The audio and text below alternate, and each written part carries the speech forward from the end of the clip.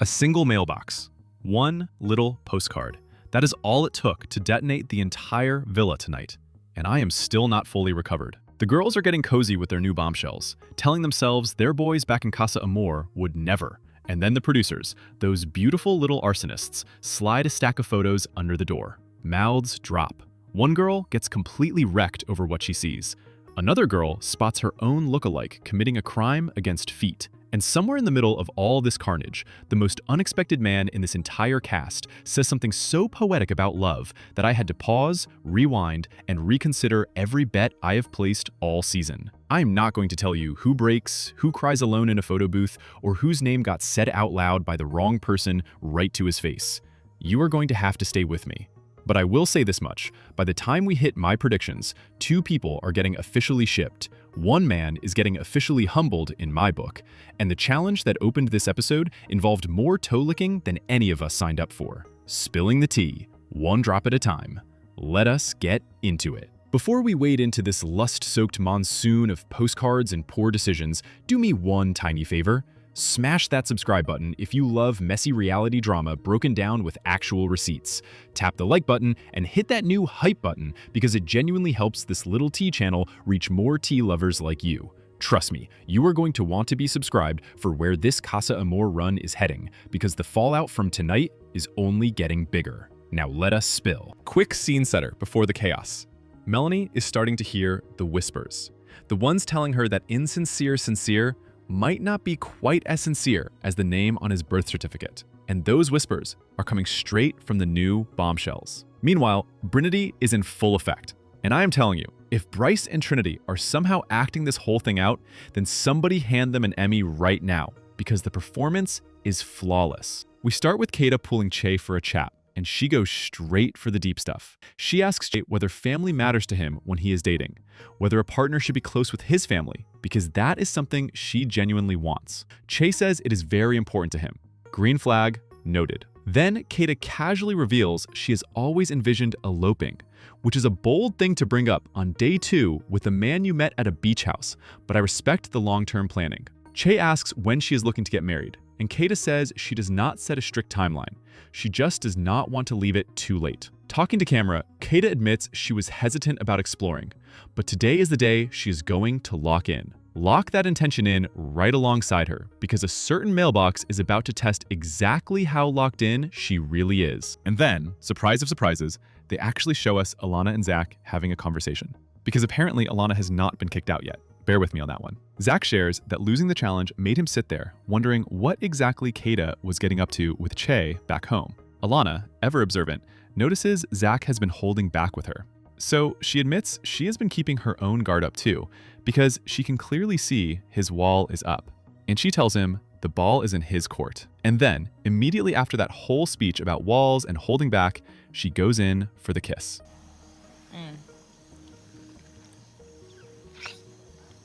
So, I am sorry, what wall? Where? I do not see a wall.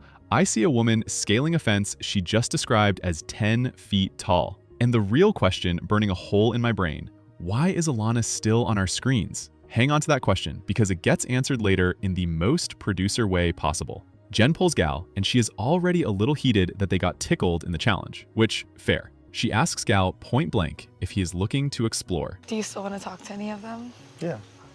Jen does not look thrilled about that answer, not even a little. Then Gal makes it worse by mentioning he wants to chat with Kenzie. Jen, who walked into Casa as the one drama-free girl with zero baggage, suddenly discovers she has a jealous streak after all. Are you upset?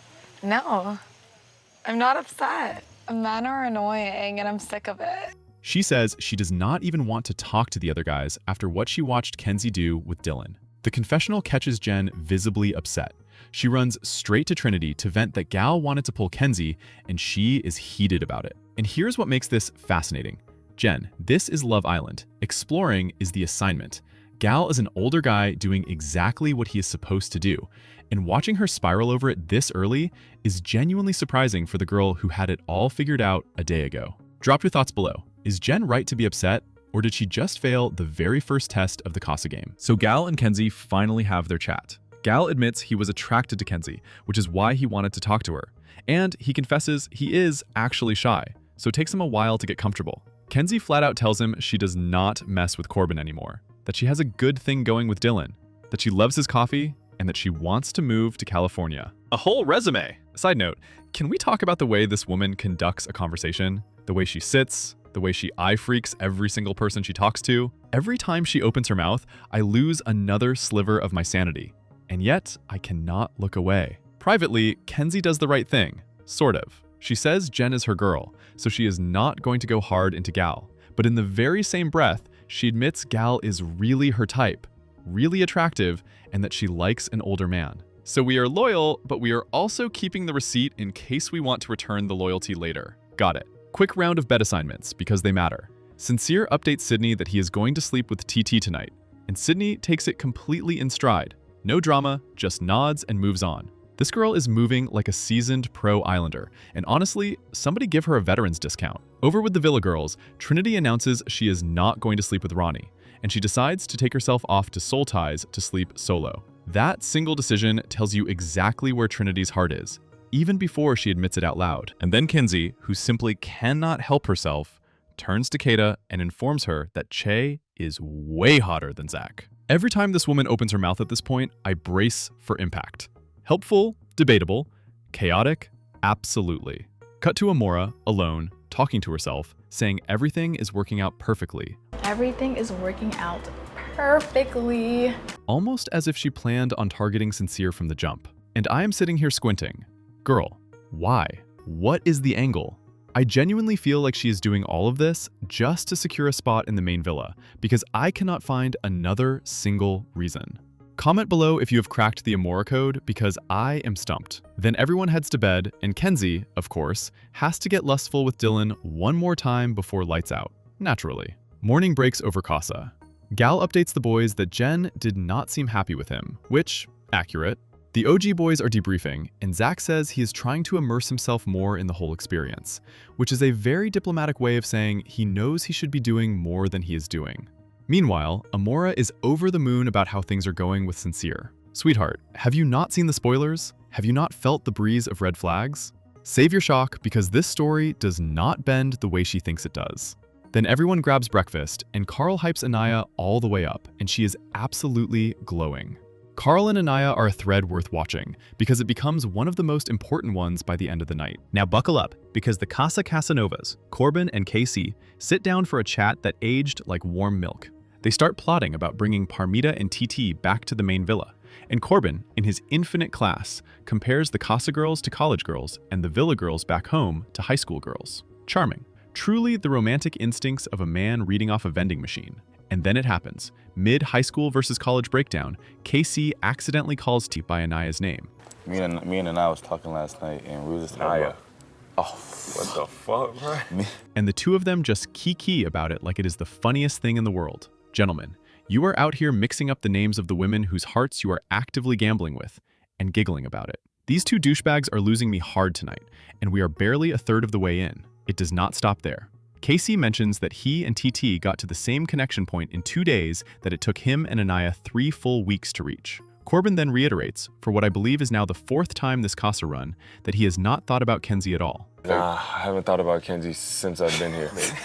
Sir, the lady doth not protest, the lady doth repeat. Casey drops yet another one of his douchey self-affirmations in his interview, and the two of them confirm they are bringing Parmita and TT back, while debating whether Sincere will bring anyone, because he seemed weirdly bitter that Melanie won the challenge. Comment below, who is the bigger problem right now, Corbin or KC?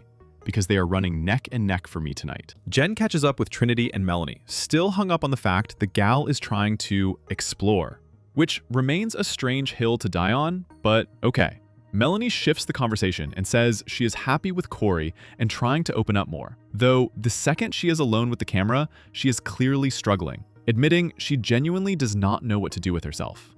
Trinity drops the realest line of the morning, telling the girls there is a very high chance the boys are bringing girls back to the villa. And Melanie, with the weariness of a woman who has been burned before, says, "I will be danged if you make me go through the same thing twice." Foreshadowing. Pure, dripping foreshadowing. Mark those words, because a mailbox is about to make her eat every single one of them. Zach and Sincere break down the challenge together, and both of them are stuck in their heads about Melanie and Kata. Specifically, how the girls won the challenge and how far they are getting in the game. Zach starts comparing Alana to Kata, and he chooses Kata every time because he can actually picture her integrated into his family. Meanwhile, Sincere is enjoying Amora's energy in real time, but cannot stop thinking about Melanie. So both of these men are physically in Casa Amor and emotionally back at the villa, and neither one of them has the faintest clue what is about to land in that mailbox. The dramatic irony is doing cardio. Anaya, Kenzie, and Kata gather around to enjoy the premium content that is Carl working out, as one does. Kenzie says all the new guys feel more mature. Anaya admits she has not really had a chance to explore yet, and Kenzie declares that Che is the whole package, that he and Kata have a real connection. And then Kenzie says something that, against all odds, is actually good advice. She tells the girls to bring the new bombshell guys back if they are feeling them even a little, to not hold back because they have no idea what the OG guys are doing over in Casa, and they could end up regretting it. And hold on a second, is Kenzie starting to turn things around on me? Because that was genuinely supportive, big sister, look out for your girls energy, and I respected every word of it. She is growing on me a little, like a tiny sprout, a small, leafy, surprisingly wise little sprout poking up through all the drama. Do not tell her I said that. Of course, talking to camera, Kata is busy missing Zach and his cuddles, which is the exact opposite of the advice she just nodded along to. She even thanks Kenzie for waking them all up. Spoiler, Kata, you are about to get a very different kind of wake-up call. Ian announces that Alana has officially left Casa Amor. So that is why she was still hovering on our screens.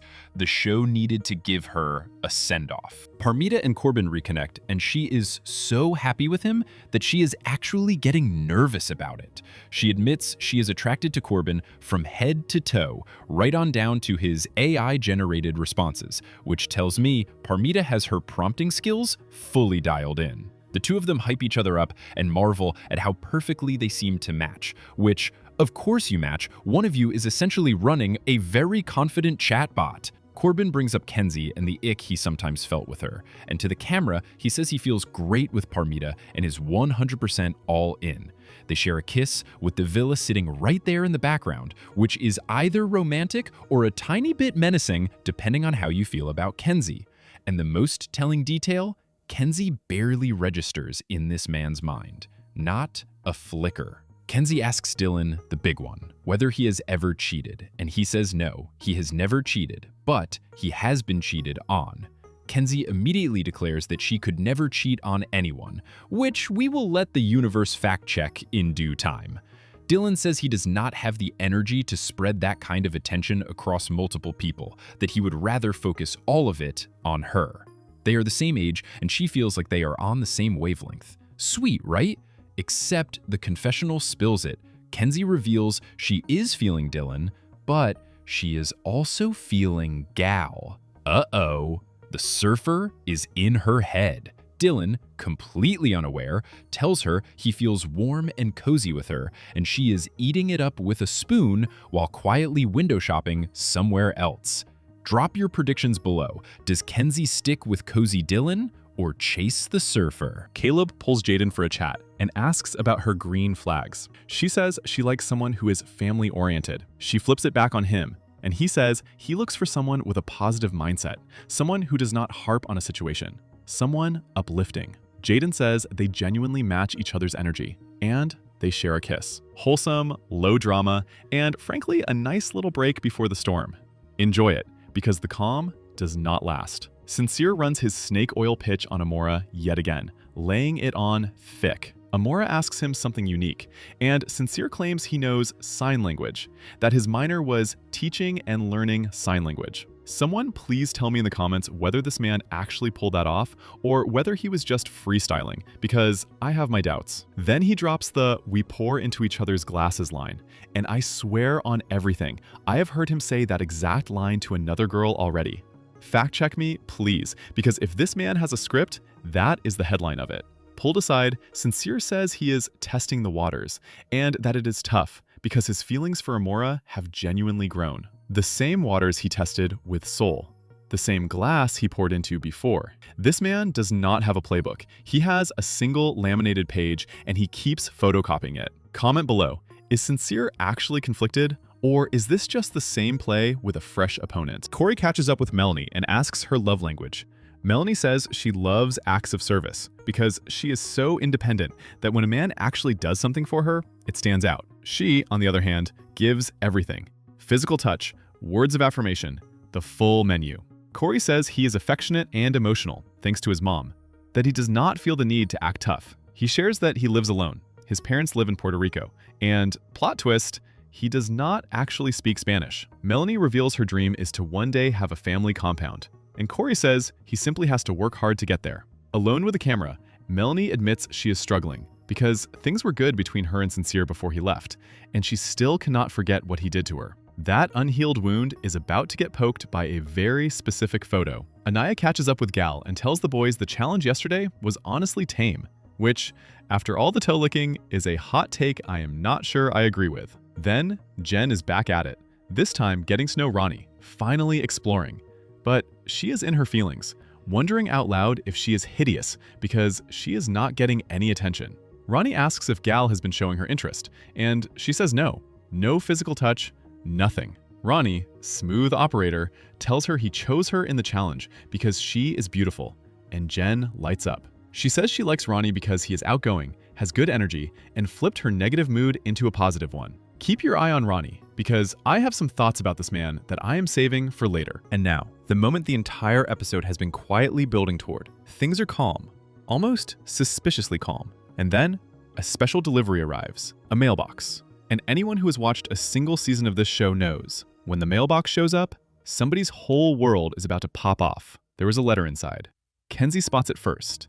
It reads, "Wish you were here." Kenzie turns to the girls and delivers the single most ominous sentence of the night. She tells them, "Y'all are not going to want to see this." And reader, she was correct. The girls gather around to see the postcard, and Kata's mouth hits the floor. There are photos of kisses that happened outside the challenges. The producers are messy, and I mean that as the highest compliment one can give a reality TV editing team. Kata sees Zach kissing Alana, and she is devastated, wrecked. Off to the side, she is genuinely upset, convinced he did it on the very first night in there. Kata has been nothing but respectful in Casa, holding back kisses out of loyalty, so this lands like a freight train. The girls are immediately rallying around her, throwing out a chorus of F him. Melanie, who has been out of it all morning, arrives late to the slaughter and sees Sincere in a photo, and the girls start debating whether that one was inside or outside a challenge. And then Trinity spots Sydney's foot in Bryce's mouth. So Sydney's the dupe, my dupe. Yeah. Are you kidding me? It's about to go down. Nothing says romance like watching your lookalike's toes go where your man's mouth is. Cinema. The boys notice their own mailbox late, and the second they open it, the terror is immediate. Sincere's mouth drops. Bryce is gutted. Zach is crushed too, but specifically because he knows Kata is going to see the exact same photos and be furious, which is the most self-aware panic on the island. They're gonna have the same thing of pictures. Now it's gonna look so bad. Because now she's gonna probably think that I'm moving on and shit. Corbin, on the other hand, is thrilled. I'm excited. I'm ready to go back to the villa. I know. We need to walk in there looking good as fuck. Because Kenzie clearly moved on, which means he can now move even more freely. A man finding genuine joy in a breakup postcard is a special kind of unbothered. The Trinity kissing Corey photo hits Bryce especially hard because Bryce has not kissed a single soul in Casa, and he thought the feeling between him and Trinity was mutual. Zach, meanwhile, is not even worried about Kata's photo because that was a challenge. He is only sick with guilt over what Kata must be thinking. It's just a challenge. No, I don't care about this. That's what I'm saying. That's what's bad. It's a challenge. She's gonna get the same one of me kissing Alana. Since she does not have the full context. The boy has a conscience, I will give him that. Melanie is not happy. Kata is in pieces. The girls keep insisting all the photos are from the challenge, and Melanie is right there with them, doing some Olympic-level mental gymnastics to convince herself Sincere's photo is innocent. Oh, I feel like mine is a challenge. No, girl, his hair was down. Or maybe another challenge. Maybe they did another challenge. That's definitely not a challenge. What if it is, though? I'm being delusional. Girl. In the confessional, Melanie asks the question that breaks my heart a little. Why does he have to keep putting her in a position to lose her? Anaya is upset about the photo with TT, but she is mad, not devastated. An important distinction. Kata remains the most wrecked of the bunch, and she actually leaves the moment the guys approach because she cannot even look at it. Ronnie, watching all this unfold, declares that the OG guys do not deserve the new girls. Meanwhile, Casey sees Anaya with her leg hiked up kissing Carl and complains that Anaya never gave him the leg up, which is a wild thing to be jealous about when you spent the morning calling another woman by her name. Bryce realizes he is cooked when he sees Trinity in the photo booth kissing Corey. Sincere, naturally, reaches peak delusion, deciding he is somehow more okay with Melanie seeing his Amora photo than he is with seeing Melanie's face being cradled. Surprisingly, he also correctly guesses what the topic of conversation is, and at this point, it seems like even he is starting to realize the level of cliche that he is. I can tell you exactly what he said. You deserve way better than what Sincere's done to you. I can treat you better. Make it make sense, Sincere. You cannot. And through all of it, my boy Bryce is just hurting. Trinity goes to console Kata, who is now convinced Zach was moving like this from day one. Talking to camera, Kata is so mad because she has been so respectful this whole time. Anaya is specifically upset that it was Titi, the girl with the braids. And Kenzie shrugs that this just confirms Corbin was an F-boy, which she expected, so it hurts, but it is okay. Then comes the moment that actually got me. Anaya, who has been holding back tears this whole time, goes off to cry by herself. And Kenzie, surprisingly, goes to console her for about a second before she gets distracted by the photo booth and wanders off. The attention span of a hummingbird, that one. So Anaya ends up crying alone in the photo booth, admitting to the camera that this is quietly crushing her, while also feeling hypocritical because she has been kissing people too. Funny in a heartbreaking way how one simple mailbox and one simple postcard can do this much damage. Trinity, bless her, refuses to let the girls wallow. I want to know, what's the plan? Y'all gonna keep being sad about it, or you gonna enjoy the time because y'all are blessed to be where y'all at right now? And then she gives them a full hype speech. Captain energy. Somebody promote this woman to team captain immediately. Over with the boys, Ronnie tells everyone that Sincere was out here sucking lick, and that he is the literal definition of wanting his cake and eating it too. He's been the definition of wants his cake and wants to eat it too. Somebody please explain this saying to me. That is what cake is for, the eating. Why does everyone weaponize this phrase like having a cake and then refusing to eat it is the moral high ground? I will not be taking questions, I just needed that off my chest. Bryce and Zach talk it out, with Bryce pointing out that Trinity was in a full photo booth situation while Kata's was just a challenge.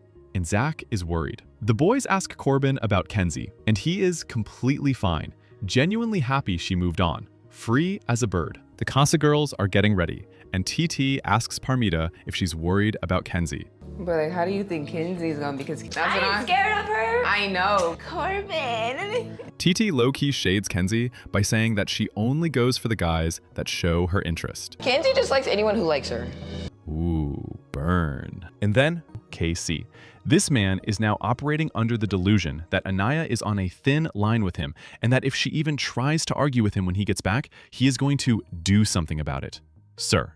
Sincere rightly calls him out, saying Anaya can also feel a type of way about it. But Casey delusionally says, But you think that you're on a thin line as well? I think I have more leeway because I literally spoke life into her every day, bro. please, do not even. This is the same man who had an empty doorway in the very first challenge, and now he is talking like he holds all the leverage in the world.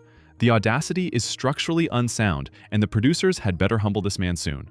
Melanie, Kata, and Anaya regroup, and Melanie points out that they are the only 3 girls feeling some type of way about the photos.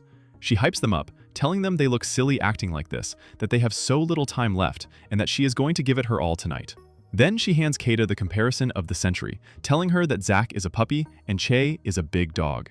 Anaya chimes in that her conversations with Carl are good, that Carl genuinely listens to her, and Melanie encourages them all to cuddle tonight. In the confessional, Anaya admits they were in their feelings early, and now they are going all in.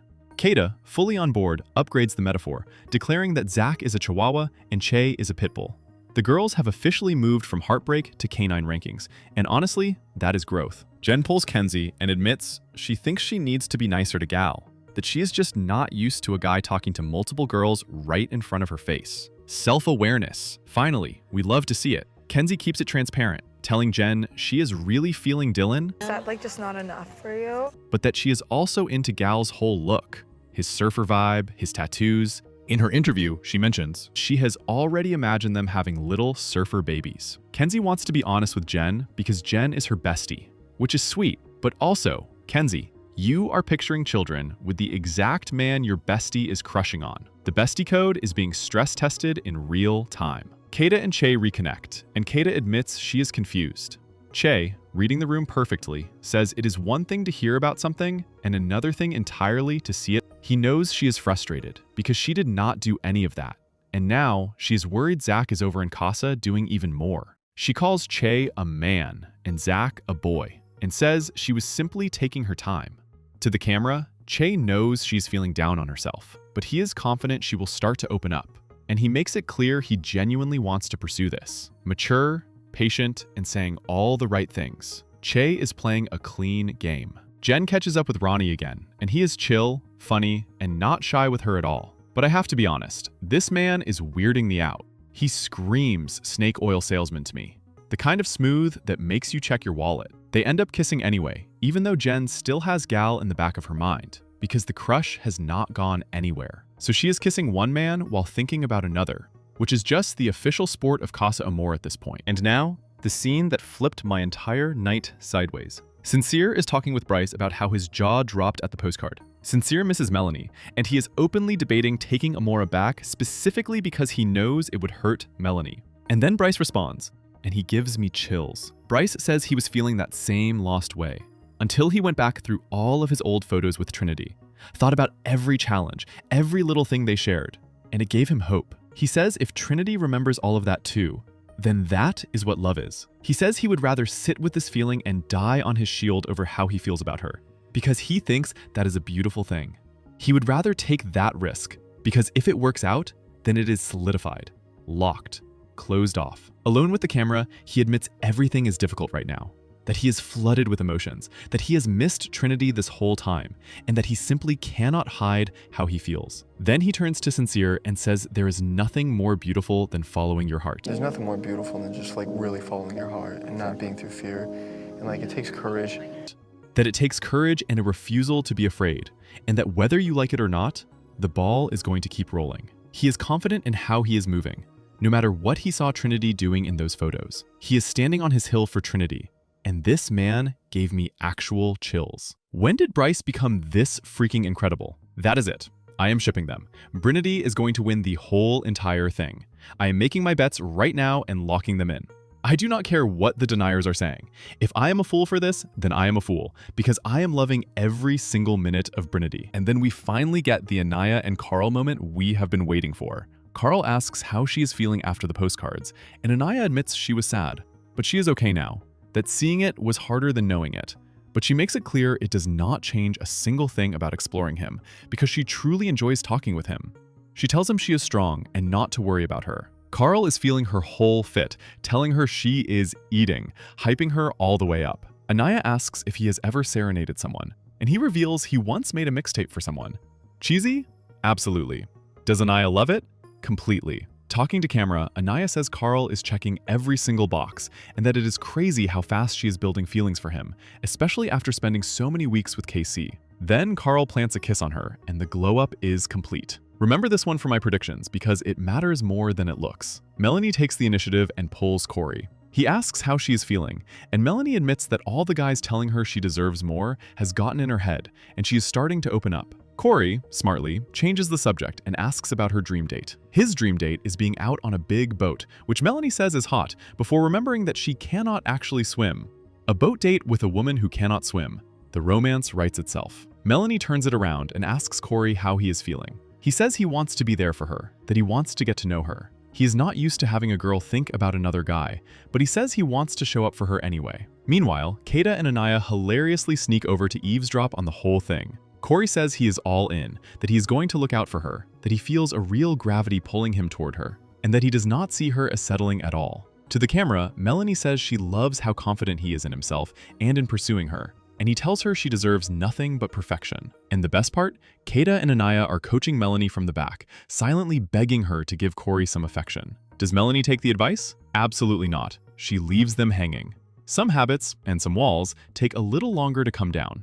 We open on Kenzie telling Dylan she almost failed the 5th grade because, in her own words, she just did not listen. And that explains so much. That explains why she did not know that 2013 vision is better than 2030. Math was clearly not the listening day she showed up for. She did pass, and apparently that near miss is the exact reason she went into nursing school. So let us all quietly say a prayer she is not assigned to our room when she leaves this villa. In her confessional, Kenzie reveals she is falling for Dylan and can actually see them working out beyond the villa walls. Hold that thought, because a certain Israeli coffee shop owner is about to test exactly how locked in she is. Corbin and Parmita catch up, and Corbin asks what she thought after the postcards. Parmita, with stunning confidence, says what Corbin and Kenzie had was purely sexual, as opposed to what the two of them have. She cannot wait for him to try Persian food, and Corbin loves talking about the outside world with her because it is so easy to picture, since, as they keep telling us, they are the same person. They are basically twins now. Noted. We will absolutely revisit how that purely sexual theory ages by the end of the night. Sydney notices Bryce moping around and checks in. Bryce admits it has been a heavier day, that he is an emotional person, and Sydney tells him that is a strong suit. He says she can probably tell how he feels, and she admits seeing his face actually made her emotional too. Then Sydney reveals Bryce was one of her top 2 coming into the island, and she feels she has not done a good job showing him that. My read, watching Bryce show that vulnerable side was low-key a turn-on for her. Bryce says he feels comfortable around her and is trying to be as open as he can, but he is struggling. In his confessional, he admits he is scared because he does not want to waste her time and does not want to explore something just as a reaction to that postcard. Keep that hesitation in your back pocket because it pays off beautifully later. The girls are getting ready for bed, and Anaya tells the room she still thinks Casey is fine as heck. Trinity, bless her, tries to set this girl straight. Well, let your fine shit keep doing you dirty, bitch. Let him do it then. Keep being a dummy. Let me take one tiny moment to say how much I adore Trinity. This girl has already won Love Island for me. I try to stay unbiased, but this is my girl, and I want the absolute best for her. Tell me in the comments, is Trinity the only one in this house with working common sense, or am I being biased? Because I do not think I am wrong. Zach tries to cheer up Bryce the only way he knows how, and we have not seen that goofy duo energy since they got split into Casa, so I was low-key missing it. Caleb, meanwhile, seems to be enjoying Casa far more than he ever enjoyed the villa. Caleb's true Casa Amor experience. At night, it looks like Melanie is finally opening up to Corey, and Kenzie is getting her daily, lusty goodnight kiss, which makes me wonder, has there been one single night this season where Kenzie has not had a full makeout session in bed? One. I am asking sincerely. And Trinity, our queen, sleeps in soul ties again, holding the line for Bryce. In the morning, the girls gather around Trinity in soul ties. There is real worry that Bryce might bring someone back, and Trinity is bracing to be upset about it. But Melanie reassures her. Basically, please, that man won. He is not bringing anyone home. The seed of doubt is planted though, and that doubt is going to put us all through it later. Corey is planning a surprise on the beach for Melanie, and Dylan is prepping one of his own for Kenzie. The romance arms race is on. Meanwhile, Zach and Bryce stand off in the distance, staring at the villa, worried Kata and Trinity have moved on. Zach tries to reassure Bryce, suggesting maybe Trinity just had one little kiss and realized she misses him. Bryce, with perfect timing, says, yeah, or she could be feeling exactly how Corbin is feeling. I chuckled out loud. The man has jokes even in his spiral. Jin is getting breakfast served to her by both Ronnie and Gaul, which, good for her. Eat up. Caleb is catching up with Sincere, and he is such a sweetie, admitting he still misses his OG Villa girls, even though there was no connection there. Caleb notes the Casa girls seem so much more open, and Sincere doubles down, agreeing they are way more open. Caleb says the OG Villa girls avoid conversations because they are scared, and Sincere says the OG girls move inside the villa the same way they would outside. They're like, I would never talk to my friend's man. My only note, Sincere, maybe do not say that one too loud, because I can think of one OG Villa girl who does not exactly follow that rule. I will let you guess who. And here is the timing. Gorgeous timing, as Sincere talks about exploring her and her, pointing his finger upstairs, just as Amora walks by.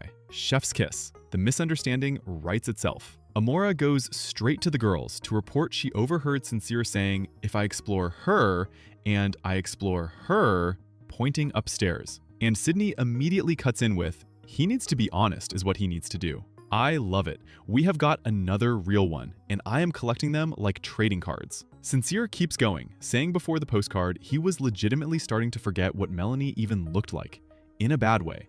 No anger, no resentment. Caleb suggests that must have made him miss her more, and Sincere agrees. The Casa girls keep dissecting him, and Amora points out Sincere and Melanie have had 3 whole weeks together. TT interjects. Okay, no, they had 3 weeks that was toxic and on and off. I do, but you know, it's still emotions. The girls are trying so hard to send Amora a hint, and she just refuses to read the room. Then Sincere drops a signature food analogy, saying both girls bring a whole pie, comparing women to food again, like he loves to do. Both of these women bring a whole pie to the table. It's not like they just bring a slice here or, you know, toppings here. Like, no, they bring the whole damn pie. Let us just pray he does not keep trying to have his cake and eat it too.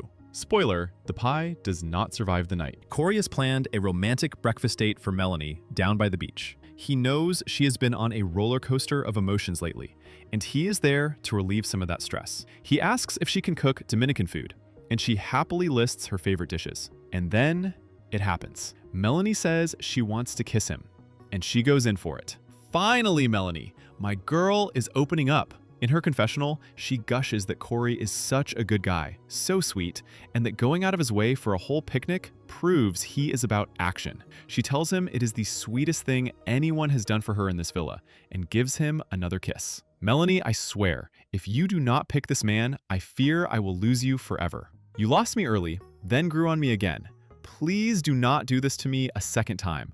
I am begging you. Comment below if you think Melanie has it in her to choose right, because by the end of this episode, that question gets answered, and I am still not okay. Dylan preps a massage spa date for Kenzie, and Carl gives the assist, guiding her down to the dock. Now, I am not sure what kind of massage this was supposed to be, but it was not like any massage I have ever received. They share favorite candies and first kiss stories, and it was otherwise pretty forgettable. Kenzie is happy with the effort and gives Dylan a perfect 10 out of 10. She also thinks he got a little, shall we say, excited giving that massage, but in the same breath admits she is still looking to explore Gal more. Of course she is. Jen has a chat with Gal, and in her confessional, she confesses, Ronnie is nice and all, but she has a legit crush on Gal. Which is unfortunate, because the more I watch these two, the more I get zero attraction radiating from Gal's side. This man looks more interested talking to Kenzie than talking to Jen. He is treating Jen like a younger sister type of friend, and that distinction is about to matter a whole lot. Kata continues getting to know Che,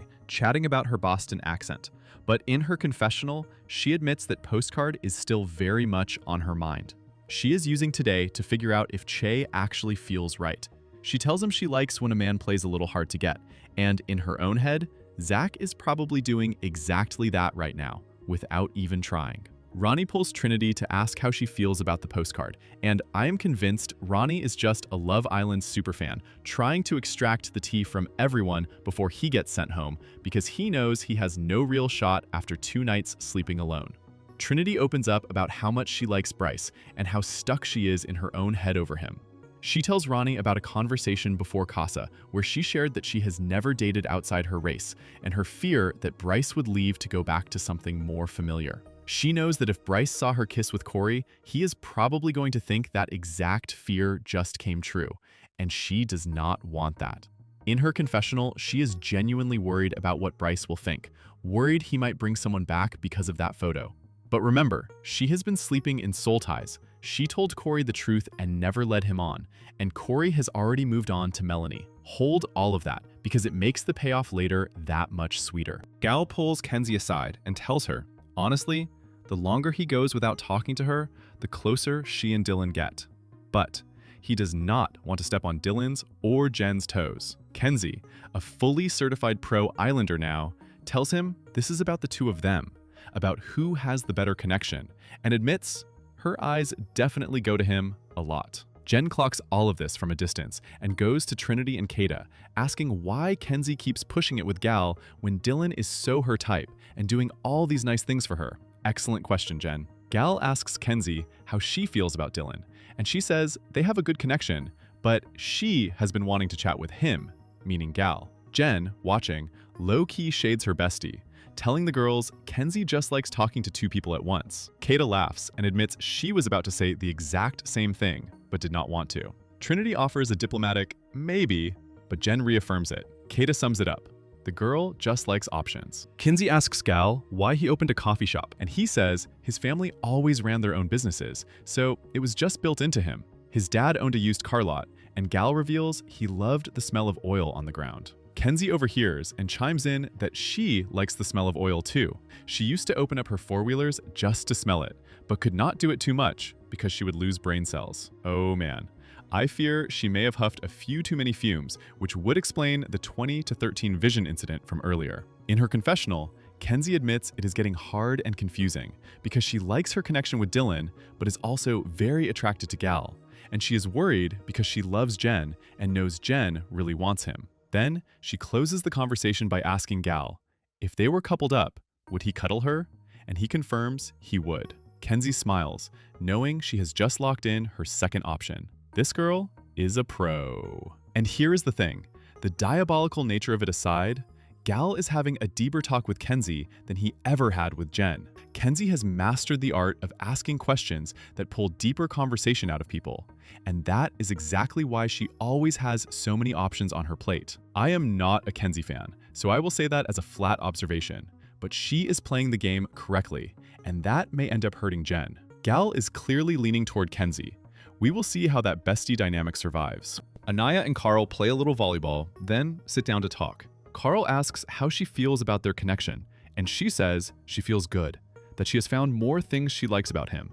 But she also still likes what she had with KC, and she is conflicted. Carl admits he has been a little self-conscious because he is so chill and laid back, while her other connection might be more fun. Anaya tells him he is perfect and should not overthink a thing, and Carl thanks her. But in his confessional, Carl keeps it real, saying he would be delusional if he was not worried about her original connection walking back into that villa. Smart man. Hold on to that word, delusional, because it becomes the theme of the entire night. TT catches up with Sincere right after talking smack about his relationship with Melanie earlier, and it feels like she is vetting him on Amora's behalf. He launches into a speech about needing to fully immerse himself in this experience, now comparing the girls to puzzle pieces and whether they fit his puzzle. The man has a metaphor for everything. He also tells TT he has noticed Casey being so different with her than he ever was with Anaya. Every time he glances over, Casey is smiling, something he has not seen in 3 weeks. TT is happy to hear that from someone on the outside looking in.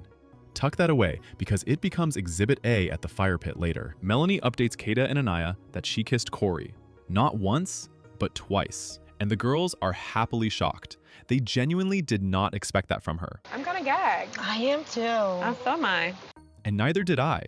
Progress. For now. Trinity gets a text, and I swear, that notification sound is going to give these girls actual PTSD. I wanna...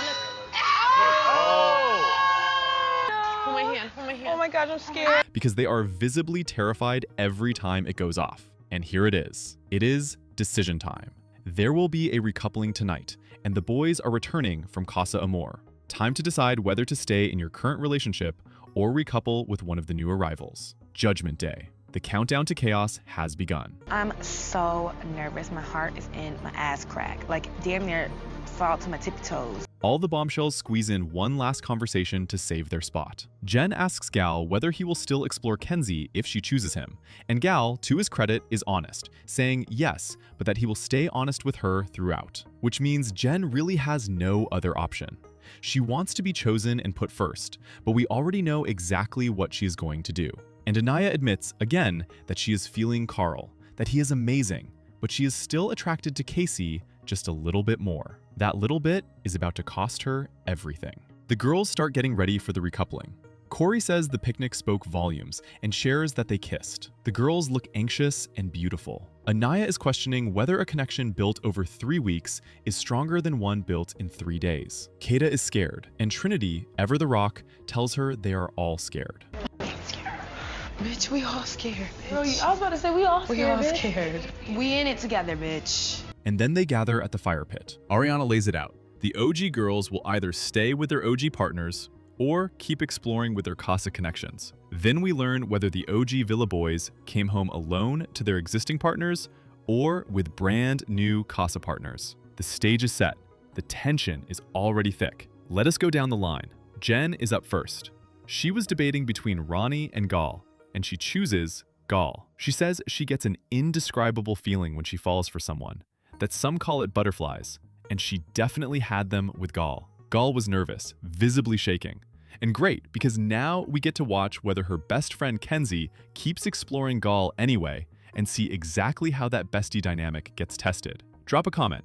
Do you think Kenzie backs off or goes after Gaul even knowing Jen just picked him? I have a feeling, and I do not like it. Then we see how Caleb decided, and he comes back with Jaden. The girls are proud.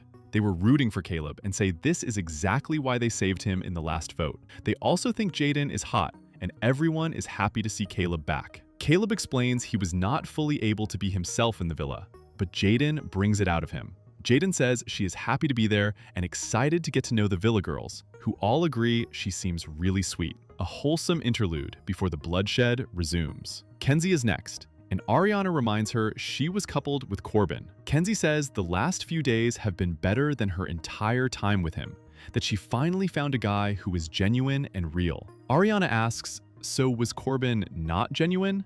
And Kenzie does not hold back, saying she realized he was not genuine and that everything he said was lies. She goes all the way in, cursing him out before she has even picked anyone. Then she picks Dylan. Dylan says he feels great, that he has been all smiles since the moment she decided to talk to him, and that he fell for her blue eyes and how smart she is. And just as Kenzie settles in, Ariana drops a grenade, letting the guys know the Casa Amor introductions had been live streamed to the girls days ago. Caleb looks absolutely stunned. The girls had seen everything this whole time. Oh, sweet boy. If only he knew what that revelation was about to do to the man sitting near him. Corbin is next, and the girls hate Corbin. Uh-oh. They want him booted on sight. And of course, he comes strolling back with Parmita. The girls make it clear, it is not her, it is him. She looks good, they admit, but him?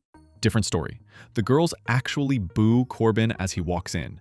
He says it is going to be a fiery night, and I am living for it. The girls are sending daggers. Kenzie tells him she saw the video, and Corbin goes, "What video?" Ariana informs him the heart rate challenge had been live streamed to the girls earlier, completely unedited, so they already saw everything.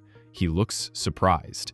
Kenzie reminds him of the "I'm throwing Kenzie right out the window" comment. Trinity shades him for switching up so fast. Parmita says she feels confident, and Kata yells, "I wouldn't." Whew! Burn!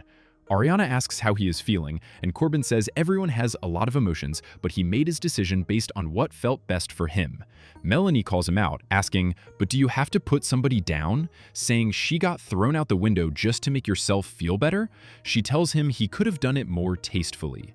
Corbin says he is taking it, but at the end of the day, he made his decision. And Kenzie yells, "We don't care about your dang decision." I glance over and see Dylan sitting right next to Kenzie, and this man has got to be reconsidering what he signed up for. Anaya clarifies that it is fine Corbin chose someone else, but she would never talk about anyone the way he did, that it was so freaking disrespectful. Kenzie reminds everyone that just before Casa, on the dock, Corbin told her he had genuine feelings and it was real.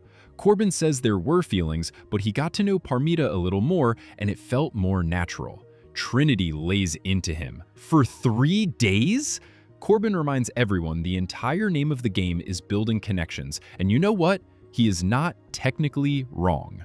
Melanie chimes back in, but it ain't about being disrespectful, which I agree with completely. Ariana asks Parmita how her Casa experience was, and she says she did not expect such a good connection with Corbin. They are very similar, they have a lot of emotions, but she insists he never disrespected her, at least not in front of her. The girls start yelling again, telling her they have video evidence. Parmita says she was not aware he said anything disrespectful because she did not get to see the video herself. Then she adds, to have his back, that sometimes you say things in the moment you do not mean. That he's around his boys. He's just like, you know, his fucking guy. He's thinking with his dick. Said shit like that before.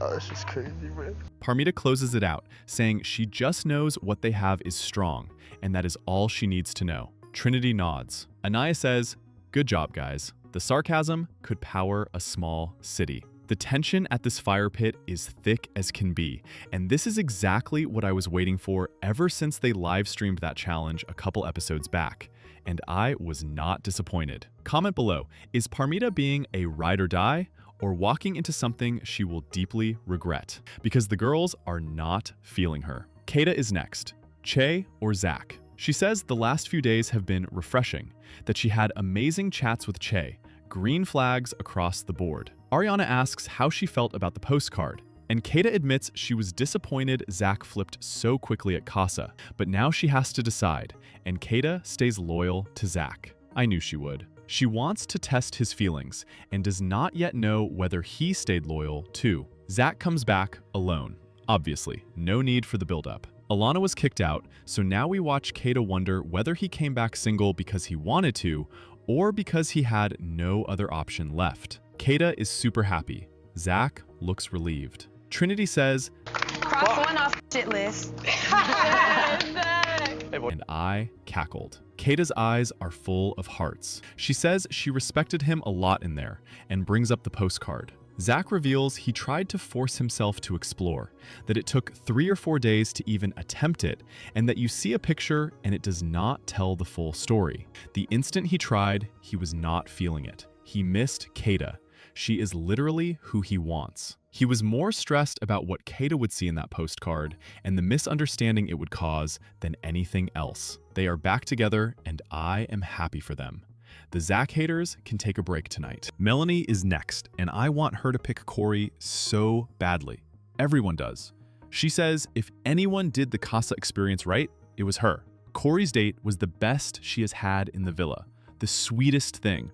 No one has ever been as considerate to her. But the biggest thing was how the Casa guys, who have seen more of this season than she has, kept telling her she deserves better than Sincere. He's telling me one thing and then telling another girl the same exact thing. That hurts. That learning Sincere has been insincere hurt more than the pictures or the live stream ever could. She felt embarrassed.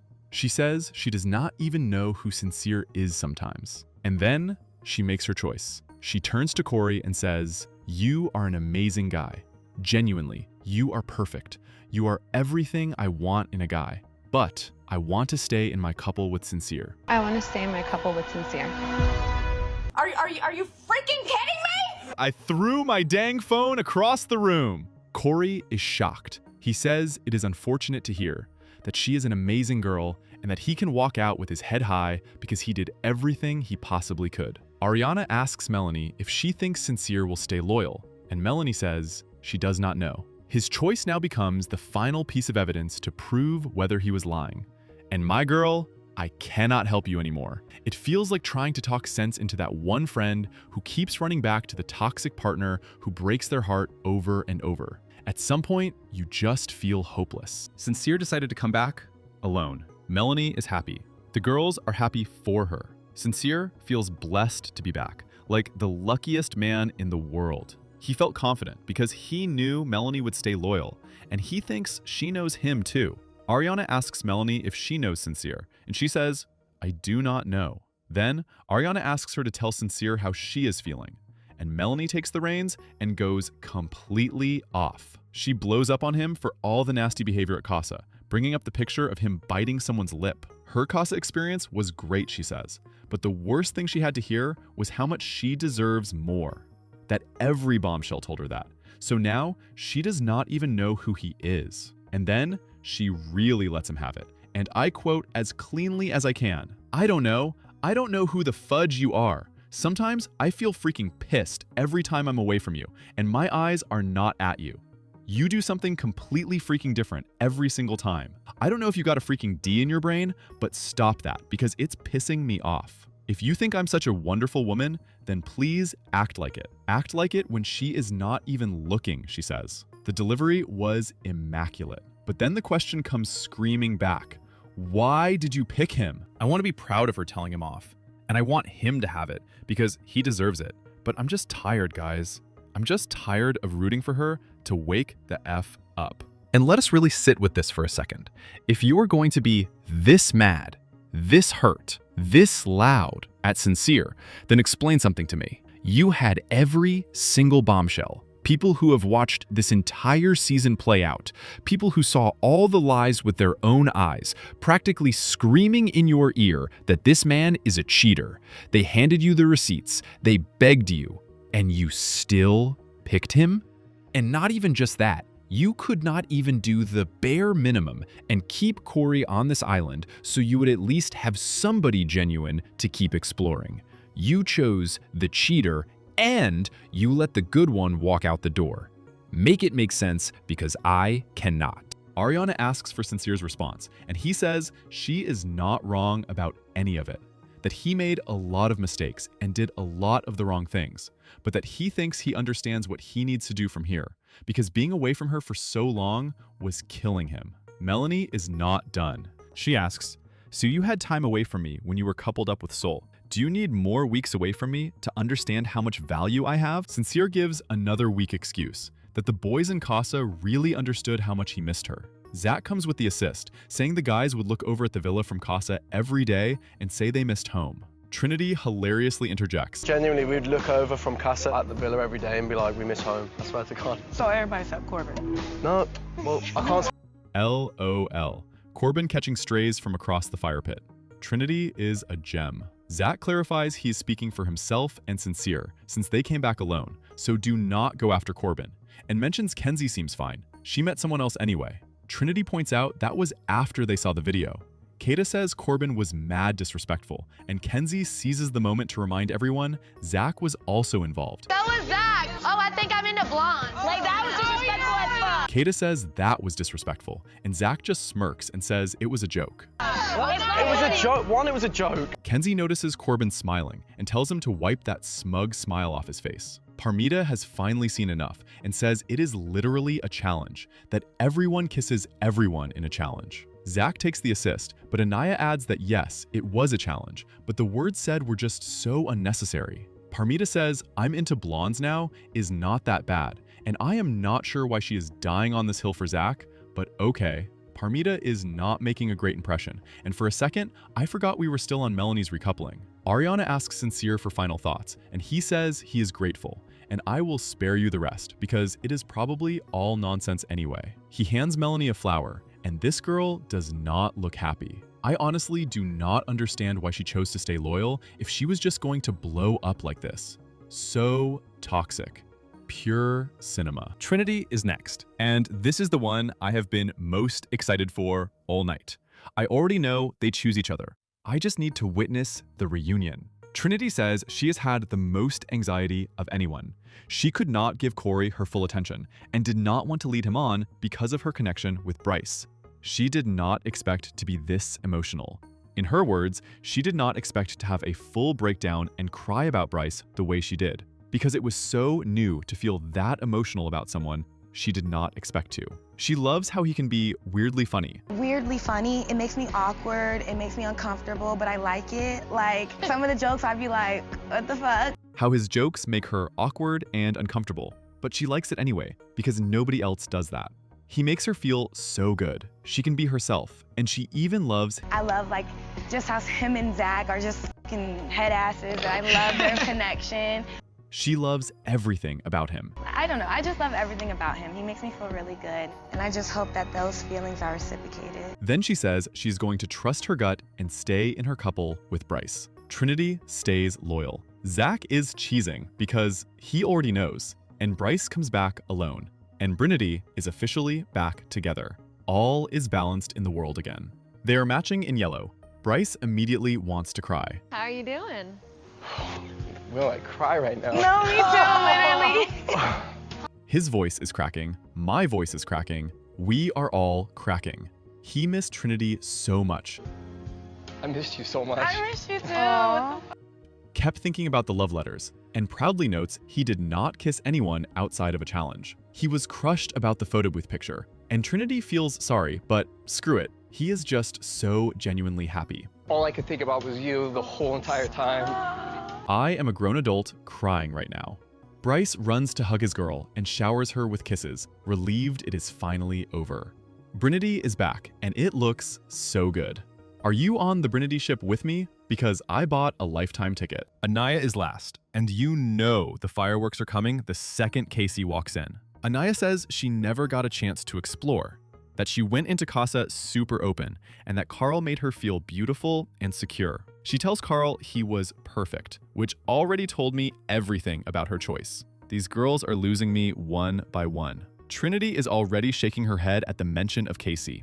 And you know she is going to let him hear it when he walks in. Anaya admits that even though Carl was perfect, the whole time she was just thinking about Casey, missing him, wanting to be by his side. And she disappoints all of us by staying loyal to Casey. At this point, these girls deserve what is coming. Anaya talks about how they did not pick each other at the doors on day one, but how grateful she is for Casey because he always reassured her and told her she is beautiful. Meanwhile, the look on the Casa boys' faces already told me Casey was not staying loyal. Their faces gave it away from the jump. And of course, Casey walks in with TT, leaving Anaya single and vulnerable. Casey walks in cockily with TT, and the fireworks start.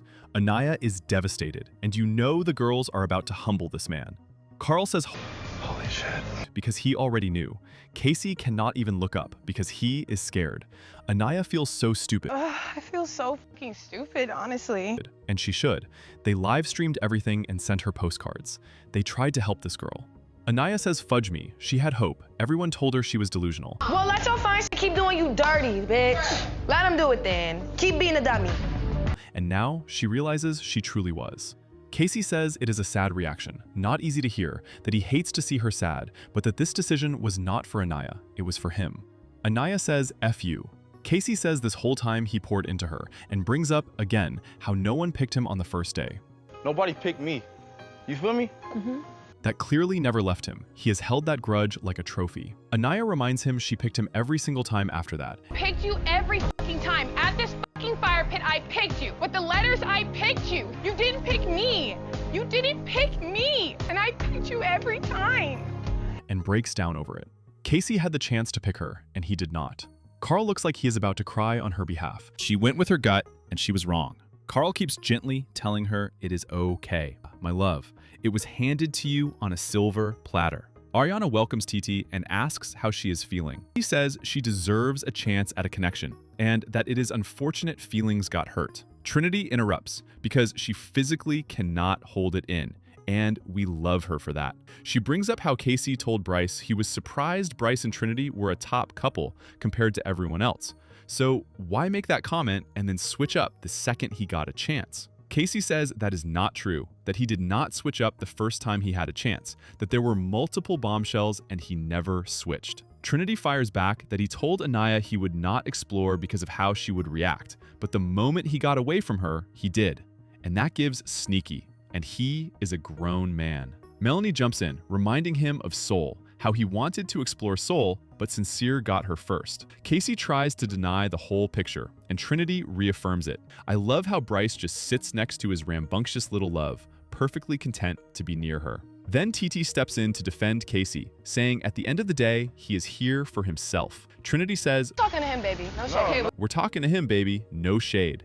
And it becomes chaotic. TT does not back down, and these girls are not trying to hear her. Anaya screams, Oh my gosh, he's a grown man. He's a grown man, baby. He says they are ganging up on him, and Casey looks like a little kid needing his girl to fight his battles. TT should have stayed quiet and let Casey speak, because who is she? This girl does not seem to realize she needs votes and needs to be liked to survive here. She has clearly never watched this show, because she is doing a phenomenal job getting herself booted. These two are not thinking about the show's dynamics at all. They are just into each other, which, good for them, but at this rate, they will not be around long. Kata jumps in and tells TT to let the boy speak the heck up. Casey says he forgot the question, and TT says, First of all, I can speak if I want to speak. Y'all don't control me. And she does not care if they know her or not. Trinity reiterates she is not talking to her. I'm not talking to you, though, so stop talking to me. I'm talking to him. Then TT gets immature and says, First of all, you a little girl, so you can stop I'm not a talking to me. little girl. You just got in girl. here. Bitch, I don't know you. I don't feel You can pipe down. I'm TT. and you know my Villa girls are going to ride for Trinity. Way to come in the villa, bitch. Bryce is flabbergasted that someone would come for his girl like that. I am TT? Who exactly is TT? She announces it like she is a household name. Trinity says, "Get her out of my face," and Bryce tries to hold her back. Trinity says, "Boot this girl out of this place."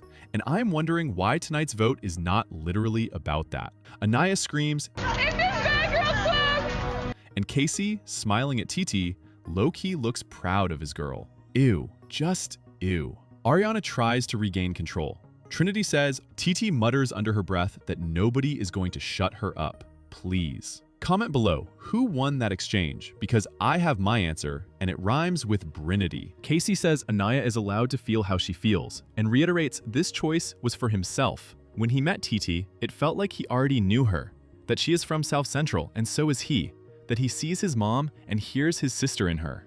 With Anaya, they fit, but it took effort, while with TT, it felt effortless. He understands people are upset because they built connections and felt like a family, but this is his life. Fair enough. He addresses Trinity's only 3 days jab, and Casey stands firm that yes, after 3 days, this is how he feels, and he is going to stand on all 10 toes about it. Trinity says, period, congratulations. He insists his connection with Anaya was not fake, that he just had to be real to himself, that Anaya is a great person from a great family who is going to do great things. Anaya catches it and says, he's already writing me off. He yells that he could not come back here and not be himself, that he does not need anyone to respect him and does not care what they think of him. Carl says there are a lot of emotions going around. He reiterates how beautiful Anaya is, says he is disappointed but wishes her the best. And just like that, Anaya is single and vulnerable. Woo! The tea is piping hot! The aftermath is going to be insane. Casey and TT sit down with the group, and I do not see how everyone sleeps in the same room tonight. Anaya, you dropped the entire bag on Carl. You dropped the whole bag. The dumped bombshells leave the villa. I was rooting for you, Anaya. Casa is officially over, and Ariana reminds everyone to be kind while they navigate this new dynamic. Fireworks are still smoldering. Anaya is already regretting not choosing Carl, and she starts to break down.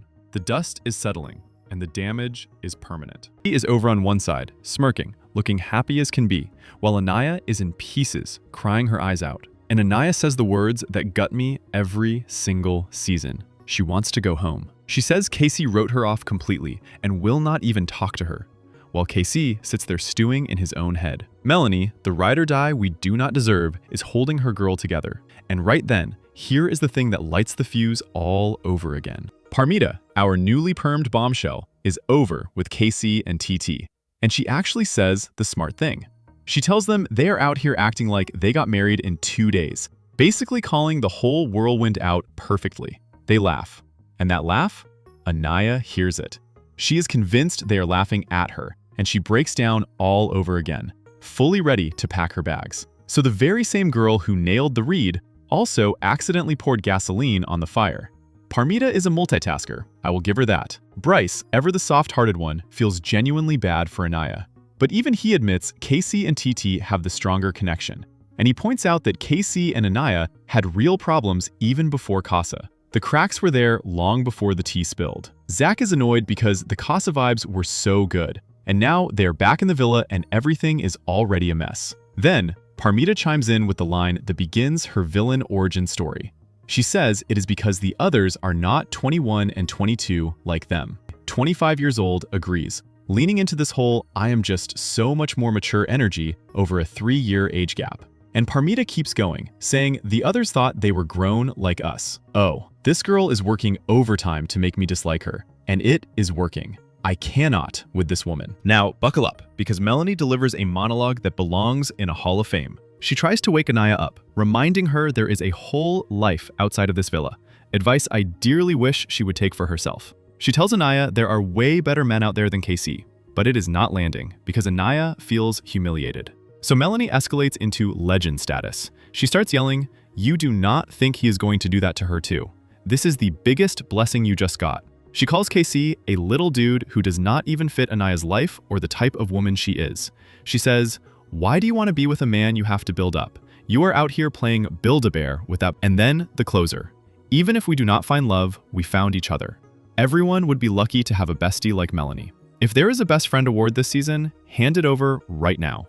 The only thing complicating my standing ovation is that this flawless wisdom is coming from a woman who, in my honest opinion, is making an even worse choice than by sticking it out with Sincere. I had to separate my brain from Melanie's own situation just to fully appreciate the speech. Drop a comment. Is Melanie the best friend of the season, or what? Anaya gathers herself for her interview, and she is emotional. She says she has never in her life felt so disrespected. But the part that stings most is that she is angrier at herself for having faith in it, for genuinely having hope. Now she feels stupid. The "we've been here before" music kicks in, and honestly, a lot of us can relate to that one. Melanie takes her upstairs so the others will not see her cry, because protecting your girl's dignity is a love language. Cut to the boys, who are gagged to learn the heart rate challenge was live streamed for the Villa girls to see. Corbin, Sincere, and Bryce catch up, and Corbin reveals he was not just cooked, he was fried. Taken out of the fryer, then dropped right back in. Fries well done, just how the Villa likes it. Corbin admits they heard the line where he said he was throwing Kenzie out the window. He asks if that makes him a bad person and answers, probably. At least the man is capable of self-reflection, which on this show is practically a superpower. Still, he stands 10 toes on his Parmita choice, saying his connection with Kenzie was good, but Parmita was exactly the woman he had been looking for. He is upset the girls bashed Parmita and that Kenzie would not even say hi to her. He knows he is in the doghouse. They called him a liar and a piece of work. Bryce, bless him, does not understand why Kenzie is even mad, since she has someone new now. In his confessional, Corbin admits he knew he messed up with that comment, but he is genuinely surprised the girls were this angry. He expected the conversation to be calm and collected, and instead it was the complete opposite. A little delusional, sure, but I cannot fully blame him because he did not expect the girls to have watched the live stream like it was pay-per-view. Bottom line, Corbin is firmly in the doghouse, and it is going to take real work to claw his way out. But here is what is coming.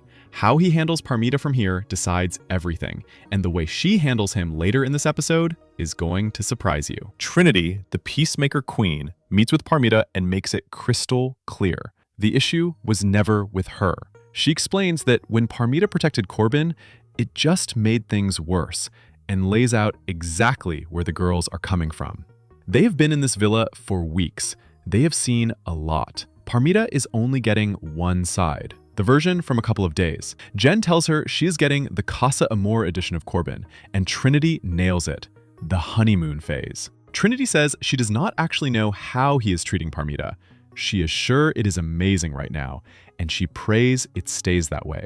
There is no issue with Parmita herself. The issue is Corbin. They simply do not respect him. Parmita responds with something I actually respect. She says any man can mess up, that men can act like angels and still do you dirty. You just never know. She does not want to treat Corbin based on his past, because that would not be fair to herself. And the girls validate it. They tell her she does not have to. Jaden just gently asks her to keep what they said in mind. Trinity apologizes, calls her beautiful and gorgeous, and Kata adds that the OG Villa girls all thought the Casa girls were stunning. Tensions melt. After the war zone of the night before, I genuinely did not think these people could share a villa, let alone a bed. But my girl Trinity makes it right. In her own interview, Parmita doubles down. She will not judge Corbin on his past, but if he messes up, that is it. He loses her. Noted, Parmita, noted. Now we get to the saga that aged me a decade. Sincere tries to cool Melanie down, cracking jokes, but she is not having a single one of them. So he pivots to the oldest trick in the book, turning it around on her, pointing out that the guy she explored was different from the one in her postcard. So technically, she explored two people. Melanie feels exactly zero guilt, as she should, after what his trifling self got up to. Sincere is genuinely lost as to why she is coming for him. So she breaks it down. Everyone who came in from the outside, everyone who has watched how Sincere moves, has been telling her she deserves more, that he comes off as a player. And the fact that this man still looks confused in this moment made me realize he is living in an alternate dimension where self-reflection has not been invented yet. Melanie shares all the nice things Corey did for her, admitting she wanted to like him partly to get back at Sincere. Sincere says he gets it. Then she brings up his photo, Amora draped on top of him outside of any challenge, and we have seen this movie before. He tries to explain it away. So Melanie goes full FBI interrogation mode and asks how many people he kissed. Be honest. He admits one person. She asks how many times. He cannot even count, so he settles on a few times. Then he pulls the line, I will never throw away what we have for something that was 3 or 4 days long. She just was not my person. You are my person. I am sorry. I swear on everything. I heard this exact speech after the Soul situation. Same script, different week. Melanie says she saw things over there, and it made her furious. And Sincere has the nerve to say, do not let that ruin our moment. He talks about running over to her with a flower tucked in his pocket. Sir, you have not received nearly enough punishment. Keep going, Melanie. Although the true punishment would have been for him to walk in and see her sitting next to Corey. He is also bothered that her friends ganged up on him.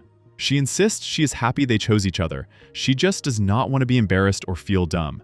And Melanie, my love, that ship sailed several episodes ago. Then Sincere reaches for the snake oil, telling her he knows he can do better and that he wants to make her feel like the only girl in the villa. And the little smile she cracks at the end, I knew it.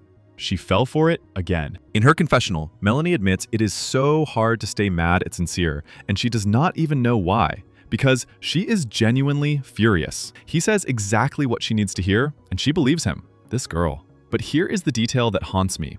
On Aftersun, when Amora was asked if Sincere is really that charming, she admitted she walked into Casa with him dead last on her list. And after one single chat, she started falling for his lines.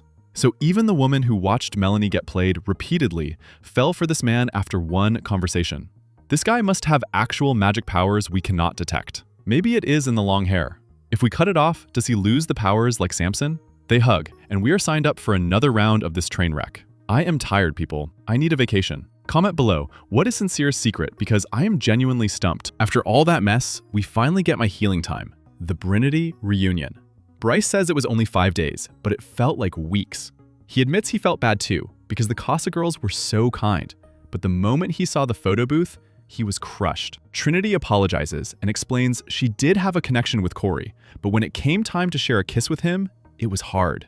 And right then, she knew it was not it. Bryce, knowing his girl, says he was worried Corey might be a better match on the comfort front. Then Trinity brings up the toe sucking, and Bryce, in the funniest delivery, says, "You knew I was going to go hard on that toe." All I saw was you sucking the toe. You knew I was gonna go hard as shit on that. I licked his toe. And we still You never even licked my toe. I know. I had to. You know, still. I never thought a conversation about sucking toes would be this adorable, yet here we are. Bryce fills her in on Casa, how Casey was exploring with TT and Sydney, leaving his own bed open as the community free bed for the night. But he says forget all of it. He is just happy to be back with her, and if they make it through this, they are dialed in. In her interview, Trinity says she is done exploring. She does not want anyone else. She wants Bryce. They embrace. She says, forget everyone else. And honestly, this moment single-handedly lowered my blood pressure after the Sincere segment. Casey and TT catch up after the drama. TT asks how he feels, and he says the whole thing was ridiculous. He was taken aback. He says he was always reassuring to Anaya, but never got that reassurance back, and that this is the first day he is choosing himself. He does not understand why 3 days is such a sticking point, because yes, he fell for TT in 3 days, and it is what it is. And I will say it, a person can absolutely fall for someone in 3 days. People fall in one conversation. So on that specific point, I am with him. TT tells him that Sincere pulled her aside and said this is the happiest he has ever seen Casey, and she encourages him to stay true to himself. Casey says all this time he was nice to everyone, but today, he did not give a single care. TT says in her interview that she is proud of him and happy where they are. She compares them to Romeo and Juliet, two lovers the world is trying to pull apart. Casey says he gained a lot of respect for TT, watching her stand up for him. And she fires back, "No one is going to talk to my man like that." He loves a baddie defending his honor. But you can see the stress on his face, because he knows the optics have shifted and he did not see it coming. TT consoles him. It is them against the world, and she is fine with that. She stood 10 toes down for her man, and I have to give her real credit for it. Casey looked like a punk in that fire pit, but at least he found a genuine connection in TT. Now let me put my detective hat on, because there are whole factions online confused about why Casey is catching this much heat. They argue he had every right to explore, so why is everyone upset? Here is the thing they are missing. The world is not angry that Casey explored. The world is angry about the disrespect he kept lobbing at Anaya every time he got a one-on-one with Corbin in Casa. And here is the wild part. The Villa girls have not even seen those clips yet. So the venom Casey is getting now is nothing compared to what is coming if those movie night clips ever air. And yes, I requested them. Because before Casey got cozy with Corbin, I genuinely saw him as a respectful, thoughtful guy, and I was rooting for him. With anyone but Corbin, he is respectful. He would never pull that energy in front of Bryce or Zach. But in those one-on-ones with Corbin, the douchey side comes out to play. Now that he is back in the villa, I am hoping he gets a reality check. Not just for himself, but for his relationship with TT to survive. This is a game, and the optics matter. Sorry for the long aside, I just had to get that out. Zach catches up with Kata, and they both came out of Casa single. Zach is scared he messed up because of a kiss. Kata generously says he was close to ruining it. We all know it was not close, Kata. Who are you kidding? Zach then confesses there was someone he was attracted to, that there were 3 kisses and a half cuddle. A half cuddle. The man is itemizing it like a receipt. Kata is irked, but still completely in love. Jealous, yet head over heels. And low-key, she is a little happy. Zach swears his heart was never in it, that any of the boys or girls would confirm that, and that he actually missed her. He brings up that Che was probably more her type and that he was in his head about her winning the kissing challenge. Kata reiterates she did not kiss anyone outside the challenge. They are adorable, and her smile betrays every bit of fake anger she is trying to hold. They are already closed. Stop it. In her interview, Kata insists he is not out of the doghouse yet, then immediately admits she missed his little pecs and his eye fluttering. Zach missed telling her stories and random facts.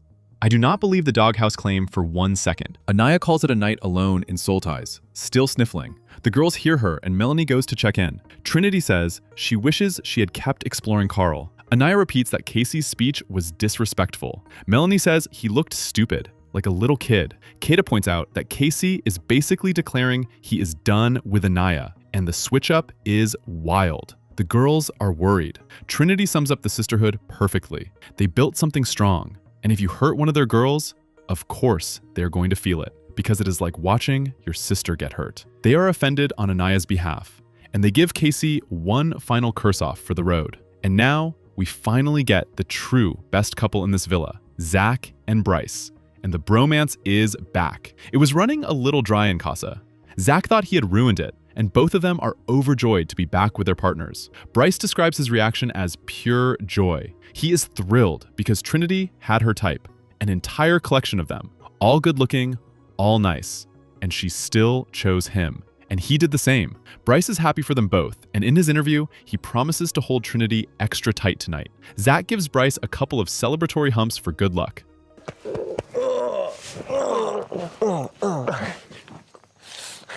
As you do. Parmita catches up with Corbin, telling him the girls warned her about him, and warning him right back not to do anything behind her back. Corbin assures her, and she says she is happy with him. Jen catches up with Gal, who she knows wants to explore even though it will upset her. They kiss, but I fear there is no chemistry there. Caleb and Jaden are happy, nothing dramatic to report.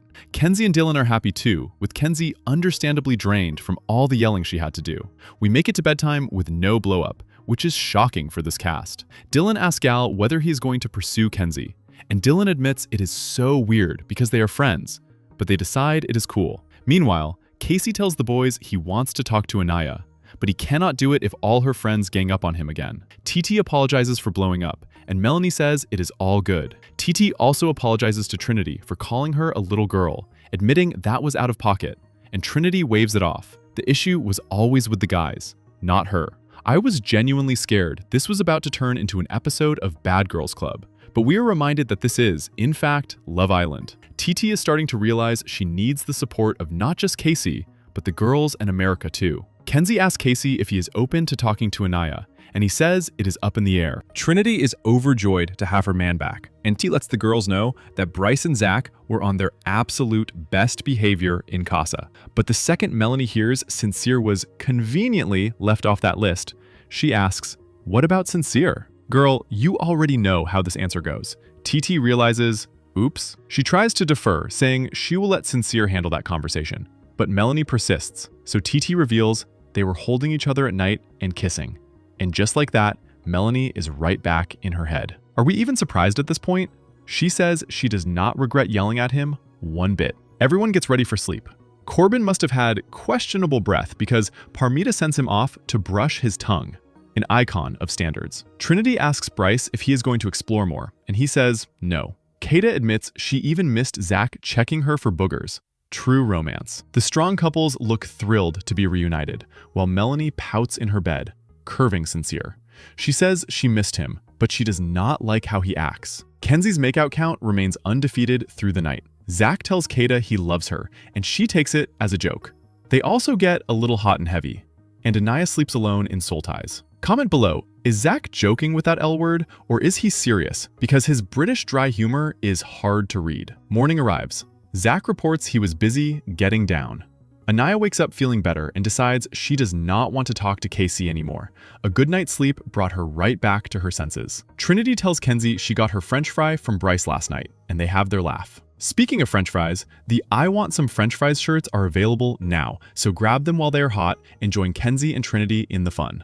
Gal makes Anaya breakfast, which is sweet because he is genuinely kind to everyone in this villa except somehow Jen. Casey walks in to bring TT breakfast, the two of them giggling away, which I imagine is grating for Anaya. Zach makes Kata an omelet with their initials on it, and Anaya pops on her "Don't Mess With Me" sunglasses, fully armored for the day. Casey talks with Caleb at the gym, acknowledging he has to step up and tell Anaya how he feels, even though the hostile energy makes it harder. He says he cares about her, but he has feelings too. Meanwhile, Sincere asks Anaya if she liked Carl, and she admits she did, that they had the best conversations. She just did not want to bring Carl back when her head was still on KC. Zach tells her she is supposed to go with her gut, not the safe option, and that bringing Carl back would have been the safe play. He insists she made the right choice by putting herself out there for someone she cared about. Anaya's heartbreaking reply, but he did not care about her. Zach tries to argue Casey did care, that it was not easy for him and it hurt him to hurt her. I do not know about that one, Zach.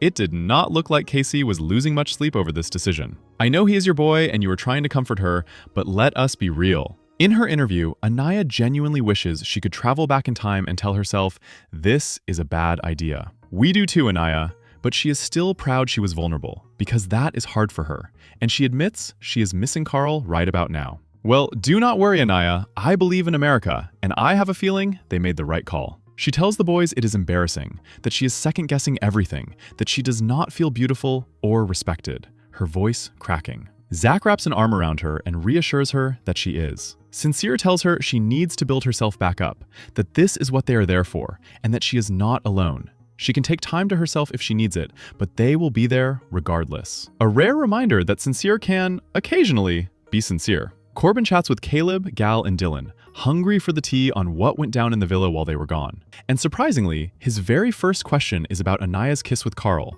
not a single word about Kenzie. So no concern for your own Casa drama, but you are worried about Anaya? I see the reconnaissance mission for your boy KC. The guys spill that Anaya and Carl were kissing every single morning. Gal says Carl is so sweet, theorizing that maybe Anaya did not pick him because he was too nice. Dylan reveals Carl was genuinely heartbroken and really liked Anaya, that they were both nerdy and incredibly compatible. They hype Carl up endlessly, and at this point, the evidence that he is a stellar human is stacking up mile high. In his interview, Corbin says Anaya should have picked Carl and explored that connection, and the man is not wrong.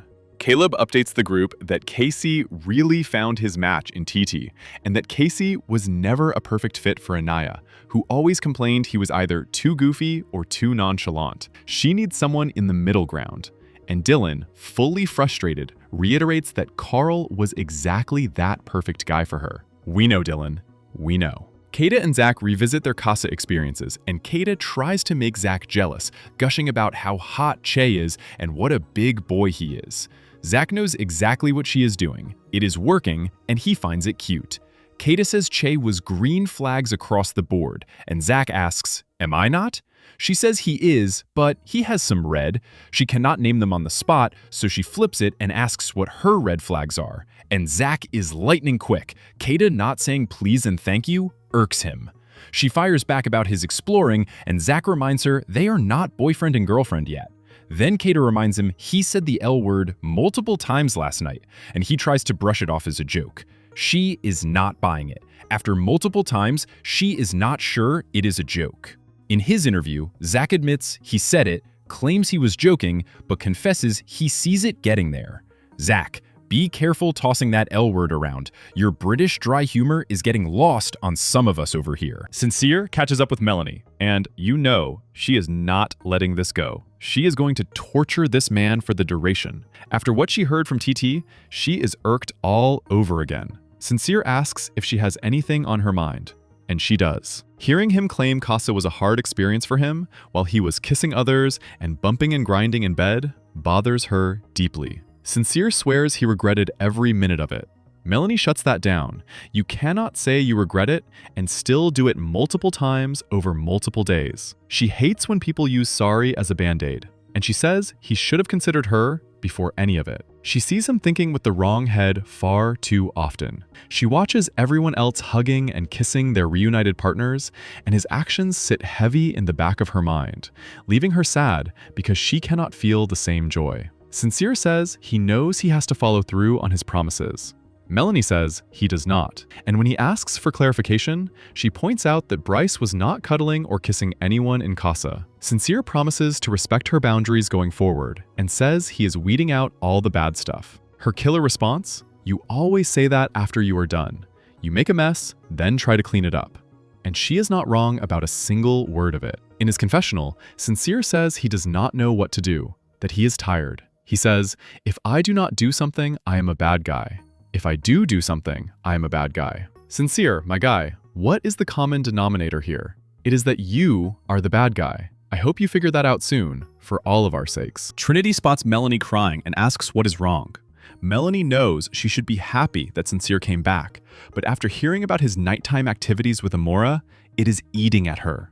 Especially since Bryce and Zach were not doing all of that. She feels loyalty should be the bare minimum. He does the damage, then uses sorry as a band-aid, giving her the same speech about doing better that she has heard countless times. When it is time to actually prove it, he does not. She says he should have acted exactly like Zach and Bryce in Casa. And when it is time to show her, he never does. She just wants to be happy, like Trinity and Kata. She likes him so much, it makes her furious. In her interview, Melanie admits she feels stupid. Oh, now you feel stupid? She does not trust Sincere. His words are not adding up, and the way she looks at him is shifting, which is actually a positive sign. But here is my honest take. Melanie complains that Sincere never changes, yet she is not changing either. She keeps taking this man back over and over. It is getting genuinely hard to feel sorry for her. Drop a comment. Am I being too harsh on Melanie, or do you see it too? Sincere catches up with Zach, confused as ever. Zach says Melanie ruined a moment that was supposed to be sweet for both of them, since they chose each other again after the challenge, and that her being upset is valid. Sincere brings up that she is mad about him kissing Amora in bed and doing, in his words, all this stuff with her in bed, while clarifying that he just does a little bump and grind. And now I am finally understanding this whole having your cake and eating it too situation, though I still do not like it. Does this sound like a man capable of loyalty? Zach, as he so often does, puts his foot squarely in his mouth defending these guys, though his point that Sincere was right to explore is fair enough. Then Sincere brings up that Melanie explored Corey, so why can't he? Sincere, sweetheart, Melanie did not tell Corey that if there had been more time, it would have been him. She does not lead her connections on and flat out lie to them. That is the difference. I hope you can see it soon. Anaya is going to chat with TT about Casey, and I was bracing for impact. But Anaya is welcoming and sweet. She says she has no beef toward TT and is glad they have a connection. She just feels the way Casey went about everything was disrespectful. She gives T a fair warning that she is going to say some things to him and hopes she understands. TT, as a woman, gets it completely. She says she could put herself in Anaya's shoes and understand 1000% that she might have gone even harder than Anaya did. She knows it sucks. TT confesses she was worried Anaya would hate her, and Anaya says she could never hate anyone. She has too much love. TT calls her a beautiful black queen and says she wants to be friends. She apologizes for making her feel bad, and Anaya makes it clear, all the beef is with Casey, not her. Honestly, Anaya is stronger than me. I did not expect this level of grace. They bond over both being tall and playing volleyball. TT came in hot and heavy because she did not know these girls. But after spending time in the villa, she sees how sweet they are and lowers her guard. I am genuinely surprised how fast it cooled off. Love Island is Love Island again. And once more, the bullying allegations against these girls need to be put to rest. Corbin catches up with Casey to deliver the tea, informing him that Anaya was kissing on Carl every morning, basically telling him she explored too, so do not feel bad. He adds that everyone is saying Carl is a perfect match for her. Casey takes this as full validation, saying she should have picked Carl and that he played the game right. When Corbin notes that Casey simply spent more time with Anaya, Casey justifies it cleanly.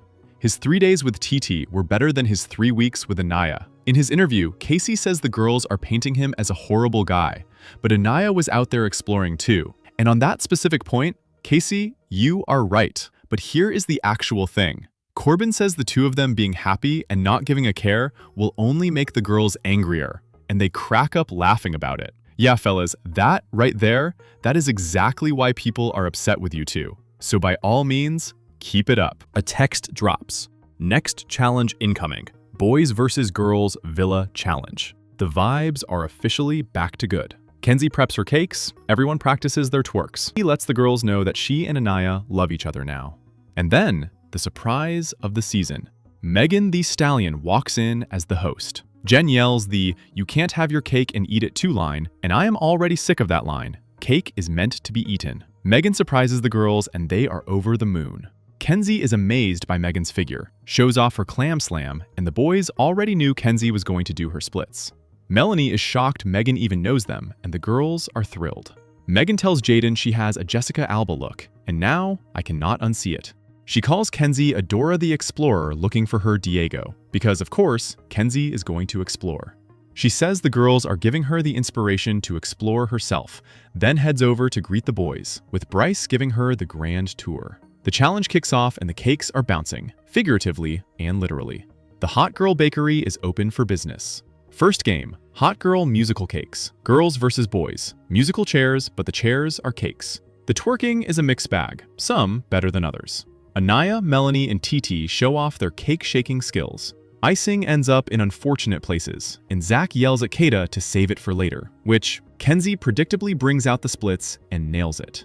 The winner of the round is TT, showing all the way out, and KC is proud. On the boys' side, both Corbin and Parmita lose in the first round, and the winner is KC. So TT and KC take the first challenge together. Megan awards bonus points to her favorites, and they go to the girls. That was expected. The second game is where the revenge lives. Cake to the face. The girls are stuck in a hole, ready to be caked, and you know this one is going to stir the pot. Gal goes first, choosing the girl who took his best friend, since she picked Sincere over Corey, and he cakes Melanie. She takes it like a champ. Zach is next, and he plays it smart, picking the girl who shouts a lot and whose jealousy of his bromance with Bryce caused friction. So he cakes Trinity, the lowest drama option available. The only matchup left for Brinity is Zach, so let us pray Bryce does not switch up on Trinity for him. Caleb picks the girl who played him, who threw him to the side the minute she found someone else. I thought he would choose Kenzie, but he goes with Parmita. That man got curbed twice. I hope he can hold on to Jaden. Dylan chooses the girl who did not pick his friend Carl, basically professing his own love for Carl, and cakes Anaya. Even Megan agrees she deserves it. Anaya is basically like, Dylan, I miss Carl too. Everyone misses Carl. Bryce cakes the girl who curbed him back in Paradise Cove, choosing Kata, because he has not forgotten. Sincere surprises me, picking the girl who is a fly on the wall, who always has something to say even when it does not concern her, and he cakes Jen. Jen is caught off guard and wants an explanation. He says she is brand new and not part of the family, and the girls immediately stick up for her. Even Melanie thinks it is weird. A strange move, Sincere. Then Casey's turn. Uh-oh. He says there was a lot of heat and wishes he had multiple cakes because there is one person who will not be quiet. He goes for Trinity and misses. His aim is absolute trash. Trinity stands up to defend her girl and gets her feelings off again, telling Casey, "It is what it is, still you rise." Megan asks Casey if he was being respectful and brings up exactly what he said in Casa, calling him out, and I felt that. Anaya calls Casey a coward, and this time he lets her go off. Corbin cakes the girl who threw him off when things got heated, choosing Kenzie, and it hits her dead in the face. Kenzie thinks he is a piece of work. Corbin apologizes for disrespecting them, says it was the heat of the moment, and fully acknowledges and owns it. Kenzie keeps going in, and Corbin does not argue back. He just takes it. Megan stands firm on the fact that it is possible to explore without being disrespectful, and notes that some of the guys put the girls down to lift other girls up. She's keeping it as coded as possible, because these girls still do not know the half of what was said. Corbin acknowledges it, and Megan calls for calm and good vibes. She got her message across, and I am thankful for her. Now the girls grab their icing guns. Jaden creams Gal, telling him to step it up in his couple with Jen because she is too sexy, and Jen is grateful. Kata is next, and this one is for her girl Anaya, so she goes for KC, who turns away, and everyone is mad he turned. He knows he's getting the brunt of it. Jen picks Corbin for disrespecting Kenzie, but misses completely, and Corbin starts to ask how he was disrespectful before just accepting that he was, knowing it was coming. At least the man owns it. Parmita is up, and she creams a boy to let him know she does not play, saying they can wash it off together. then creams her own man Corbin to tell him not to play with her. She is feisty, the girls are loving it, and I think this is the exact moment Parmita won them over for good. Trinity picks her own man Bryce so she can lick it off him, and Bryce is delighted. Kenzie goes for Corbin, who already knows what is coming, creaming him for being a liar who switched up and tried to apologize by throwing a cake at her. He takes it right in the face. Kenzie is officially done with Corbin, who, in his interview, just hopes things ease up, since he did apologize and own up to it. TT creams a guy for being a little toxic and two-faced, and since he messes with her girl Melanie heavily, she picks Sincere, which absolutely cements her into the girl's good graces. Sincere takes issue with the two-faced label and admits in his interview that he tells the truth, just not the whole truth. I think he is finally starting to realize, people. Melanie is up and, ever protective of her girls, goes at both Corbin and KC. When it comes to defending the girls, I adore Melanie. It is her choice in men that gets me. Casey says Melanie is a great friend, but she misses. Finally, Anaya. Megan hypes her up, and you know where this is going. Anaya says she has never felt so disrespected, put to the side, and uncared for in her whole life, and she goes at KC. Savage. Casey turns around, and Corbin, finally giving good advice, tells him to just take it. Anaya got a little healing in, which is healthy, and Casey takes it. The points for this round go to the ladies again, and the bully's narrative continues to crumble. Last challenge, one-on-one, and Megan sets up Kenzie versus Zach. Uh-oh, the original boy Kenzie had beef with, the one she has not spoken to since he curbed her on day 1. My girl holds a grudge. There is a prize hidden in the cake, no hands allowed, they have to dig for it. The girls get a head start because of their 2-point lead. Kenzie goes all the way in on that cake, and it gets messy. Zach starts late but catches right up and wins. His tongue remains undefeated. The note inside reads, "Revenge is sweet," and everyone is confused. Megan has one final surprise. You cannot always have your cake and eat it. She informs them about the vote. America gets to choose a favorite boy and girl from Casa Amor who did not get chosen, sending them back into the villa for their own sweet revenge. Sincere looks worried. This is the moment we have all been waiting for. And the returns are Amora and Carl. Anaya looks overjoyed. The Casa guys are thrilled. Amora says she feels amazing, while Sincere looks worried, and Melanie looks worried right beside him. Carl walks in starstruck and gets the warmest welcome. Sincere looks stressed, and I love it. Megan tells the boys to be more gentlemanly and says her goodbyes. We finally voted the right way, and I could not be happier. And then the preview, which looks absolutely delicious. Carl wants to keep exploring Anaya. Sincere lies yet again, claiming he is happy to see Amora in the villa, and Amora instantly clocks it, hitting him with, "Are you?" Obviously, I'm happy that you're here now. Are you? He pulls Amora aside to warn her that the Sincere they knew in Casa is not the same one in the villa. Sincere we knew in Casa is not the same here. We need to tell her everything. Tell me the truth. Sincere is the most toxic one to me. Saying they need to tell her everything. He calls Sincere the most toxic one. And I will say this, if Melanie, even after all of this, still decides to stick with this man, I fear she will be lost to me forever. We open on the exact moment we have been begging for since the cake hit the table. Carl and Amora come strolling back into the villa, fresh off America actually using its powers for good for once. The girls swarm Amora to welcome her in, and she says walking back in was surreal. They ask her the only question that matters. How were the boys behaving over at Casa? And Amora, smooth operator that she is, takes the full diplomat route and describes it as, quote, like summer camp. Sure, because nothing says wholesome arts and crafts like a heart rate challenge and a free community bed. We will be circling back to that very generous description because it does not hold for long. Anaya is over the moon that Carl is back. She calls it a blessing, full stop, and you can see the hope flickering back to life in her eyes. She just prays that he forgives her for the fire pit of it all, because that decision has been living in her head rent-free. Meanwhile, the boys pull Carl to get a temperature reading. They ask how he is feeling and whether he is still pursuing Anaya. Carl confirms he is still in it, but he keeps it honest. It hurt. The walls are up a bit, but he is still looking to see what is there. Bryce, ever the hype man, tells him that Anaya only talks about him. Dylan backs it up, saying she says amazing things about him, but adds the kicker. She has to earn him back. She has to cook the man breakfast. Remember that line, because Carl takes it deeply to heart later. And then KC, who has been waiting for this exact moment, gives an interview saying he is ecstatic Carl is back, so that people will finally get off his back about Anaya. A whole human being returned from Casa Amor, and Casey's first thought was about his own peace of mind. Iconic self-interest. Zach pulls Sincere to ask about Amora being back, and Sincere does his usual song and dance. He says he came back 10 toes down for Melanie, and now he just plans to be more cautious. More cautious. The man who treats the truth like a buffet, suddenly worried about portion control. Bryce, who clearly knows exactly what kind of operator Sincere is, warns him not to go cooking 2 breakfasts. Sincere promises he will not. Hold that promise up to the light, because someone in this villa absolutely does cook 2 breakfasts before sunrise. Amora finally gives the girls the version of Casa that is a little less summer camp brochure. She admits she had a real connection with Sincere over there. She was disappointed he did not bring her back, and she straight up believes he used Casa Amor as a hall pass. She wants to talk to both Sincere and Melanie because she came here to clear the air and live her own truth. The girls press her on how the guys were really moving, and Amora keeps it gracious, saying all the boys were amazing.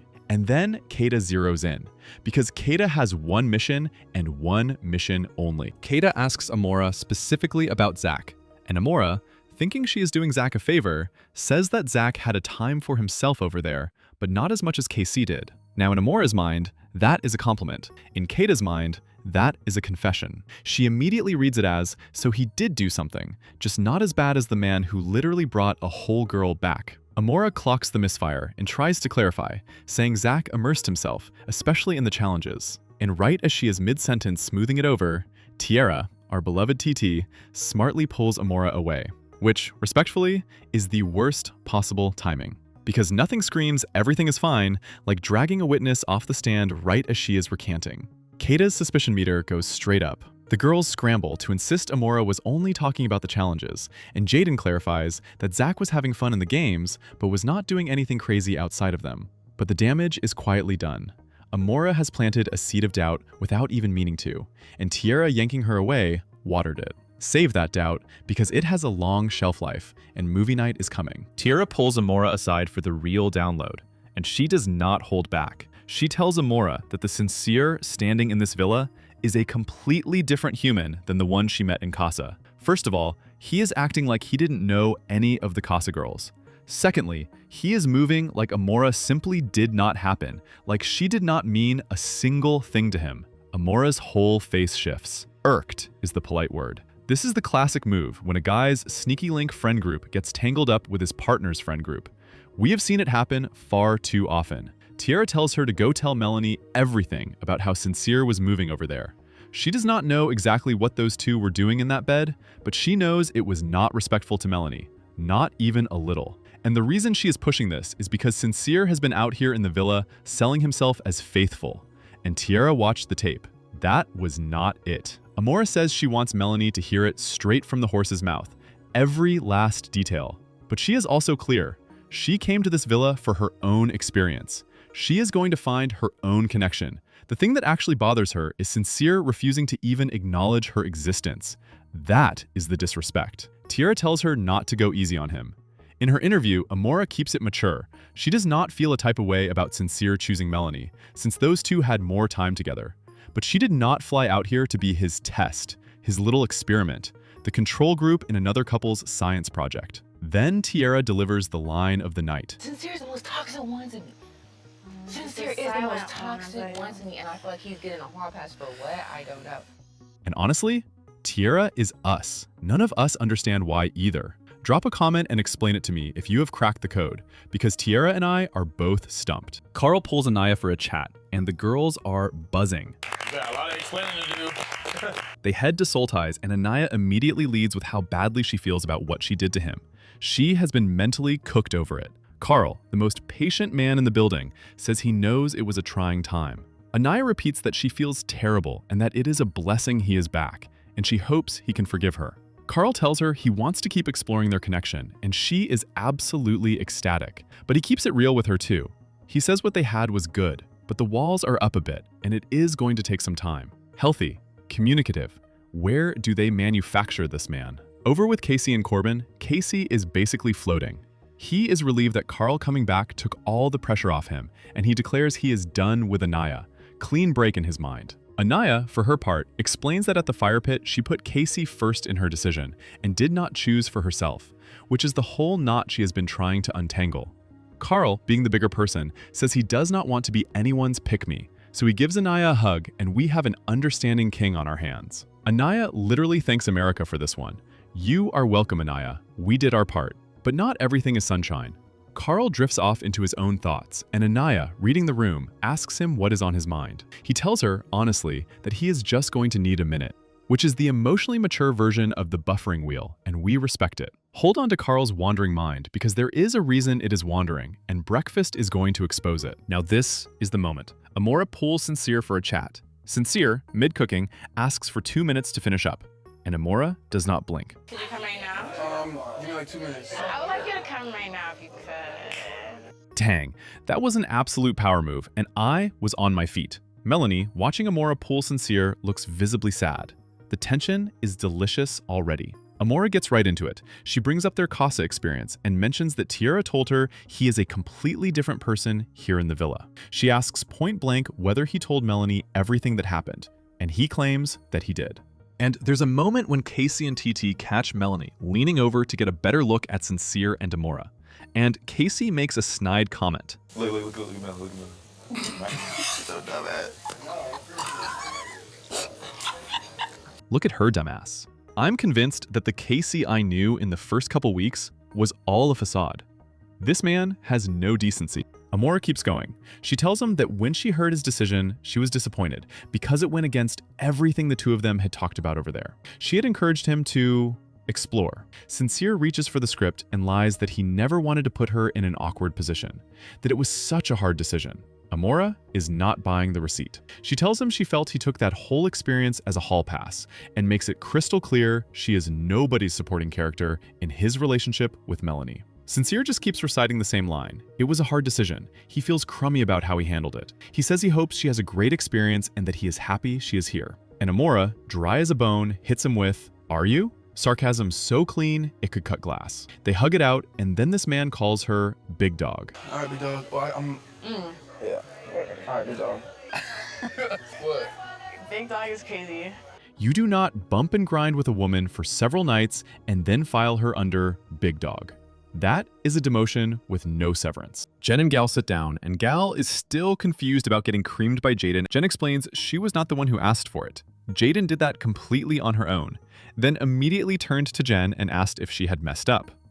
Gal is surprised Jen never even brought it to him. Then Jen gets honest, and it is a little brutal. She clocks that Gal has shown no real attraction to her. She says she is attracted to him, but she does not feel it back because he has not given her a single compliment. Not one. The fact that she cannot remember even one is, in her words, alarming. She knows he wants to explore, and she feels like the second option. Gal insists she is not a second option, that he is not sitting around waiting for a crack in someone else's relationship, and that he would tell her if it was not it. Jen says she knows she should be mad at him, but she looks at him and just cannot help smiling. She is crushing. Hard.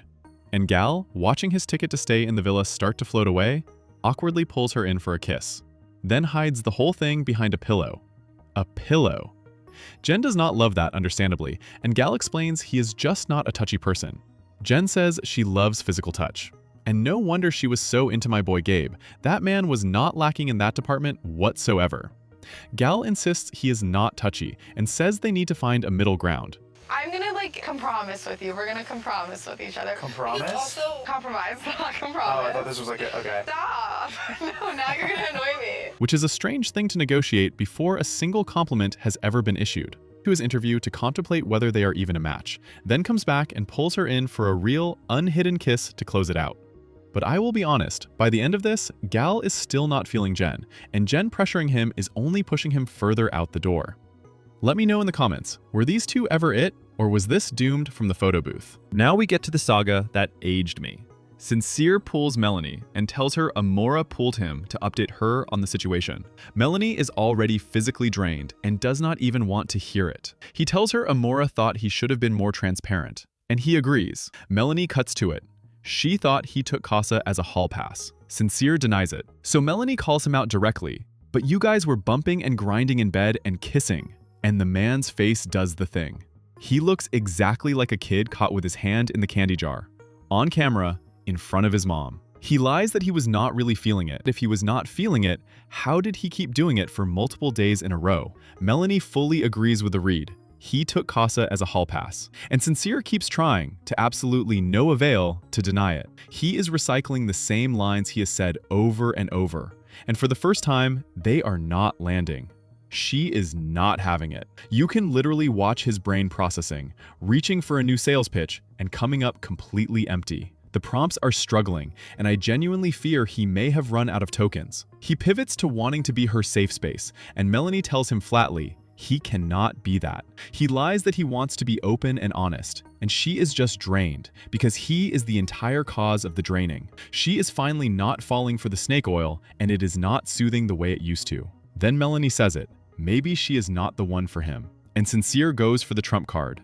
But at the end of the day, he chose her. And Melanie delivers the line of the season. The prize is not being picked. The prize is being respected. If I'm gonna get picked and you lie to me, then I'd rather not be picked. I'd rather you respect me, not pick me. That's fact. It looked like the dumb bitch that says, oh, at least he coming home to me at night.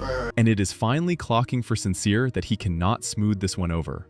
He is out of credits. Melanie tells him she is not saying their connection is dead, but she is going to step back and watch what he actually does. Sincere is buffering hard because nothing is going the way he scripted it. In her interview, Melanie admits she likes Sincere so much that she wants to see how he fixes this, how he makes her feel safe again, because right now, she does not. She says plainly she has zero energy left in her. She ends it with the gut punch. If she cannot trust him in here, how is she supposed to trust him out there? And listen, it took the entire planet sending her every signal known to humankind to finally get her here. But I have watched this show, and I have watched this girl, and I still quietly think she is going to fall right back into him. We have not even gotten to the Amora and Melanie conversation yet, so we will see. But comment below, is this the episode Melanie actually wakes up, or are we doing this dance again next week? Be honest with me. Zach and Kata sit down, and Kata is on a mission to figure out exactly what happened at Casa. Zach asks what Amora said, and Kata tells him that Zach was not as bad as KC, but since KC brought a whole entire girl back, that bar is on the floor, and Kata is confused about what not as bad even means. Zach lies and says if he had wanted to, he would have brought a girl back too, clearly alluding to Alana.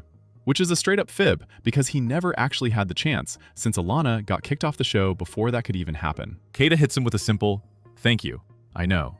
And I cannot wait for movie night so this lie can be exposed. Hopefully, they address Alana's exit at movie night. Zach clarifies that the physical stuff over there did not feel natural to him because he was thinking about Kata the whole time. Kata brings up how he gets mad at her during challenges and then goes off to do whatever he wants. He admits it, says it is because he likes her and he hates seeing other guys kiss her, and openly cops to being a hypocrite. He apologizes. In his interview, Zach says he can see the hurt in her eyes. He knows he lost her trust, and he has to earn it back. They hug it out, and you already know she still loves him. These two are made of fake anger and real feelings. Sincere reports back to the boys that he told Amora half the truth, and the boys immediately call him out because he does this all the time. Half the truth is his entire operating system. He tells them Tiara told Melanie that he and Amora were bumping and grinding, and he says he cannot even be mad about it because it is not a lie. The self-awareness is right there. He just refuses to do anything with it. A flurry of villa life. Parmita and Corbin get genuinely hot and heavy in the shower, and Kenzie, who was so torn up about Corbin, seems fully over it now. Dylan is thrilled to have Carl back. Anaya declares, for the record, that she is done with KC. And then the detail that made me laugh. Carl is planning to make breakfast for Amora, and Anaya clocks it instantly. Because here's the thing. Carl admitted on Aftersun that he was attracted to Amora. So suddenly Anaya has competition, and the bedroom is now packed with bodies. The villa is getting crowded, and so is Carl's morning to-do list. Morning hits, and Carl is in that kitchen making 2 breakfasts, one for Amora, one for Anaya.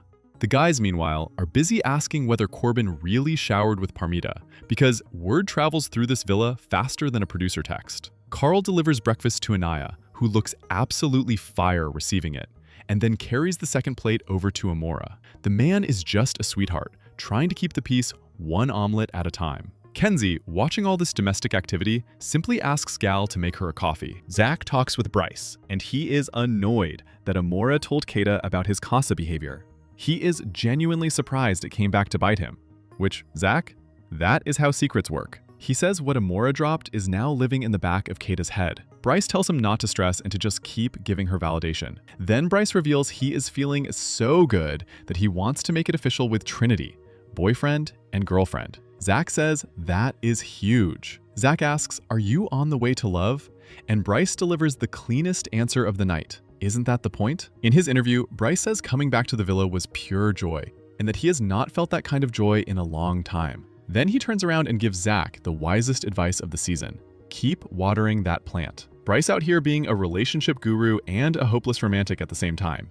Protect this man. Trinity and Anaya are chatting, and Trinity says Carl is a real man. Then the iconic chime.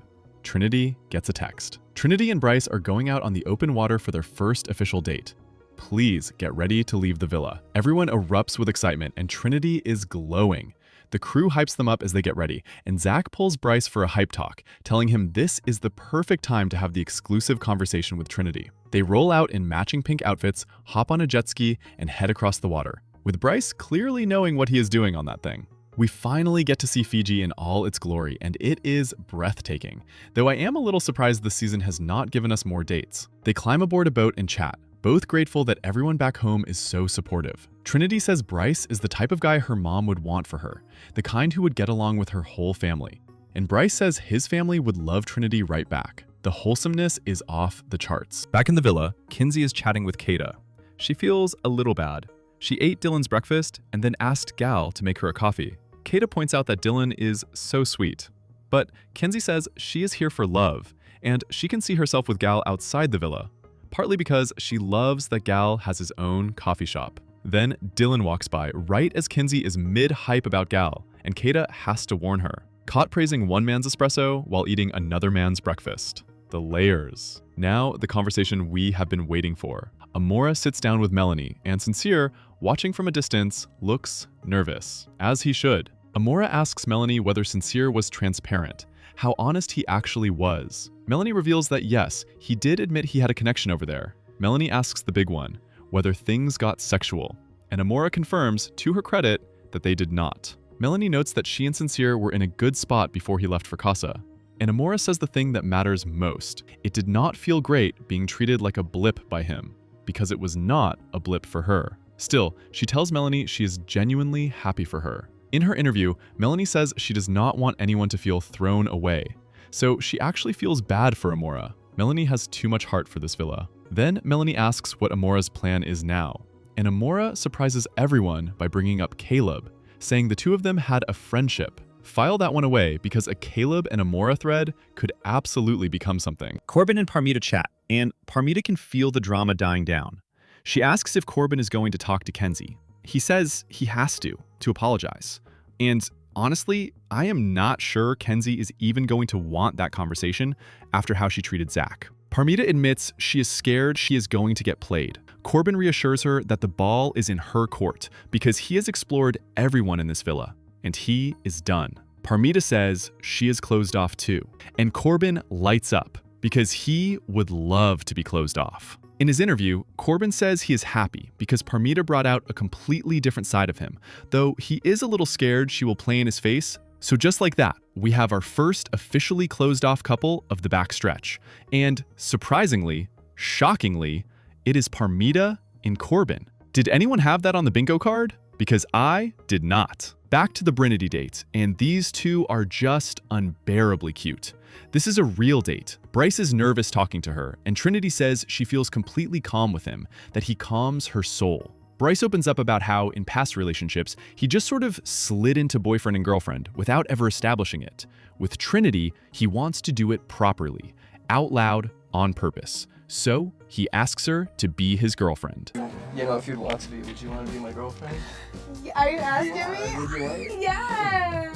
Trinity is ecstatic, and they kiss. They skip the closed-off phase entirely and went straight to boyfriend and girlfriend, which is the relationship equivalent of skipping the line. Trinity says it is the best date she has ever had, and they jump into the water to play. My blood pressure thanks them. Corbin pulls Kenzie for a chat, and she surprisingly accepts. He apologizes, saying he did not want to hurt her feelings, and especially not in front of everyone. Kenzie calls him out for the disrespectful things he said, and Corbin finally asks the fair question. All right, can you tell me what I said, bro? Yeah, you said, Kenzie's thrown out the window. It's up to y'all three. I already know what the I'm doing. Now here is where I have to stop and correct the record, because someone in my comments very kindly pointed this out and reminded me. Corbin did not actually say that line. KC said it. Going back with somebody different, bro. I don't give a f***. They about to climb this tree. Shit, he said Kenzie out the window. But Kenzie misremembers it as Corbin, and the wild part is, Corbin himself seems to think he said it now, because he does not even argue back. So Kenzie is standing here, furious at Corbin over a sentence that came out of a completely different man's mouth. Just wanted to clarify that for the record. Kenzie is in full grudge mode now, so she keeps going. She says she did not give Caleb a real shot because of Corbin. Corbin correctly asks why she did not then. She gives an excuse that she felt Corbin lied to her about his affection. But honestly, he did not. At that point in time, Corbin was genuinely more attracted to Kenzie than anyone else in the villa. Corbin correctly points out that they were never closed off, and Kenzie just does not want to hear it and keeps going off on him. Corbin clarifies that yes, he had a connection with Kenzie, but he built a stronger one with Parmita, which is allowed. That is the whole game. Let me take one respectful moment to walk us all through Kenzie's movement in this villa, because the math is mathing in a very specific direction. She fell for Zach, he curbed her, so she held a grudge and never spoke to him again. She kissed Gabe for a minute and lusted after him for a whole episode. She explored with Corbin and then asked America for a cowboy, and America delivered a cowboy, Caleb, gift-wrapped. She then fully explored both Cowboy Caleb and Corbin behind the cowboy's back, complete with a secret kiss with Corbin. She felt a type of way about Corbin exploring in Casa and is now holding a grudge over a line he did not even say. Corbin said he was going back to the villa with someone else during a heart rate challenge and felt more attracted to Parmita the instant he saw her. Kenzie immediately wrote Corbin off, explored Dylan fully, dipped her toes with Gal, so Kenzie gets to do absolutely whatever she wants, explore freely and kiss multiple people, but Corbin is somehow not allowed to? Now, to be fair, Corbin did say some genuinely disrespectful things about the Villa girls in Casa, and I am not excusing those. But the exploring itself is fully within his rights. The comments were the problem, not the freedom to explore. And Kenzie, in my honest opinion, is being pretty hypocritical here. She had actually started growing on me again because she is genuinely funny and she stands up for the Villa girls. But this particular logic is maddening. Corbin ended up being one of the first to close things off. He is happy, he got exactly what he came here looking for, and I cannot fault a man for that. Tell me in the comments, am I being too easy on Corbin? Or is the double standard as loud as I think it is? Kenzie says in her interview that she did not even want to have the conversation with Corbin. Corbin ends it by wishing her the best, and Kenzie just walks off. At this point, Parmita, for her part, is annoyed that he had the whole conversation with Kenzie right in front of her. Kenzie goes and tells Anaya they talked, and declares that Corbin is a trash person, and that she does not mess with him. She is butthurt, plain and simple. Corbin tells Parmita that Kenzie thought he was only ever lustful toward her. And in his interview, he says he is just glad he got closure with Kenzie, and is happy with Parmita. Kenzie, meanwhile, says in her interview that she does not like to hold grudges, which, my love, you are lying to yourself, and we have the full episode log to prove it. She insists it was the closure she needed. The villa logs its first closed-off couple, and Jen, in her interview, thinks it is a little too soon, but she is happy for them. Trinity and Bryce return from the water, and Trinity updates the girls. She says it was the best date of her entire life, and gives them the full lowdown. The bad news, he did not ask to close off. The good news, he asked her to be his girlfriend. They skipped the closed-off stage completely. Bryce updates the boys too, looking like the happiest man alive, telling them he asked Trinity to be his girlfriend. Both the boys and the girls are thrilled for Brinity. They went from that very memorable door moment all the way to boyfriend and girlfriend, a glow-up of historic proportions. And then Trinity yells across the villa at Zach, "Zach, I took your man!" Trinity for the win. These two are so happy, it is almost rude. And Trinity tops it off with the quote of the night. Now she can be one of those young 20-year-olds who proudly tells people, "Yeah, my boyfriend is 30, iconic, unbothered, married to the bit. The girls start getting ready for the night. And for Trinity, it is her first night as a girlfriend. The boys ask Sincere about Amora, and he tells them he is no longer exploring. Melanie tells Trinity that she does not feel good. She just wishes that they could have a good day. The contrast is brutal. One couple is floating, and Melanie is quietly sinking next to the man who is doing the sinking. Casey talks to Carl about wanting to talk to Anaya, admitting he has been avoiding it because there has been so much heat around him. Meanwhile, Zach asks Gal whether he likes Jen, and Gal says not so much anymore because she is asking him to be someone he is not. Boy, you never liked Jen. And the next storyline is already loading. The Dylan, Kenzie, and Gal triangle. Gal asks Dylan if Kenzie has talked about him, and Dylan says the last time they discussed it was 3 days ago. 3 days. In Villa time, that is a geological era. Carl gives the toast for the night, saying he feels incredibly welcomed back, and raises a glass to Trinity and Bryce, the Villa's newest official couple. Even the returning king is out here spreading good vibes. Kenzie pulls Dylan for a chat, and Dylan asks what she would want to do on a first date outside the villa. She says chill and intimate. Dylan suggests a beach date, and Kenzie says she has a good idea and proposes, with zero runway, the S word on the beach. Lustful Kenzie cuts straight to the point. No detours. In her interview, Kenzie says that after the whole Corbin situation, she feels real genuineness with Dylan. Dylan asks about her feelings for Gal, and Kenzie says they have not even had a conversation, so she does not know if there is anything more than a friend vibe there. Dylan confirms he is here only for her, and Kenzie assures him her feelings for him are strong. Hold that thought, because Kenzie is about to go have that exact conversation with Gal, and it does not stay friendly. Gal pulls Jen for a chat, and he feels guilty that she picked him to bring into the villa. He gets that Jen wants someone touchy, but he is just not that. He feels the pressure, and Jen feels bad that he is stressed. Gal explains he wants to explore, but the other girls are less open to him because they think he is Jen's guy. He keeps trying to get his feelings across, and Jen gets defensive and keeps interrupting him.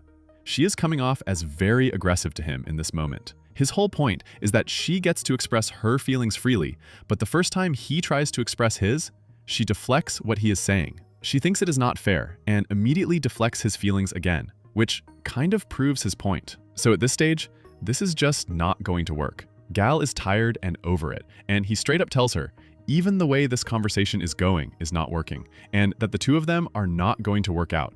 Their styles just do not match up. Jen semi-refuses to agree, but reluctantly has to.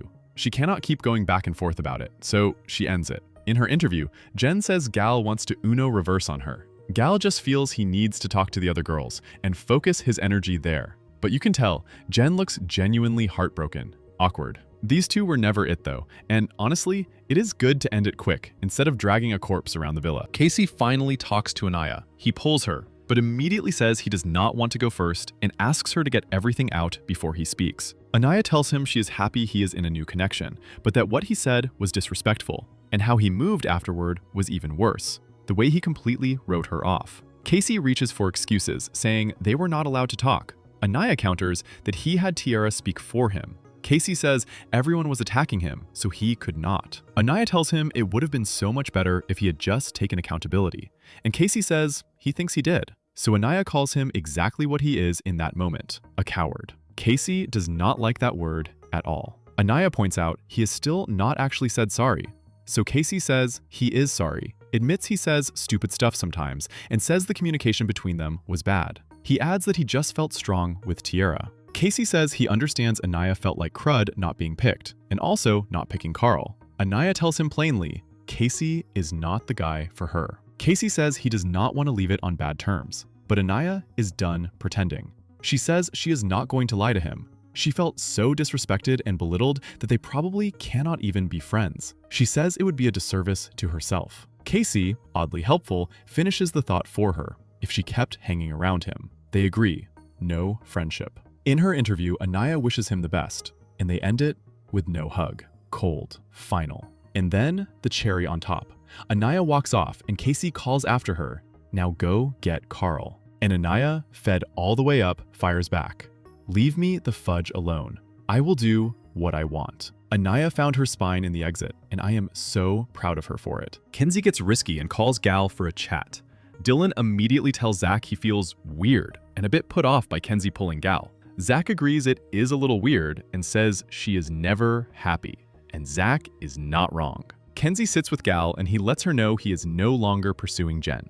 Kenzie says she loves Jen, but she is here for love, and if she feels a spark, she is just going to go for it. She admits she feels weird about it because of her relationship with Jen.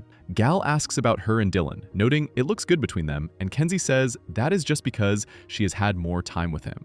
In her interview, Kenzie admits Gal is attractive, but she really likes Dylan, so she is conflicted and a little confused. Then she asks Gal if he has ever been in love, and he says maybe 3 times.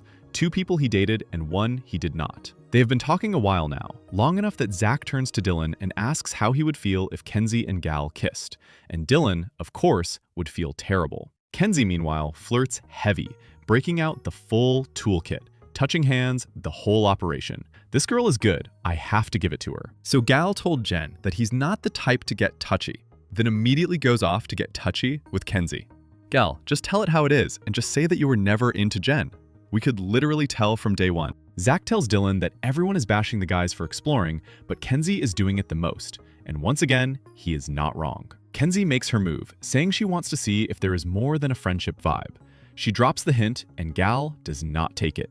She drops the signal, and he finally clocks it and goes in for the kiss. Megan Thee Stallion was not wrong. Kenzie is Dora the Explorer. And I will say this, Gal showed more personality in that one kiss than he did in the entire previous week. Kenzie is messy. Gloriously, undeniably messy. And tomorrow is movie night, and I am beyond excited. We pick right back up in the aftermath of that Kenzie and Gal kiss. But before we get there, Casey pulls Tierra to catch her up on his sit-down with Anaya. Casey tells TT that he and Anaya had 2 completely different perspectives on everything, but that Anaya had nothing against her personally. He says he is happy they are fine now. Then he gets a little tender, admitting he felt bad because he genuinely cared about Anaya, and it stung that she thought he was lying. Tierra, being direct in a way I respect, asks him point blank if he is open to exploring her. Casey says no, but he wants to be cordial. And then he says the most KC thing possible in his interview, calling himself a fudge-up who is going to make mistakes, but he trusts that Tierra is going to soothe his mind. Sir, that is a lot of emotional labor to outsource to a woman on day whatever of this experiment. Tierra then asks him what he thought when Bryce boyfriend and girlfriend, and TT confidently predicts that 2 months from now, she feels like they will still be together, or at least right where they are. Bold forecast for a couple that just survived a fire pit. I admire the optimism. Carl and Anaya catch up, and Carl comes out swinging with a hypothetical. If money was not an issue, what would she do? Anaya says she would go live in the woods and become a full cabin person, or travel the entire world. Carl says he would dance a lot, and then admits he was genuinely sad that Megan Thee Stallion did not get to witness his moves. The heartbreak of a man whose talent went unseen by the right celebrity. Then he pivots to the KC conversation and asks how it went. Anaya catches him up and says she's at peace with it now. It is officially put to rest. He asks how she feels about their connection, and Anaya lights up, saying she feels so good and that talking to him is just easy. She flips it back on him, and Carl says he feels good and that he is happy he is here. And then they kiss. And honestly, these two have more chemistry than the couple she almost formed. Anaya is out here making it up to Carl in real time for not choosing him the first go-round. In her interview, she says she felt butterflies and almost gave it up to him during Say Less, which is a sentence. And Carl says he feels warm and fuzzy. They look good together, and I hate how quickly they won me over. Drop your thoughts in the comments. Is Anaya and Carl the actual endgame this whole time? Or did she just find the softest landing spot after the KC mess? Jen sits with Corbin, Parmita, and Jaden, and updates them on her chat with Gao, announcing that the 2 of them do not match. Then she delivers a slight edit of history, telling them she is the one who decided they would not work, that she ended the conversation and shut it down. She calls Gal a whole scared little punk, because in her telling, he is worried the other girls think he is closed off, and now nobody will talk to him. Jen scans the room and goes, wait, what girls are even available anymore? Before remembering Kenzie exists, In her interview, she declares that she is good and that no man can put her down. And listen, that is a beautiful affirmation, but the way she said it, I fear she may not be entirely good. Sometimes the loudest "I am fine" is the one doing the most heavy lifting. Jaden then shifts the topic to Caleb, admitting she feels bad because Caleb is just not a dominant guy, and she is scared she might end up hurting him because he is such a sweetheart. Protecting a man from your own potential ick before it even arrives is a level of foresight most of this villa lacks. Now we get to it. Kenzie pulls Dylan to update him on her and Gal, and she does not soften the landing. She lets him know that she loves physical touch. Then she is fully honest that there was touching. Then honest that at the end of it, they kissed. Then even more honest that they made out. She peels this back layer by layer, like she is presenting quarterly earnings. Kinsey explains she wanted to have this exact conversation for a couple of days, so she would not be left with a question mark hanging over it. Which sounds mature, until you remember the question mark got resolved with someone else's tongue. Dylan is not okay. He says he did not know they were going to make out, and you can see it land on him. He gets emotional, says it sucks, and starts to well up. I cannot see the actual tears through the screen, but the man is very clearly wiping something away. Kenzie insists she does not want to hurt him at all, and tries to soothe him by saying she sees herself with him outside the villa. Then Dylan asks who initiated the kiss, and Kenzie, in a choice, tells him that Gal did. We will circle back to that. She swears she genuinely has feelings for him. Dylan says it just sucks, and lands on the sharpest, most logical thing anyone says all night. He says there is no reason to keep exploring, because exploring is for when you are unsure, and he thought they had something good. That is a devastatingly reasonable point from a man mid-heartbreak. He starts to cry, and Kenzie coddles him and consoles him. In her interview, she admits she was not expecting that reaction. She knew he would be upset, but not this upset. Because in her mind, they are not exclusive, so she is allowed to be upset at Corbin. But Dylan is somehow not allowed to be upset at her? Make that math make sense, Kenzie, because I have run the numbers 3 times, and it does not add up. Kata spots Dylan crying, and Zach immediately asks if Kenzie kissed someone. Dylan confirms it. Kata and Zach fold him into a hug, feeling genuinely bad for the guy. Kata tells him not to feel sorry, that it is okay to be vulnerable, which is exactly the reassurance this poor man needed. Dylan opens up in his interview, saying he feels stupid because he really thought they had built something special. And here's the gut punch. He points out that they had literally been talking about getting up to grown folks' business not a couple of hours earlier. His logic is airtight. If she did not want to make him feel this way, she should not have made out with someone else right after. Zach backs him up, telling him he is not wrong to feel upset. Dylan says the whole thing feels like a slap in the face. And honestly, I cannot argue with the man. I really thought Dylan was going to come into this villa and be a bit of a douche. Turns out, my guy is significantly more soft and vulnerable than any of us expected. Character development, live on air. Anaya catches up with Sincere, a pairing we genuinely have not seen in a while. Sincere asks what she is so hyped about, and Anaya says she is just so happy. She gushes that Carl is straight out of a rom-com and says all the perfect things, then lets him know they kissed. And yes, she got on top of him. She is fully over the moon. She tells Sincere she is grateful for him and thanks him for being by her side through everything.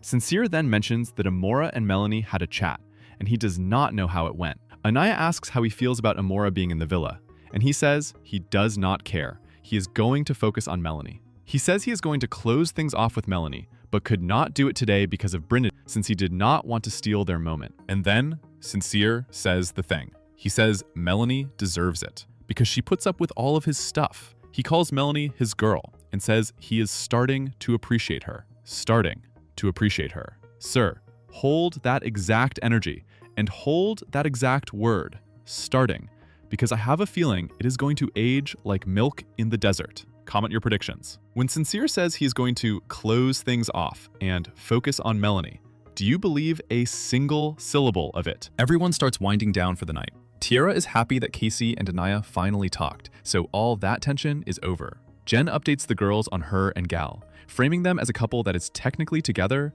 but emotionally separated, which is a creative relationship status. And Dylan is still deep in his feelings, staring into the middle distance the way you do after a bad night. Now for a palate cleanser. Caleb asks the room what French frying even is, and Trinity steps up to educate him, explaining that it means the same thing as DJing. The villa has its own dictionary, and none of us got a copy. In bed, Dylan lets Kenzie know that he likes her a lot. He is hurt, but he is still in it with her, which, given the day he had, is a genuinely mature call. He is choosing the connection over the wound. And Kenzie, who must feel really bad about the whole thing, gives Dylan a little special treatment at night. Maybe that helps smooth things over. Maybe guilt is a powerful motivator. Either way, the boy earned a good night. We wake up in the villa, and Gaul announces he will still make Jen breakfast, even though she is currently pissed at him.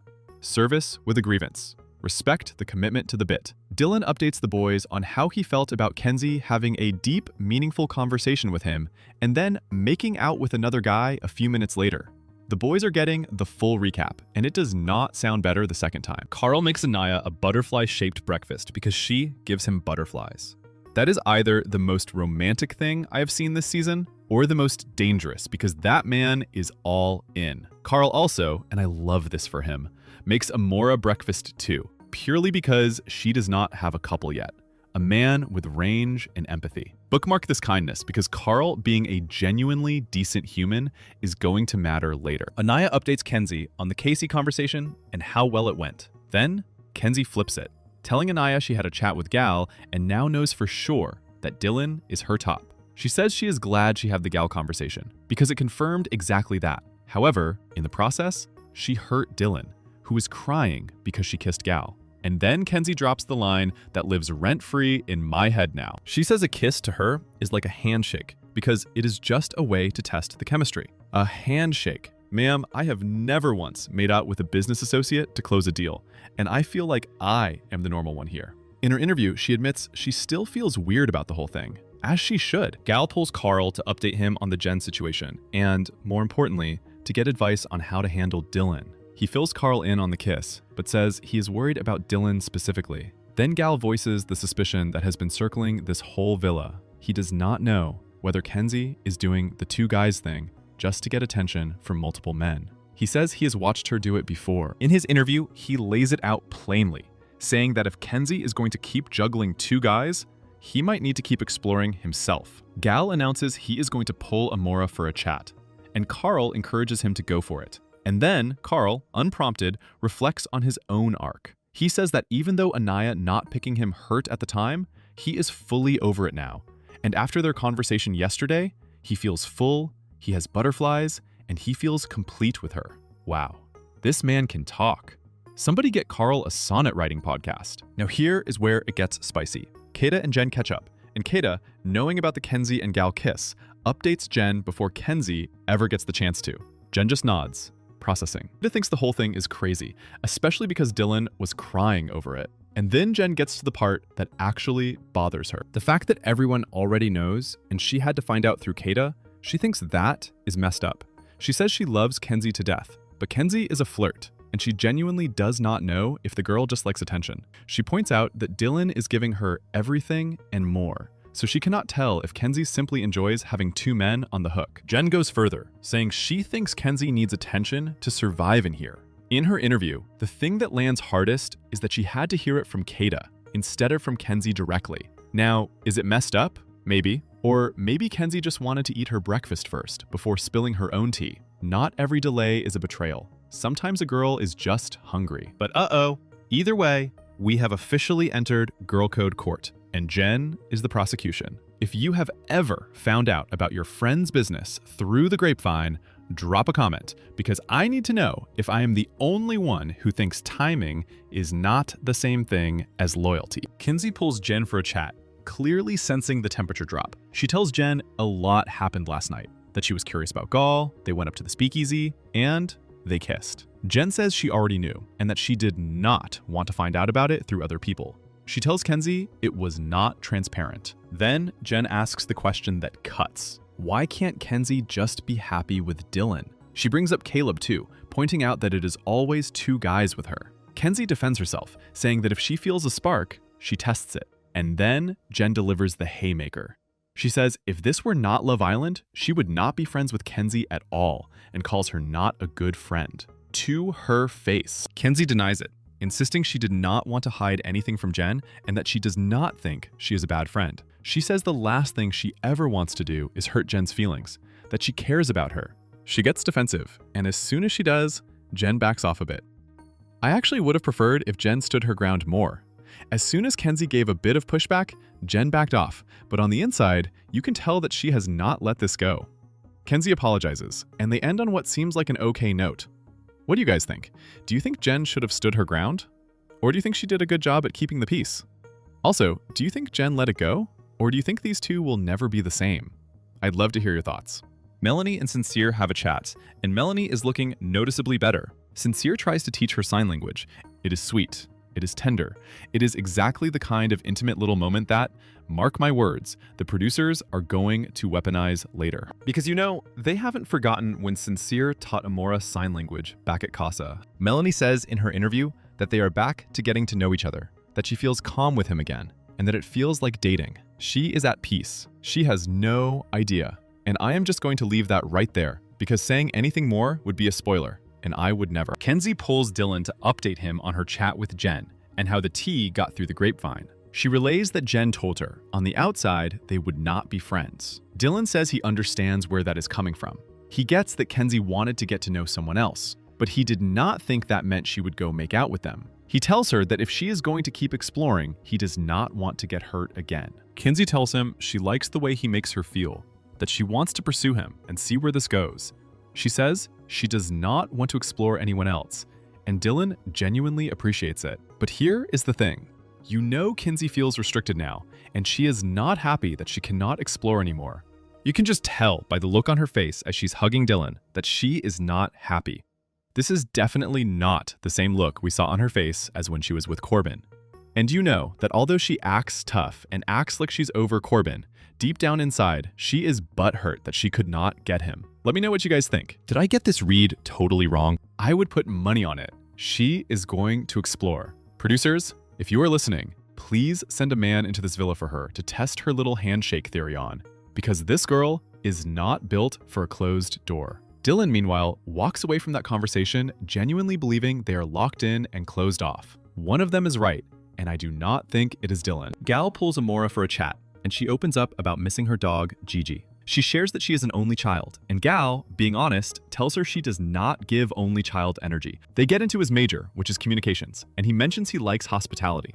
Then they swap odd job stories. Gal reveals he worked 2 entire summers on oil fields, stuck out there, surrounded by men and their, let us call them, digestive expressions. Amora counters with a story about finding a listing on Craigslist for bikini server girls, and going for it. She seems to regret it slightly, which, fair. In his interview, Gal says he really likes Amora, that she is down to earth and really pretty. So Gal, a man technically in a couple with Jen, is out here having a lovely, sparkly conversation with Amora. The plot is thickening, and nobody asked it to. Bryce and Trinity have a chat, and they are both just happy. In this villa, a couple that is simply content and drama-free is practically an exotic species. Enjoy them while they last, because peace has a short shelf life on this island. Melanie and Sincere chat again, and Melanie brings up how Kenzie is always exploring with 2 guys, and how she feels genuinely bad for Jen in all of it. Melanie showing empathy for someone else's messy situation while sitting right next to a man who is a walking mess himself. The irony is thick, and she does not know it yet. And then it happens. Melanie gets a text, and it announces movie night. Immediately, she knows exactly what that means. And so does every single person in that villa. The guys are scared. Not nervous, scared. The kind of scared where your whole reality TV life flashes before your eyes. Corbin, poetically, says he is about to be right back in the doghouse. Trinity predicts it is going to be crazy as anything, because everyone has been talking trash. And let us be honest, she has been talking the most trash of all. Casey is worried. Zach is worried. Every last one of the boys is worried. Zach quietly warns Kata that he has said some things in there, so he might be in trouble. And Kata is instantly irked all over again. Zach says he is so completely cooked. Melanie, who thought she and Sincere were finally in a good place, hits us with the most ominous interview line, simply asking, why now? And Sincere, oh Sincere, he puts on a mask of false confidence and tells Melanie he has nothing to tell her. Nothing to give her a heads up about. Sir, That was your one chance. You should have taken it. That door was open and you walked right past it, whistling. The villa starts preparing for the consequences, like it is the eve of battle. Sincere tells Caleb he is cooked and thinks he already told Melanie everything he said and did, but admits that seeing it in 4K just hits different. Tiara apologizes ahead of time in case she said some silly stuff, and honestly, all the girls start pre-apologizing, which is its own kind of tell. Zach reasons that Casey is probably fine because Casey already suffered his consequences at the fire pit. Corbin predicts everyone is going to be sleeping in the soul ties room tonight. Zach is drowning in guilt because he already knows he is done for. Kata is worried. Anaya is bracing herself because she already knows she is going to be mad and figures a lot of her questions are finally about to get answered since she is certain it is going to be some nonsense. And Bryce is just plain nervous because unlike the others, he genuinely has no idea what is coming. Meanwhile, the girls are practically vibrating with curiosity about what these boys said when they were not around. Kinsey tries to rally the troops with a little girl power, let us have each other's backs, and Jen just looks at her like, girl, please. The betrayal in that single glance could power a small city. They grab their popcorn, they settle in, and the villa goes quiet. And this is where I have to stop, because what happens next is not a section. It is an event. Movie night this season was so unhinged, so brutal, and so genuinely jaw-dropping that I cannot cram it into the tail end of this video and do it justice. It broke me a little. It made me mad at people I love, and it delivered a reckoning this whole season has been quietly building toward. Let us get into it. Here is how this works. It is girls versus boys. Each round, a team picks a door, and behind that door is a clip nobody in that villa got to approve, edit, or soften. Just raw Casa footage set to whatever petty soundtrack the producers felt like using that day. Before we even start, Bryce turns to Trinity and gently reminds her, remember that you are my girlfriend, which is the sound of a man preloading his defense. Corbin, ever the poet, announces, may the truth be told. And with that, we get going. The girls clutch their popcorn. The boys clutch their dignity. Let the games begin. The girls pick door 6, and it is Zach up first. We open on his very first meeting with Alana at Casa. He is asking her about cats, and the pure joy on his face when he finds out she has one is almost cute if you forget for 1 second that Kata is sitting right there watching. They bond over Marvel. He touches her leg, he cuddles her in bed. There is a scene of the two of them in the bedroom, kissing. Zach is physically hiding from the cringe, and Kata is about to cry. Then they show Alana telling Zach how she is holding back before she leans in for the kiss herself. Kata is hurt, and then the gut punch. They show Kata back at the villa seeing the postcard, crying, absolutely devastated. Zach's biggest fear is now playing in surround sound in front of everyone. It is Zach's turn to explain, and he apologizes right off the bat, admitting he does not even know what to say. He explains that the actual conversation he had with Alana was him telling her he was trying to stay open, but that he was not feeling it. Kata, fair as ever, asks why he is smiling in bed with her then. Zach says he does not even remember that scene, and that he wishes he could take it back, because seeing Kata cry like that was not worth it. Not even close. Kata reminds him she was so respectful during the whole Casa experience, and that seeing this brings all of it flooding back. Zach says he knows that he would be crushed too if he were in her shoes. He calls it the biggest test and says it actually shows how much he liked her. He tells her she has every right to be mad and then delivers the line that lands the plane. He says he would rather be in this villa with her annoyed at him than not be with her at all. And Kata seems content, for now. But hold that word, content, because little does she know what else this movie night has waiting for her. That piece has an expiration date, and it is coming up fast. Quick intermission from the carnage. The girls take a second to note that Carl has had a genuine post-Casa glow-up, and they are not wrong. The man walked out of that experience with better skin, better energy, and a butterfly-shaped breakfast repertoire. Good for Carl. He is going to need that serenity for what is coming. Next up, door 8, and it is KC. They start with the Corbin and KC grandma chat, then roll straight into Casey talking behind Anaya's back about how unhappy he was. Then Casey telling Caleb he is still open even after the letters. Then Casey telling Sincere that he cannot fix something that is not even broken, blaming past trauma that has nothing to do with him. Then Casey explaining that whenever he tried to explore, Anaya got mad or cried. Then Casey meeting Tiara and their first kiss, which prompts Anaya to mutter, "Sheesh, that was quick." Then Casey saying the girls in the villa just did not understand his powers. His powers. We will let that one breathe. Then Casey talking about the S word with Sydney and making out with Sydney, which is when Trinity leans over to Anaya and says everything he keeps claiming she does not do. That is just lust. Then Casey telling Sydney he is going to pursue Anaya, for now. And then Casey making out with Sydney a second time.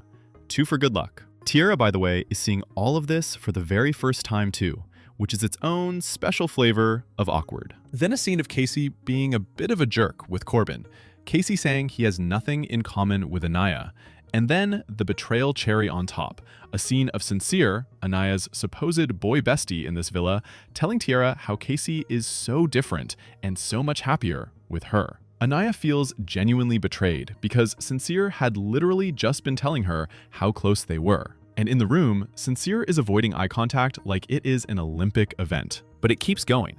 Casey saying Anaya is on a thin line after seeing her postcard with Carl. Casey saying he has more leeway than Anaya because he speaks life into her every single day. Casey is cringing so hard he is folding in on himself. Then Casey talking about needing to be with someone who is at peace, while looking directly at Sincere. And then, my keen-eyed Queen Trinity notices something. The angel girl is missing from all these clips. So the Casa girls finally break the news that Alana left Casa after day 2. And that is the moment Kata clocks it. Alana was not even an option. Finally, that little detail is about to become the whole ballgame. So tuck it away. Casey starts by admitting there is not much he can say. He is sorry.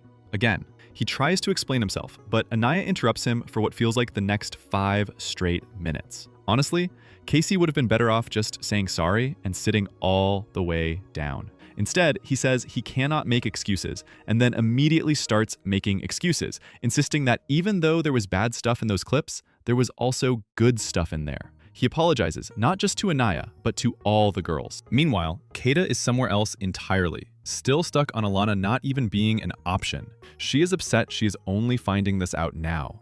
And Jaden says she thought Kata already knew, probably because she assumed Zach had told her. Big assumption in a house full of men. And you know, Trinity still cannot stand KC, so of course she escalates. She asks him if he thought he had nothing in common with Anaya, then why did he keep dragging it on for weeks?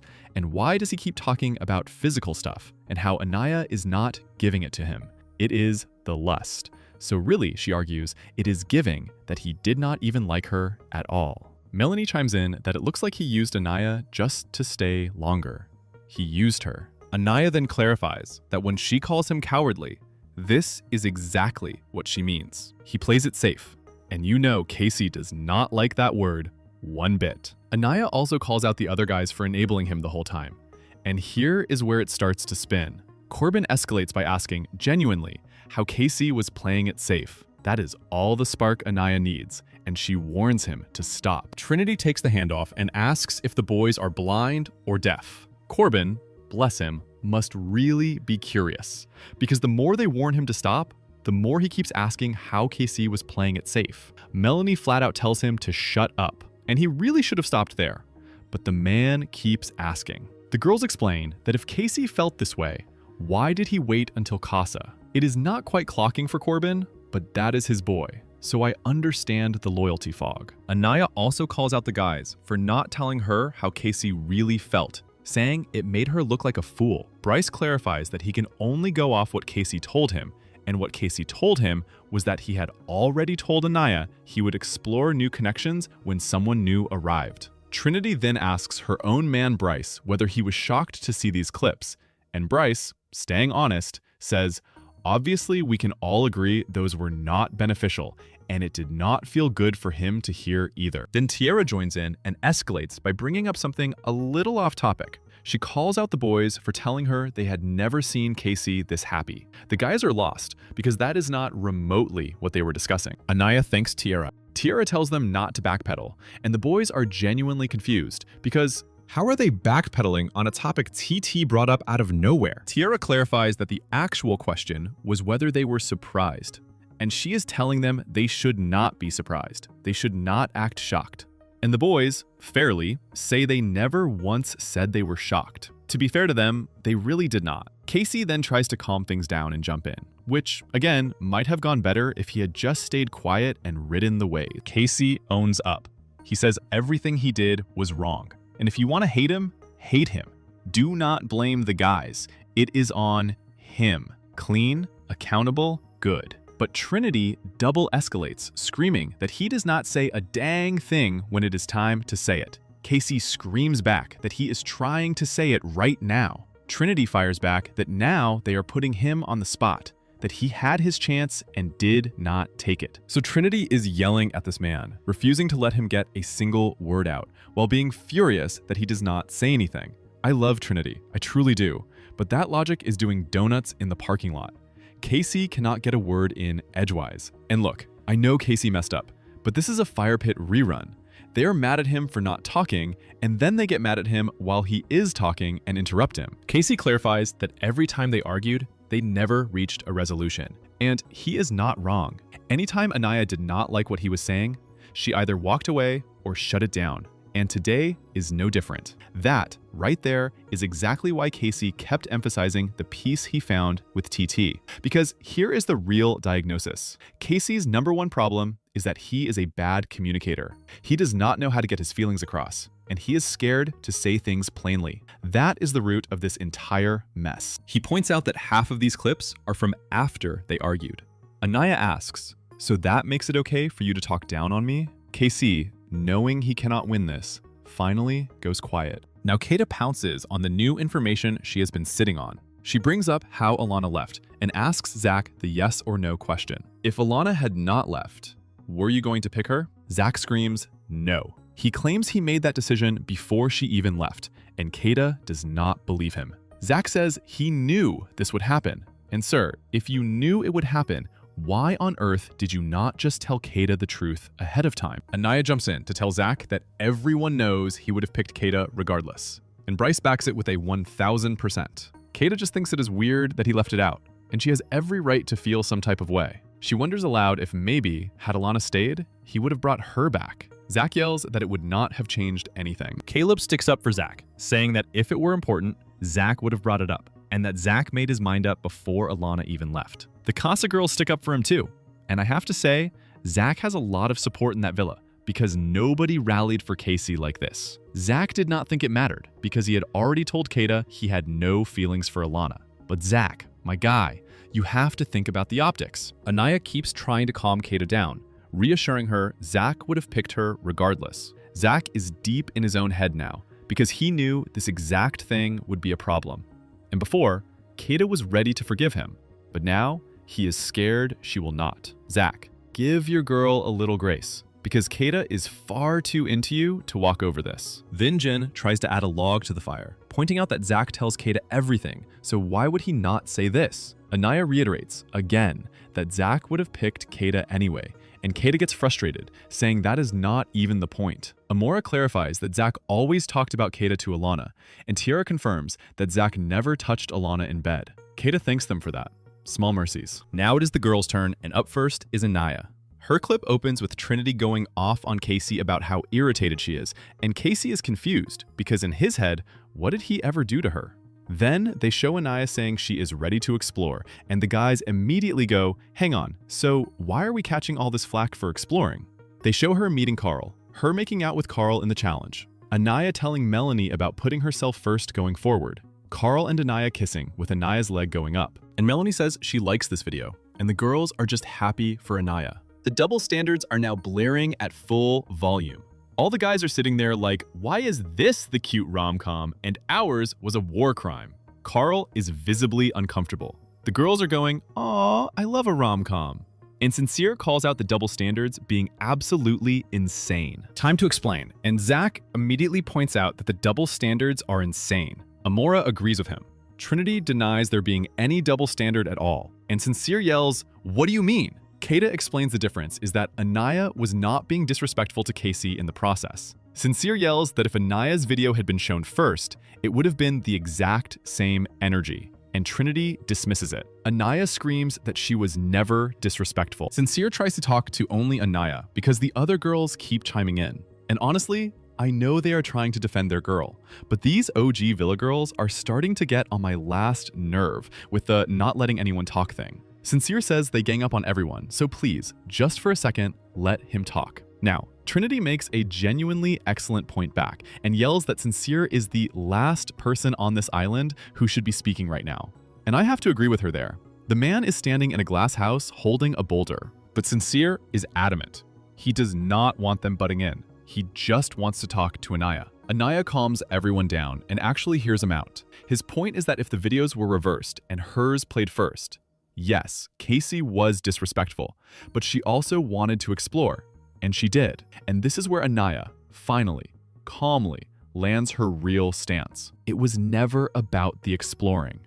It was the disrespectful way Casey did it. The things he said. She does not want anyone to think she is upset that he is in a connection with TT, because she genuinely likes TT. She says TT is smart, beautiful, and sweet. And then she says the classy thing. She hopes Casey does not disrespect TT the way he disrespected her. Zach then brings up another strong point. When Casey and TT first walked in, the girls did not actually know how Casey had been moving at Casa, and yet all of them started shouting at him on sight. So do not sit here and say it is not about him moving on. The girls insist they saw the live challenge video.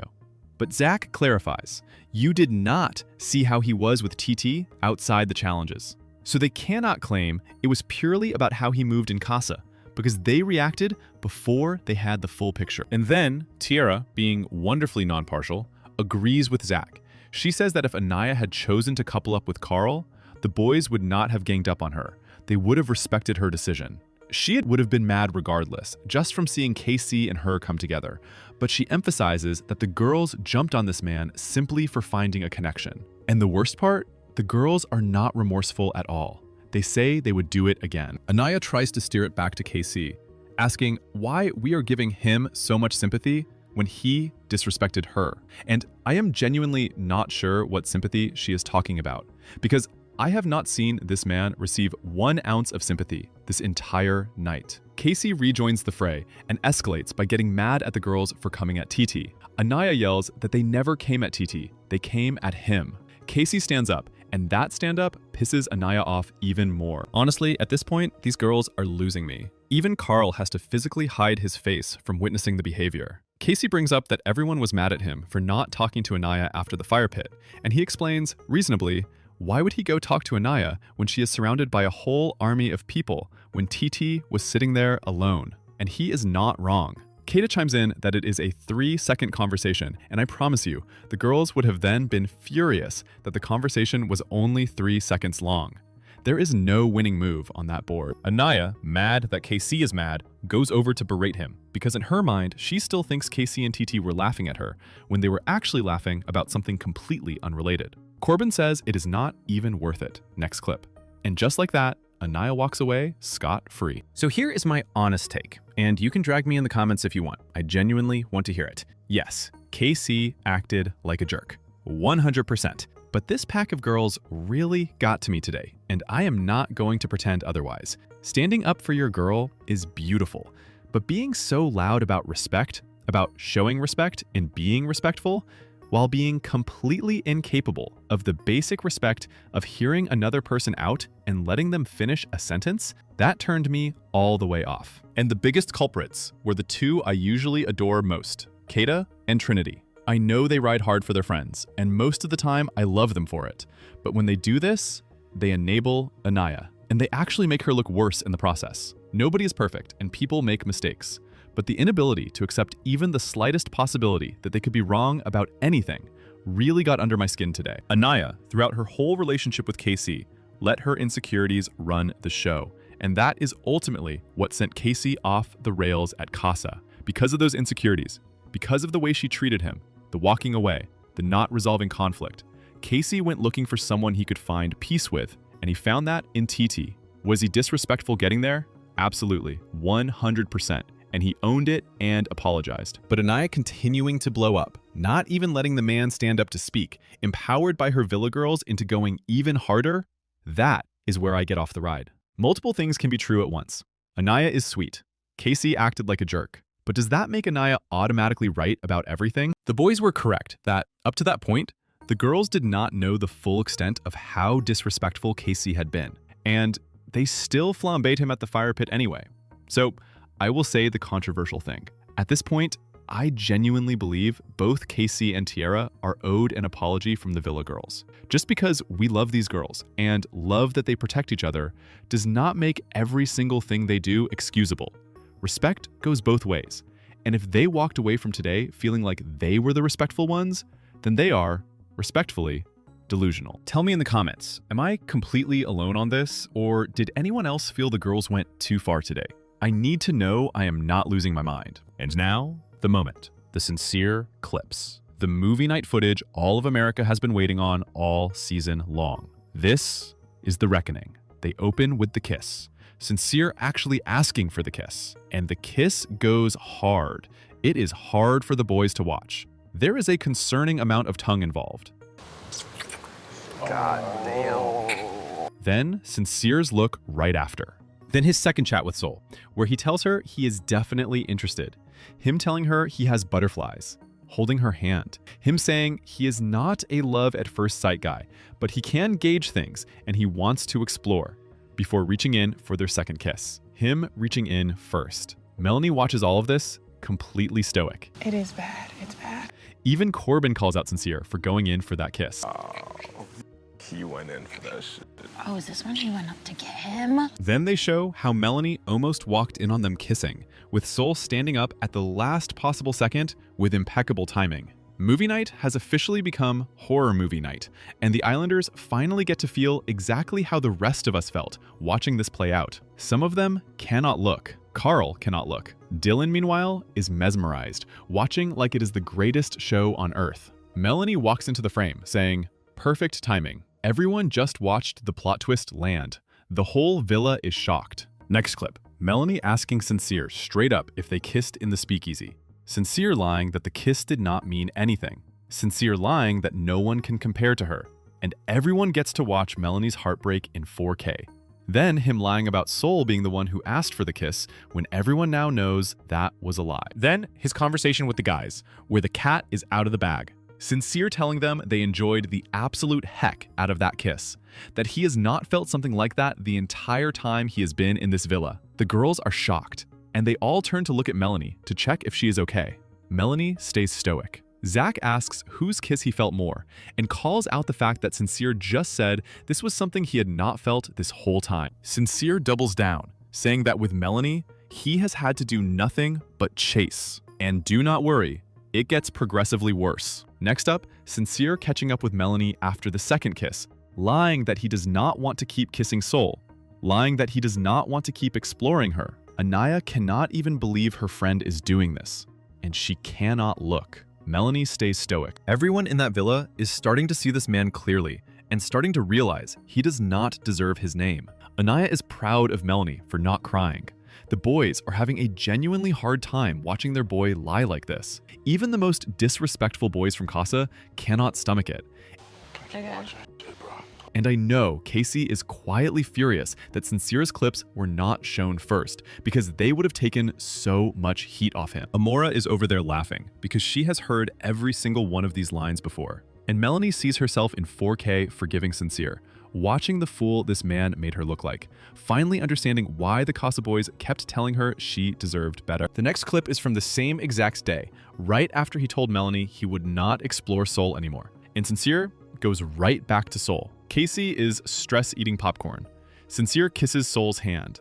Sol, fully deceived, tells him his name is fitting. Oh, Sol, how deceived you were. And I am certain Sol is watching this at home right now, screaming that everyone finally gets to see this man for who he really is. They kiss again. Even Corbin knows his boy is cooked. Melanie is so strong, she does not blink once. She is taking in every frame. Next scene, Melanie asking Sincere what is going to happen with him and Sol's connection. Sincere lying that he has no connection with Sol, saying she is not even on his mind, lying that he is not going to keep kissing her. The girls remind Melanie, "See, you are not crazy." Sincere consoling Melanie, right on cue. Then, immediately after, Sincere talking to Sol again, lying to her that at the end of the day, she is exactly what he wants, that he wants to be with Sol. Corbin reminds us all that this is while he was coupled up with Melanie. Sincere cheers to longevity, honesty, and growth with Sol.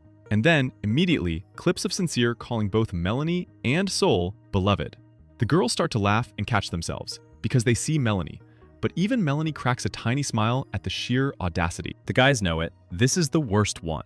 Everyone knows this is the worst one. KC, even after the shellacking he just took from the entire villa, cries mercy and says, "This is wrong." Zach says, "This is awful." Then Sol saying how much she loves how honest he is, while Sincere struggles to find a lie and mumbles something about dropping his guard as much as he can. Sol saying she is happy, without any idea how thoroughly she is being lied to.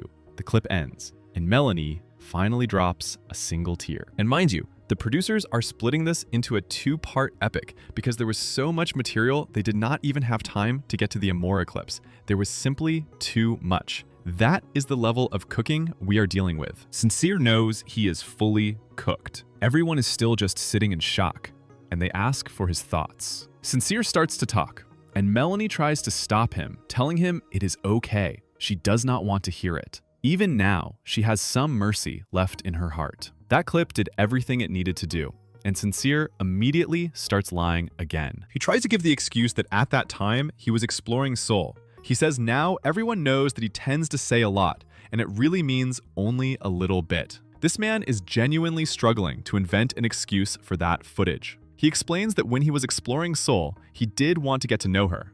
He acknowledges that he does too much, but says that at the end of the day, he knew where he wanted to be and the choice he wanted to make. Casey finally exhales the breath he's been holding this whole time. The girls, who went so incredibly hard on Casey, are now speechless. They know they do not have to say a single word. The producers who assembled that clip did everything and more than they ever possibly could have. And for one perfect moment, Dylan, eating his popcorn like he is watching the most entertaining show on the planet, was all of us. Sincere apologizes to Melanie for how he conducted himself. Anaya has not closed her mouth in 5 full minutes because she is that flabbergasted. He is apologizing, saying he cannot take it back. He says, he said what he said, he did what he did, and he cannot take it back. Melanie is just stoic. She has already suffered, and she is hardened now. And then Melanie says the single most powerful thing she could possibly say in that moment. She says she does not have anything to say, and to please play the next clip. The silence hurts so much worse than any of the yelling from earlier. Sincere is annoyed that they played old clips, and clearly does not get the entire point of movie night. The boys give their review of what they just witnessed. Brutal. Just brutal. The girls realize, together, that they were all bamboozled by this man. Amora reiterates that she cannot believe she chose him, even after seeing his behavior on TV for herself before Casa. Melanie is shaking now, and Anaya reaches over to hold her hand. Anaya consoles Melanie, returning the exact favor Melanie gave her just a couple of days ago. She tells her she is beautiful, that America saw with their own eyes that he was lying to her. She tells her not to go crazy in her head about it, that she does not have to put on a show if she does not want to. She tells her that at the end of the day, she is beautiful, she is seen, and she is loved. And at least, out of all of this wreckage, the two of them got each other. Even the guys are remorseful for Sincere, as if they feel a pang of guilt for ever encouraging this man in the first place. Comment below, do you feel bad for Sincere at all, or did this reckoning feel completely earned? And be honest with me, was watching this worth it, knowing what it cost Melanie? And then the previews roll, and they confirm the worst. The Sincere clips are not even done. We are going to see Kenzie's lustful exploring get put on the big screen. And Melanie, the woman who sat stone-faced through all of that, finally goes off on Sincere. And I am sat all the way. Next clip drops. Corbin is up first, and it is the Casa Casanova douchebag duo combo montage. We open with Corbin, ever the romantic, saying he forgot he was in a couple. A beautiful start. Sincere then asks Corbin if he thinks Kenzie will betray him, and Corbin says yes, that she will bust a split and throw it back.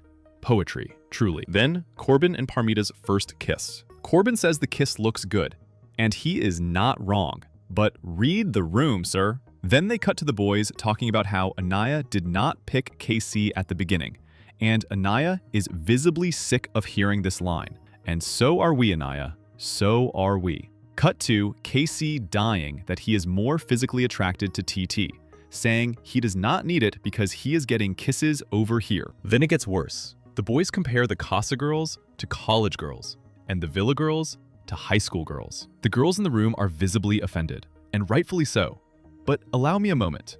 Corbin is 22 years old. 20 is just over these two douches. Then he asks Parmita to the villa, and Parmita says she is not scared of Kenzie. He mocks Kenzie a little, and Corbin chuckles. The Casa girls are cringing. Here is where it gets interesting.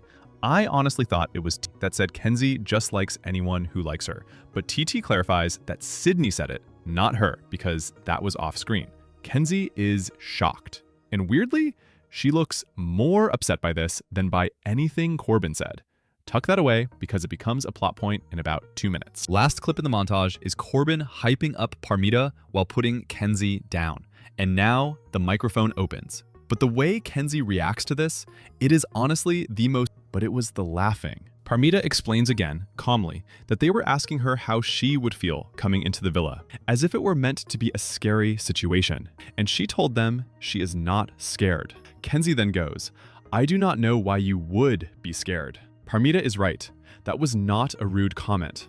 That was not shade. The comment that was rude came from someone who was not even in that room. Kenzie has now decided to process this entire clip package the way she wanted to process it. And the fact that she went after Parmita first, before addressing the man who was literally trashing her, that was interesting. Very interesting. Comment your theories below because I need to know if you clocked the same thing I did. Corbin, meanwhile, is surprised he is not getting jumped immediately. So he just starts by saying what he said in Casa was true. He grew a connection. That is what they all came here to do. He apologizes to Kenzie for disrespecting her, and she snaps back that they do not care about his connection. They only care about how he talked about her. Fair. But also, girl, you did not lead with that. You led with Parmita. Kenzie says he keeps bringing up his connection and not apologizing, which he had literally done 2 seconds prior. Then Jen, of all people, steps up and defends Kenzie. She says it should not take a new connection for you to say those things.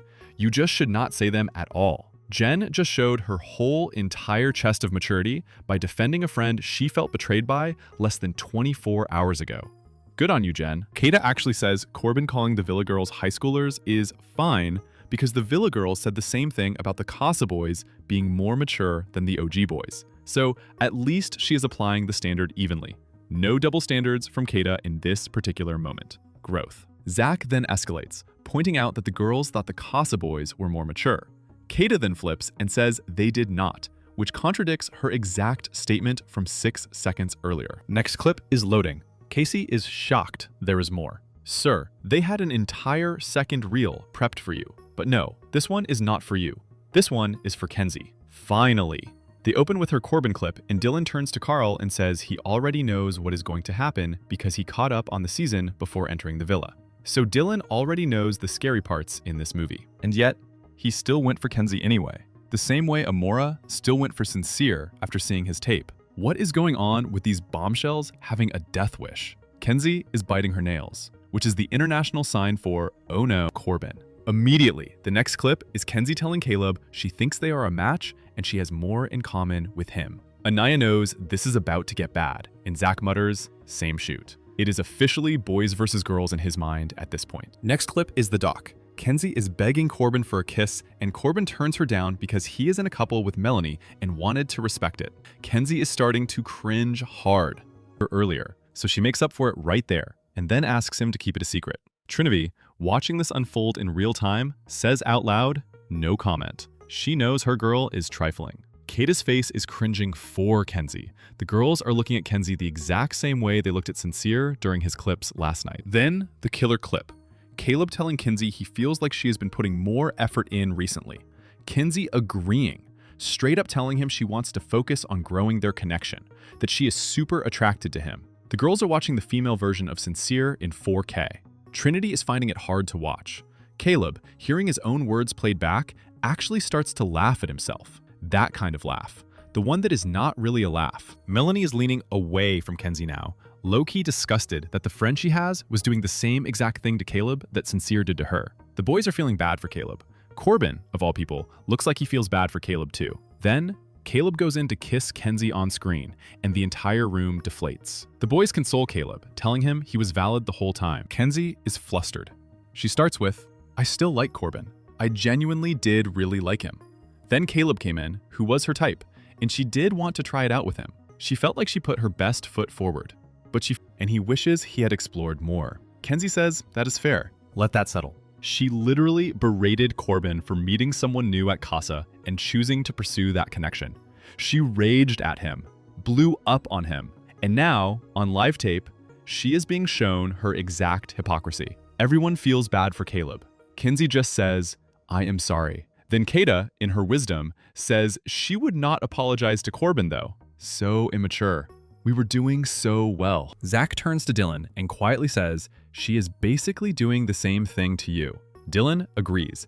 Zach calls her a hypocrite outright. Gall says, "I am going to be sick," because he was basically playing the Corbin role in this exact situation right now. The room is doing the math, and the math is not mathing in Kenzie's favor. Drop your hot takes below. Dylan jumps in. He says he feels like he saw the entirety of last night on repeat.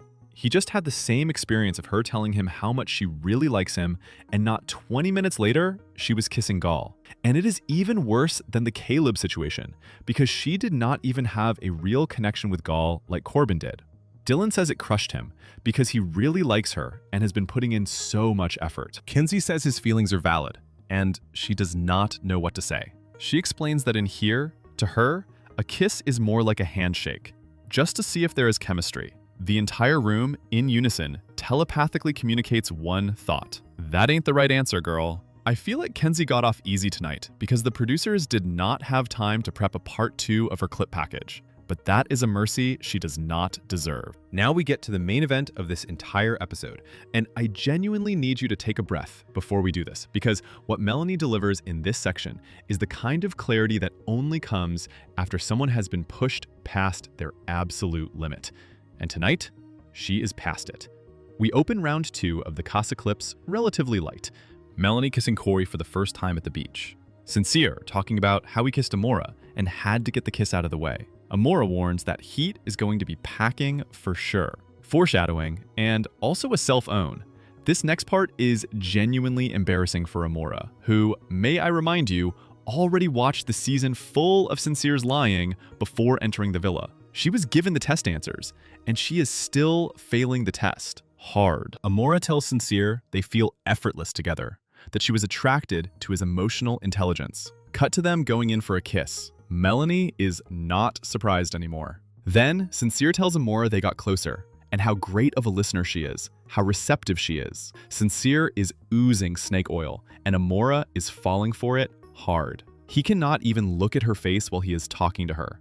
Jen clocks it immediately. Then Sincere lies to Amora that his connection with Melanie is strong, but it would have been selfish of him if he did not give Amora his 100%. And then he smirks when he realizes she fell for it. Then Amora leans in for the kiss, and this one is a big one.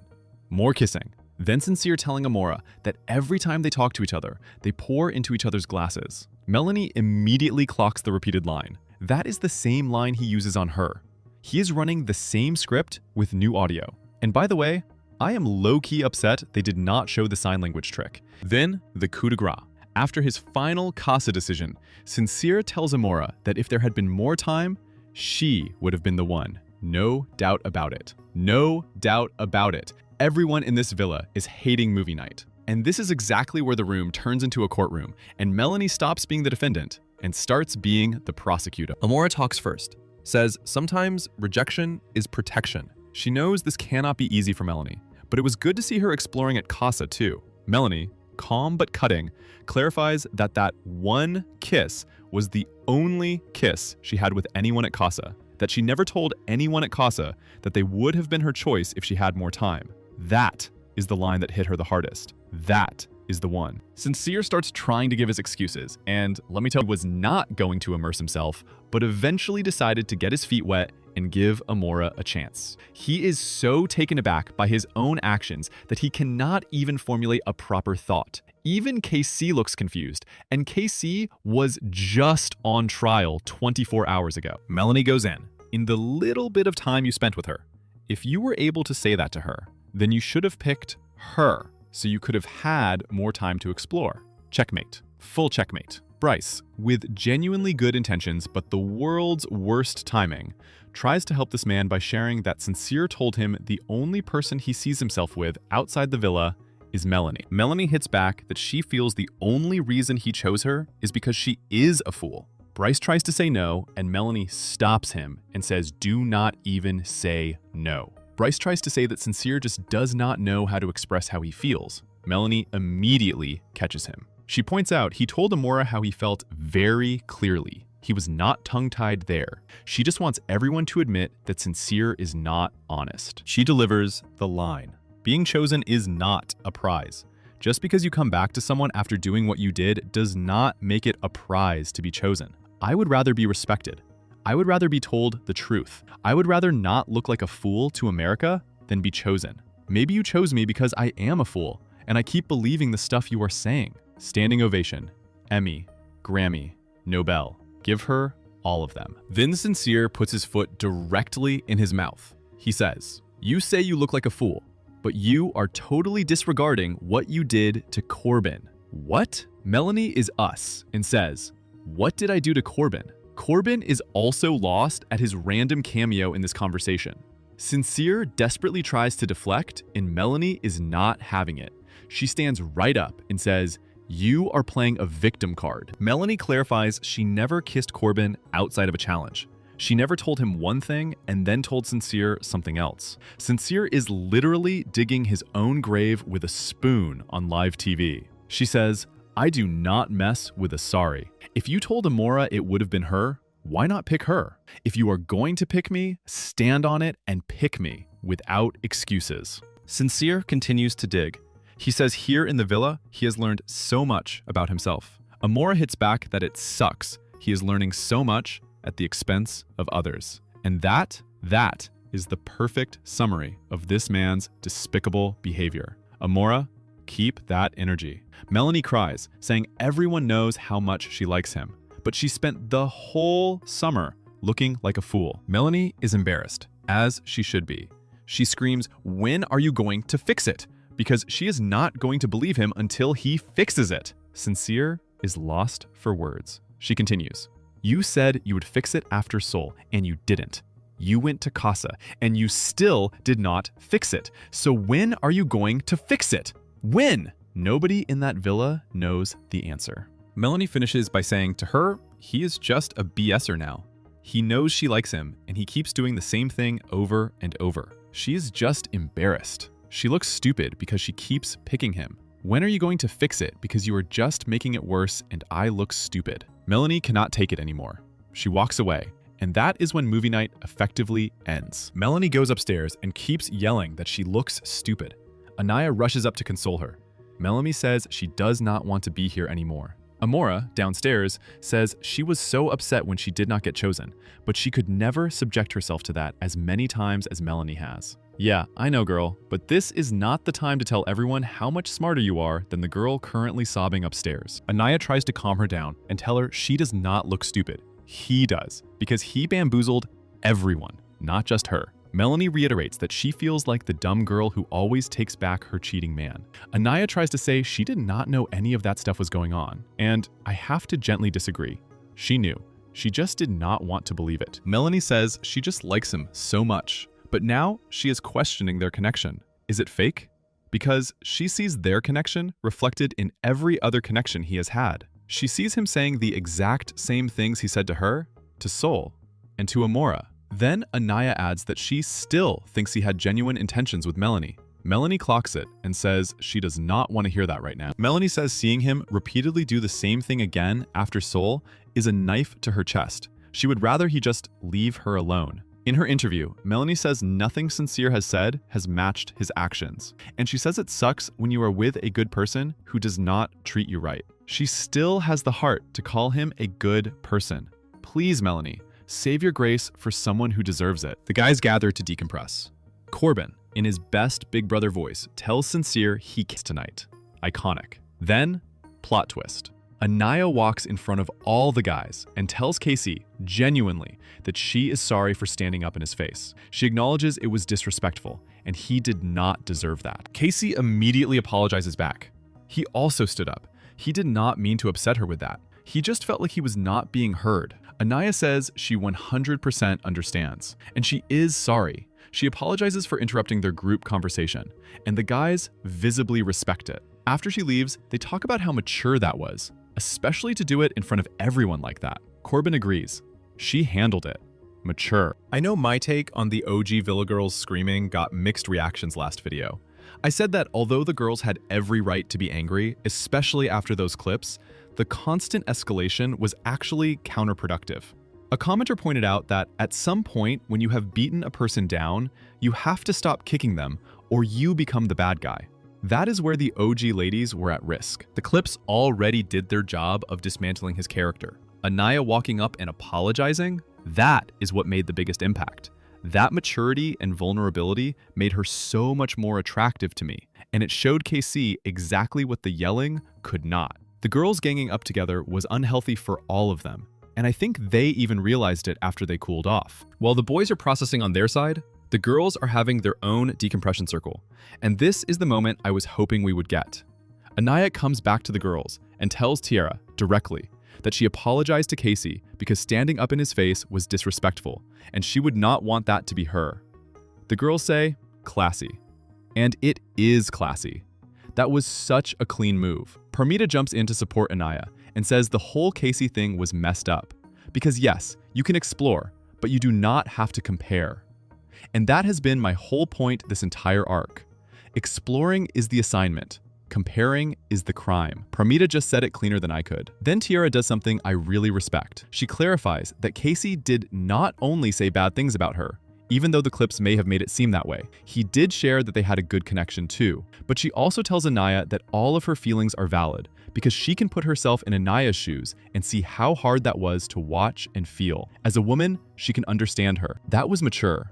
Really mature. Tiara defending her man and validating another woman's pain in the same breath? Skills. Anaya, being open, understands Tiara defending her for never telling her how Casey felt behind the scenes, and admits she felt like a fool for not exploring Carl completely because she still had Casey in the back of her mind. That is a real reflection. That is the kind of hindsight this arc needed. Tiara apologizes too, in case she came off aggressive during the movie night sit-down. Trinity tells her, no, she was good. All the girls take accountability for everything he said. It was not right. He hurt someone's feelings in the process. He could have gone about it in a better way. Casey, taking accountability. On camera. Save that in a jar somewhere. This is how you resolve things. This is how you make people acknowledge stuff. Both sides doing the work at the same time. Both sides showing grace. If more Villa drama got handled like this, we would not need 3-part recaps. But then again, I would have nothing to talk about, so maybe let us not fix everything. The bigger question though, is Kenzie about to do the same kind of work? Save that thought, because her situation is nowhere near closed. And Corbin brings up Kenzie next.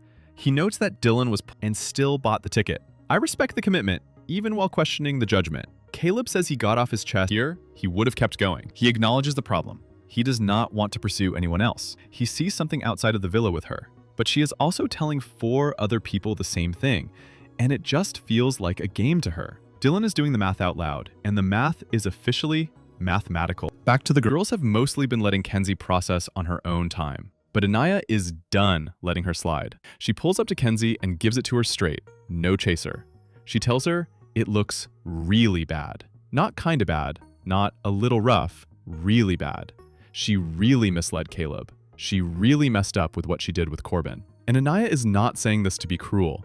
She is saying it because she is Kenzie's friend, and friends do not let friends walk around in denial. That is not what friendship is. Friendship is telling you when you look like a fool before the internet does it for you. Anaya makes a point to say she is proud of Kenzie for owning up to it in the moment. She gives her that credit, but then the honest part lands. They feel bad for Caleb.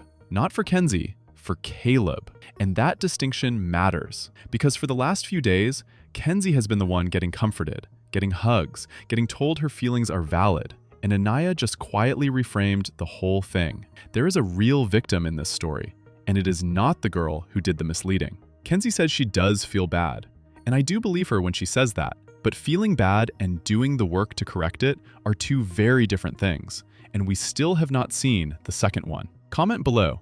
Do you actually believe Kenzie is going to change?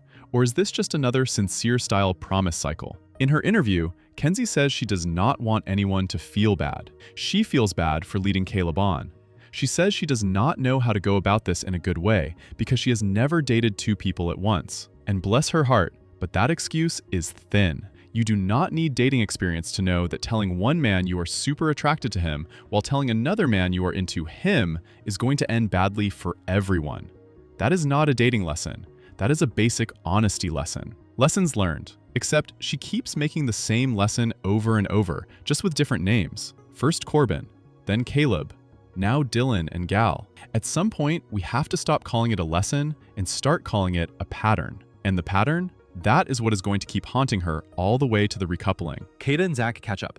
Zach asks how she is. Kata says she is pissed. Why was the information about Alana not being an option left out? Zach says it was irrelevant. He gets defensive and exclaims he would not have brought her back anyway, that he had to force himself to kiss her. Zach admits he was intrigued, but the more he explored, the more he felt like he was forcing it. He had to test it 3 times to know. Sir, what Zach and a lot of these guys do not understand is that instead of getting defensive, all these girls want is for them to feel bad, remorseful, and sorry, and to apologize. That is it. Kata in her interview says he should not have been kissing her multiple times if there was no real connection, which, factually, yes. Zach says he messed up 3 times too many, and every time he did much better. And then she cracks a smile to let him know she still loves him. Yeah, stop playing yourself, girl. Zach says if you want me to sleep in soul ties with Sincere, I will. And Kata does not want that. She keeps trying to be mad at him, but her feelings for him cannot stay hidden long enough to hold the anger. She is weak to the British accent and the eyelashes. Kenzie is chatting with Jen and says she is sick of hurting people, that it is not her intent. Jen, being mature, says this is the place where you need to put yourself first, so do not keep hurting yourself about it in your head. She tells Kenzie she is no longer upset. Oh no. Jen, let her sit in this, just a little, for character development. Carl catches up with Anaya, and she tells him she feels crazy. She is worried about what he thinks of her. Carl comforts her. He tells her she put her heart out there, and it bit her. He called it perfectly, and he shows that, yes, he was a little scared, but her reaction was not uncalled for. She stood by it. She spoke her piece. I swear, AI has figured out how to make the perfect man, and Carl is the very first iteration. Meanwhile, Casey talks to Tiara and acknowledges how bad that was. He tells her he did not like seeing himself like that. He owns up to it that it was him up there. He is grateful to have TT, but it was hard to see, and he feels ashamed in front of her. He knows he messed up and acknowledges it. Please, everyone, move on and wish the best for everyone. Tough night. This is the vibe now. They get ready for bed. Everyone hates movie night, but we love it. Dylan and Caleb chat, and Dylan says he wants to give Kenzie the benefit of the doubt, that she is not doing it on purpose. He might not do the kissing thing tonight, but he will probably fold. He said the quiet part out loud. Anaya tells the girls how much comfort Carl gives her, and uses it to drag Casey one last time for the night. Girl, we are trying to close this arc. Melanie says she is sleeping in soul ties. Melanie heads to soul ties, and Sincere is already sleeping on her side of the bed because it smells like her. Meanwhile, soul ties has a cute owl over it, so Melanie goes somewhere else entirely to sleep for the night. She could not do it. Even the owl could not save that room. Sincere tells Zach he has to pull off a crazy comeback. Zach confirms he was always coming back to Kata, and Kata tells him he is literally perfect for her. Okay, honeymoon phase, we get it. And Dylan did in fact fold. He kissed Kenzie, called it, lustful Kenzie needs her nightly kisses. It is like melatonin at this point. She does not sleep without them. Morning. Melanie is still crying. Anaya cannot find her, and Anaya has a full panic attack because she cannot locate her. Dylan tries to steal Zach from Bryce as a bit, the lighthearted chaos we needed after last night. Sincere says it is going to be tough, but it is not impossible. He is trying to strategize how he And that sentence trails off because he does not know how to finish it. Melanie accepts Sincere's breakfast and is polite about it, but she is not happy. She has entered the polite eating phase of a breakup, and if you know, you know. Corbin, Caleb, and KC chat. Corbin says it is draining. KC says he wants to talk to Anaya, but is scared again because he thinks his words no longer hold weight with her. He knows it was disrespectful. But Anaya in her clips did not show him any disrespect. He knows they were valid on that. Growth alert. We finally get some Caleb info. Caleb reveals he and Jaden have plateaued. He points out she never compliments him. She will only say something if he tells her first. He thinks she is not that into him. And he says if he was outside the villa and saw that behavior, it would make him want to pull back. Corbin gives good advice for once. He tells Caleb that expressing his feelings to her is going to grow their connection, either for the good or for the bad. But he has to initiate that conversation. Corbin, on the other hand, likes being on the closed-off side now. No more drama. Corbin is officially in his hermit era. Kata catches up with Kenzie and straight up tells her, it is bad. Kenzie says seeing it back-to-back was the kiss. She has conveniently forgotten she was simultaneously leading him on with words. Kata says she has the right to explore, but it is important to be open and honest. She reiterates that it did look at the kiss. Girl. Kata in her interview says she hopes she got through to her because she wishes Kenzie would focus on Dylan and end up with him outside of this. Kata, I am so sorry. Anaya tells Sincere she is disappointed in him, and he says she should be. And he values their friendship and that he failed by not standing up for her when she was not there, that he was not the friend he should have been. She tells him she feels like he is playing everyone in here. Sincere says he does not know what to do now. He does not know how to fix it, but he wants to fix it. Sincere in his interview says he has this great woman in front of him, but here figuring things out at the expense of everyone else's emotions. He cannot play stupid because he remembers Amor's line from last night word for word. He is capable of processing feedback. He just chooses when to. Sincere tells Anaya he does not deserve Melanie. Anaya reiterates that he looks dumb AF. Blunt, but accurate. Bryce asks Melanie about her feelings. Melanie is lost. She says seeing herself on screen felt like watching her friend get hurt. Bryce says her feelings are valid, and Sincere is just stupid. He says the optics are fudged. They are so bad. Bryce says Sincere has a lot of work to do to show he can fix it. Melanie tells Bryce she is happy Sincere got to see for himself what he is doing, because that makes a difference. Bryce thinks it is salvageable. Bryce tries to say Sincere does tell him she is the one. And Bryce, respectfully, Melanie's entire speech yesterday about being chosen, not being the prize, did not fully click with you. That is not what she is upset about. She does not need to hear how much he supposedly likes her. She needs to see it. Melanie is trying to tell Bryce she does not want to hear everyone tell her how much they think Sincere really likes her. Honestly, I am with her. They are only enabling this man to hurt her further. She questions how she can trust him outside the villa. Melanie in her interview says it makes no sense because she cannot understand that this is the way he treats things he likes. Corbin and Parmita catch up. Corbin says he is drained after last night. Parmita wants to know him on a different level now. She asks him if he thinks he knows her pretty well. He knows she is family-oriented. He knows about her siblings. Corbin says his parents are not romantic at all. His dad did it when they were younger, but it died out. She asks, does that make you want to be romantic? Corbin says his dad is so nonchalant and chill, and honestly, he is the exact same way. Parmita wants to see his eyes. She tells him she wants him to learn her.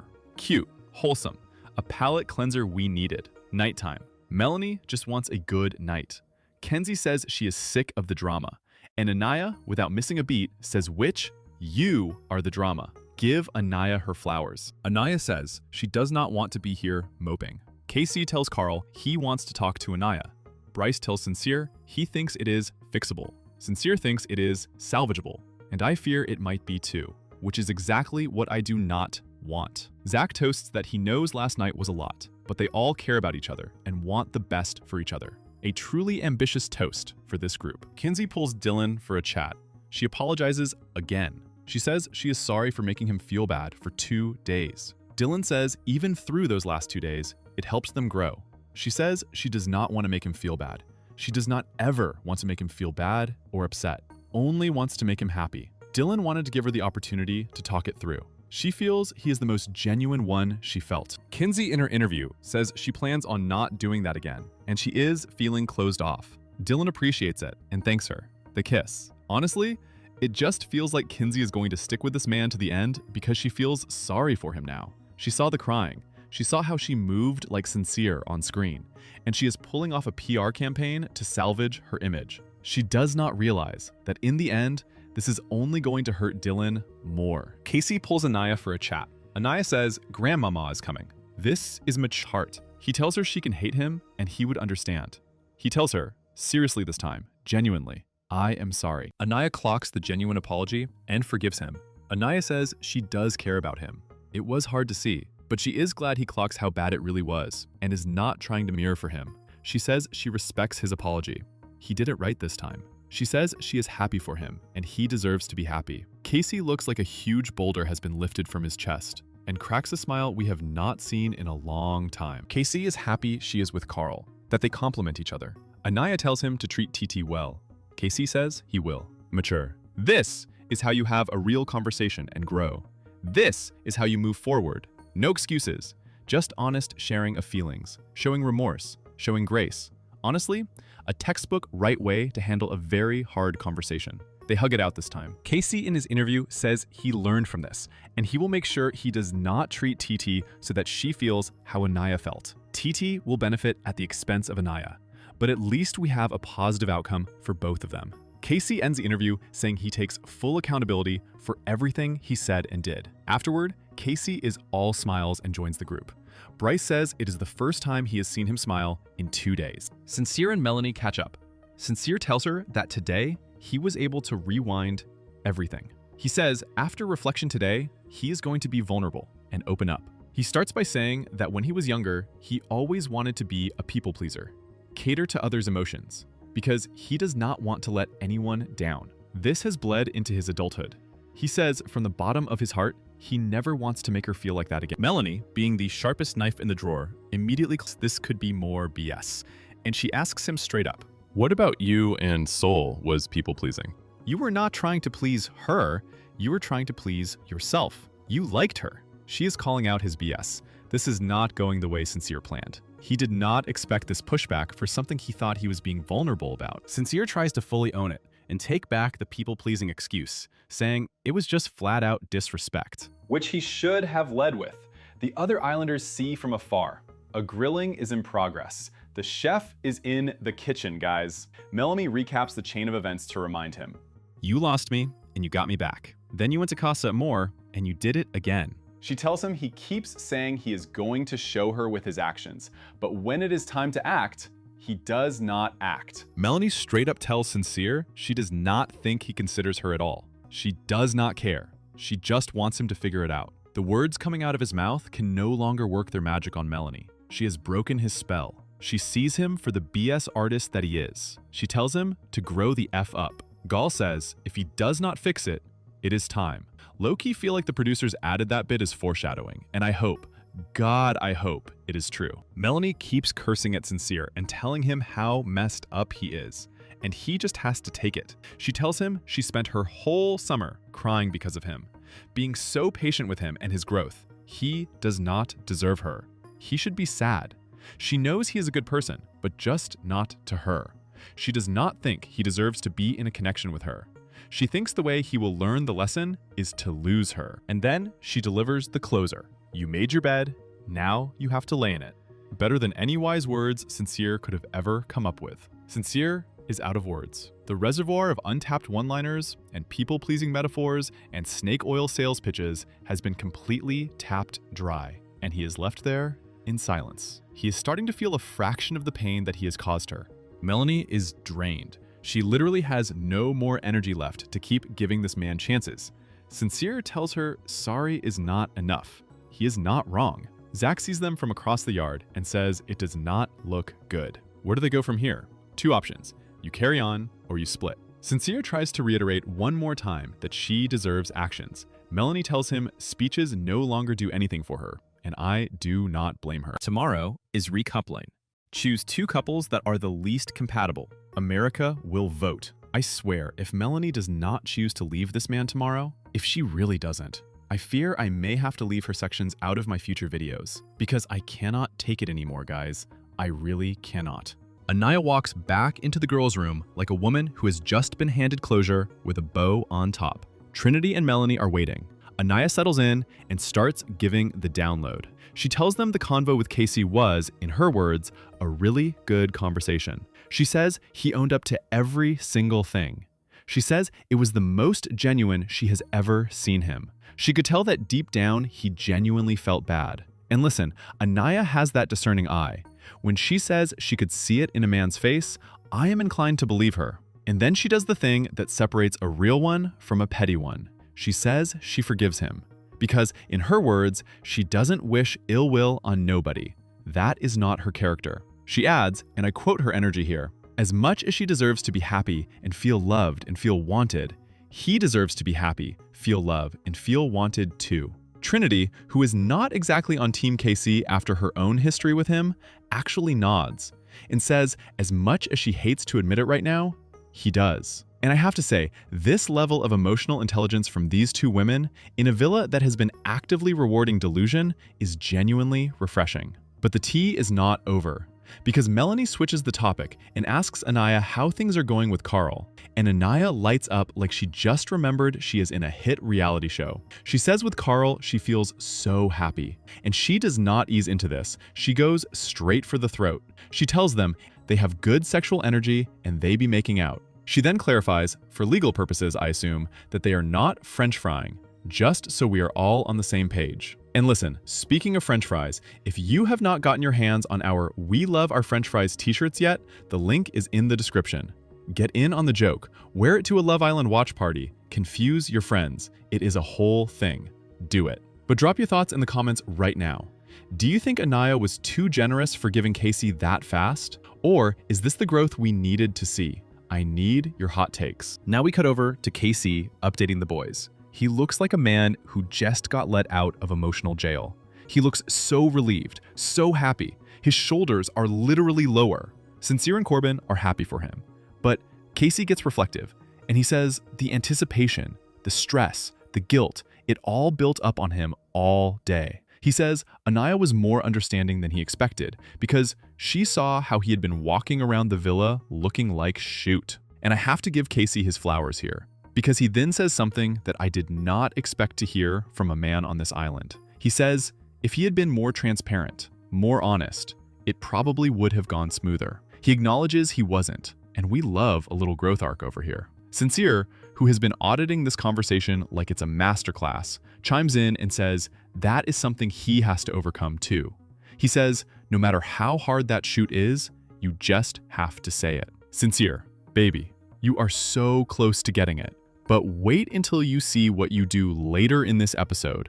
It is not it. It is not. But hold that thought, because the bombshell coming later, where an entire couple gets called out for being toxic to their faces, that is going to make this apology tour look like preschool. Trinity turns to Melanie and asks about her chat with Sincere. And Melanie, bless her, delivers a line so sharp, she says it is just words now. They have no meaning to her right now. This is what happens when you lie so much that your words start to have no meaning. This is what I mean when I say Melanie is not stupid. She sees the pattern. She knows the pattern. The problem is, she also likes the pattern, which is the whole problem in a nutshell. Trinity points out that Melanie now wants to see action, not more press conferences, action. Melanie clarifies that she likes how she is around Sincere. She likes how they are together. But she says there is also a side of her that feels like a fool to still like him. And that part of her doesn't want to take him back.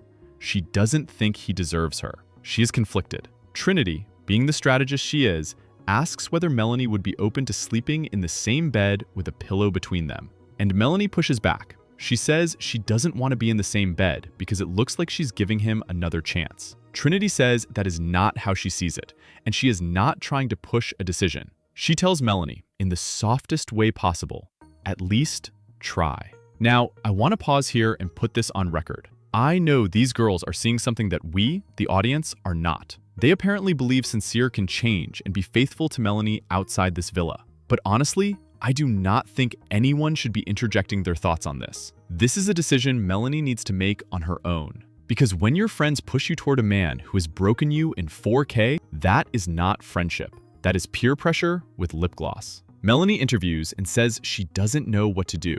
She keeps saying two sides are fighting in her brain right now. Anaya asks what her heart is saying.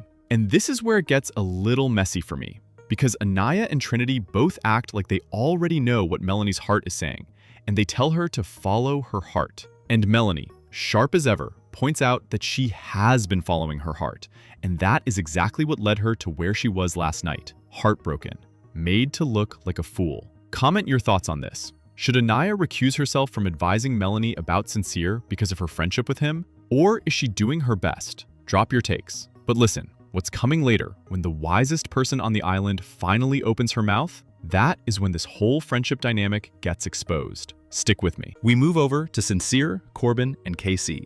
Sincere is having a moment of self-reflection, which, given the week he has had, is the bare minimum.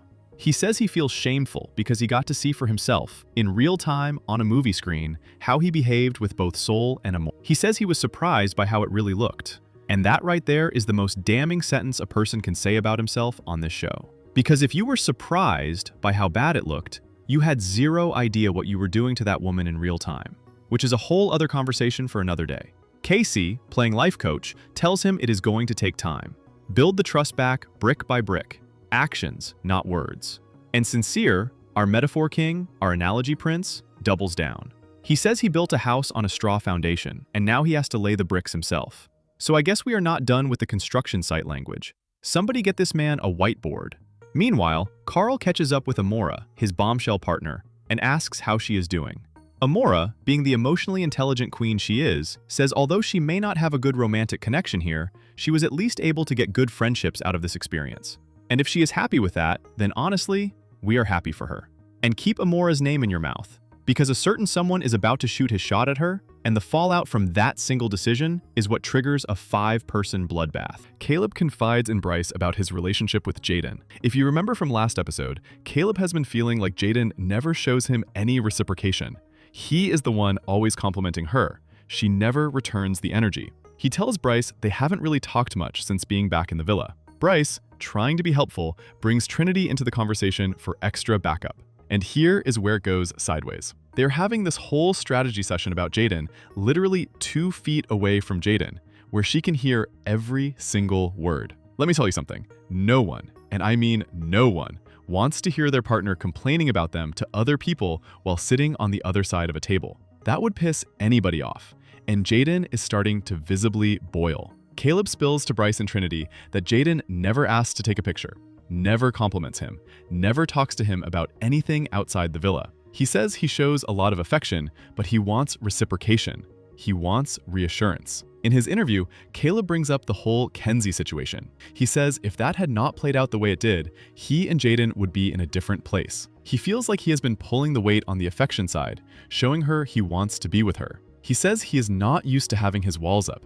He has never had his guard up like this. And I want to say, honestly, I think Kenzie blindsiding him and showering him with affection while chasing another connection has genuinely damaged this man. Jaden not reciprocating is only making him more insecure. Caleb has some real, valid feelings buried under all that boy-next-door politeness. Then he tells Bryce and Trinity that Jaden hasn't really talked to him since being back in the villa, and if she has, it's been defensive or argumentative. Well, funny thing, we the audience never saw any of this because the producers clearly decided it was too boring to include. So we are getting the cliff notes. Meanwhile, over at the other side of the table, Jaden is telling the Casa girls that she can hear their whole conversation because they are literally on the other side of the table. Caleb tells Bryce he is anxious to just talk to her, and I do not understand why he doesn't just, pull her for a chat, like a person. Parmita, seated with Jaden, tells her that if she knew Corbin was talking about her, she would just get up and walk over there. Jaden takes that advice and does exactly that. She walks over to Caleb and tells him straight up that he can come chat with her instead of talking to other people. She is not hiding her displeasure. Caleb looks at Bryce like a boy whose mom just walked in on him doing something he wasn't supposed to. Bryce and Trinity essentially push him into the fire. Off he goes. But wait until you hear what he says when Jaden actually pulls him for that chat. This man showed a side of himself I did not know he had. Let me know in the comments. Do you think Caleb was in the wrong for talking about his feelings to Bryce and Trinity? Or is Jaden overreacting? I need to hear your takes because this one is dividing me. Now, while Caleb and Jaden go off to talk, Dylan, sitting nearby, comments on how young Caleb is. He says he sees a lot of himself in Caleb at 21. And Kenzie, our girl Kenzie, jumps in. She says Caleb jumps the gun and goes to conclusions. She then, without any awareness whatsoever, brings up how Caleb thought Corbin and her were kissing on the dock. She says the whole house blew up when they didn't even kiss. Kenzie, my love, my angel, do you really think it is a good idea to bring that up right now? In front of Dylan? Do you not remember that you literally ended up kissing Corbin a day later in secret because of that? So Caleb being suspicious about a hypothetical kiss was actually justified in hindsight. That is not a good comparison. Read the room, Kenzo. But the audacity, honestly, is the kind of thing this whole episode is running on. Save your energy though, because Kenzie is going to say something later in this episode that made me want to throw my remote at the wall. We will get there. Back to the actual argument. Caleb asks if she is mad at him for asking for advice. Jaden, exasperated, says she doesn't get why he would sit 2 feet from her asking other people about a conversation they should just have together. And then Caleb does something we have not seen once this entire season. He shows personality. He raises his voice. He says he had to get advice because it has been tearing him up. Ladies and gentlemen, Caleb has emotions. Who knew? They start volleying. Caleb says it is the little things. She never asks for pictures, never compliments him, never talks about life outside the villa. Jaden fires back with what is actually a pretty solid comeback. She says yes, he wants the affection, the cuddles, the stuff. But what about the connection? She says sometimes she doesn't even know random stuff about him because every single conversation starts with, "How's our connection?" She doesn't want to just talk about a connection. She wants to be in one, which is a fair point, honestly. But then Caleb hits her with the loaded one. He tells her, straight up, she is not into him. And Jaden's response? She pivots to another topic entirely. That non-response is the loudest thing in the whole exchange. Because when a man tells you he doesn't think you're into him, and you say nothing to convince him otherwise, you are basically signing the receipt. This is honestly the type of problem that happens when there is no chemistry. That is why our queen of exploring, Kenzie, was such a menace with her roster. She could talk about random stuff.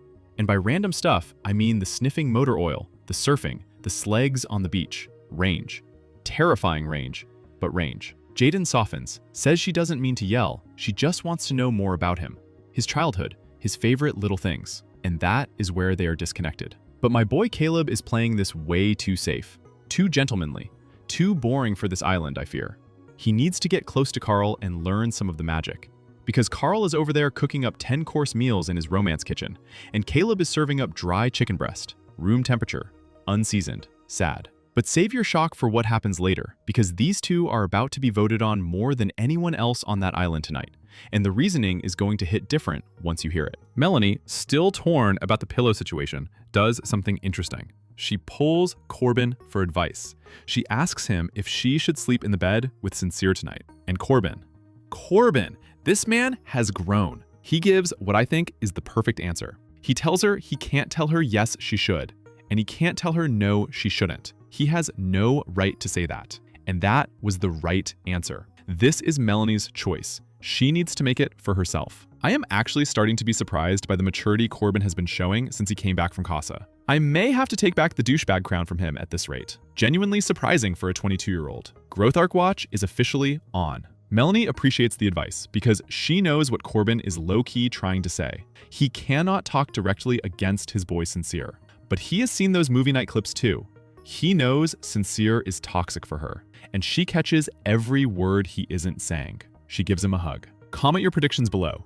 Is Corbin the wise elder of the villa now, or is he still a douchebag with better PR? I need to know. Caleb recaps the talk with the boys and says he is not going to pour into Jaden and tell her about his life if he doesn't even know she really likes him. And honestly, I think Caleb is running on Kenzie damage.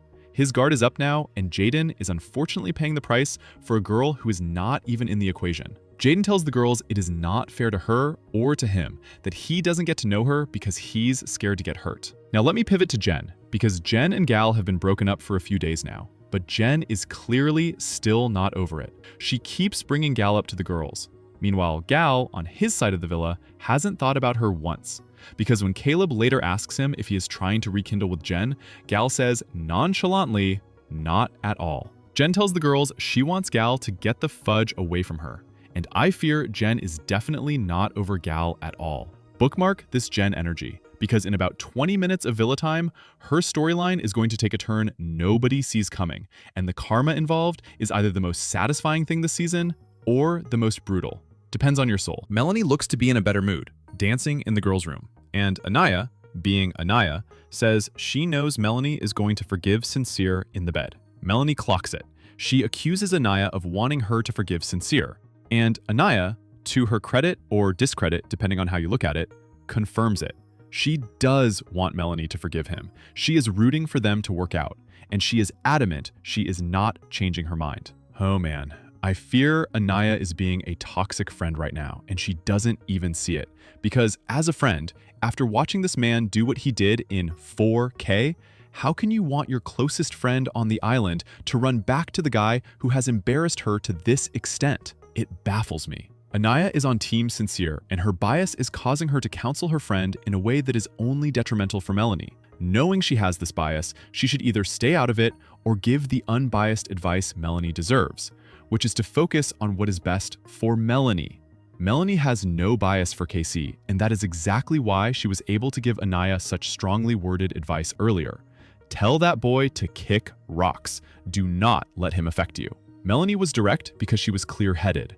Anaya cannot return that favor because her heart is on the wrong team. Melanie, sure enough, gets back into bed with Sincere, and you can already tell in her face that she has forgiven this man. I need a moment. Nighttime, and guys, we get the first bedtime scene where lustful Kenzie is not getting her melatonin kisses. Let me know if I am wrong, but I think we finally have our first quiet night in that bed. Funnily enough, Ian totally skips over Casey and Tiara during the sleeping together announcements this time. Ian, baby, they are a couple. Do them justice. In the morning, Zach shares his frustrations about morning wood, and Carl tells him to chop that wood down. Nothing but respect for a real one giving practical advice. Jaden shares with the girls that last night was her and Caleb's first time bickering. She thinks they'll be better today. Hopefully Caleb opens up a bit more and she gives him some compliments. A modest ask from a woman who literally would not answer when he said she wasn't into him. But sure. Jen is asked how she is feeling, and she immediately uses it as an opportunity to make fun of Gal. Again. Let's just say Jen still has some lingering animosity. Amora tries to stand up for Gal a little. She says he is cool, they've had cool conversations about their lives, but nothing romantic yet. Amora says she is not going to force a connection to stay on the island, which, foreshadowing, remember that line. Meanwhile, Gal, who has clearly been raised by a mother who taught him manners, is making breakfast for Jen and Amora. If only he knew all the stuff Jen has been saying behind his back to the girls. Dylan takes a detour to take selfies before delivering breakfast to Kenzie, which is honestly the most Dylan thing he could possibly do. Sincere tells the boys that Melanie slept in the bed with him, but there was a pillow between them. Progress is progress, I guess. Jen is upset that Gal didn't put maple syrup on her pancakes. She says he doesn't know how to do anything besides make coffee. Girl, this man is so not into you anymore, and you are so still not over it. And Gal, on the other side of the room, literally could not look less bothered. These two storylines need to wrap up soon. I'm getting exhausted. Now, this is where things go from bad to worse for my hopes for Melanie. Sincere is prepping a surprise breakfast for her. Meanwhile, Melanie, unaware, is complaining that she hasn't gotten her breakfast yet. Anaya tells her not to worry, and Melanie snaps that Anaya is always Team Sincere. STFU, essentially. Anaya yells back that if she wants to be Team Sincere, then she is going to be Team Sincere. And Anaya, babe, have fun being on that team by yourself. Kata, bless her, jumps in with the exact line I wanted to say. She goes, "What about Team Melanie's feelings?" Kata said it, and I feel seen. Anaya tries to walk it back. She says she is also Team Melanie's feelings, and if Melanie doesn't want to mess with him, don't mess with him. But Anaya, at this point, you cannot be on both teams at once. These are rival teams. You need to pick a side. There is no jersey with both logos on it. And right as this argument is happening, Sincere enters the girls' room with a rose. Rose petals leading to the say less area, the whole nine. Melanie folds.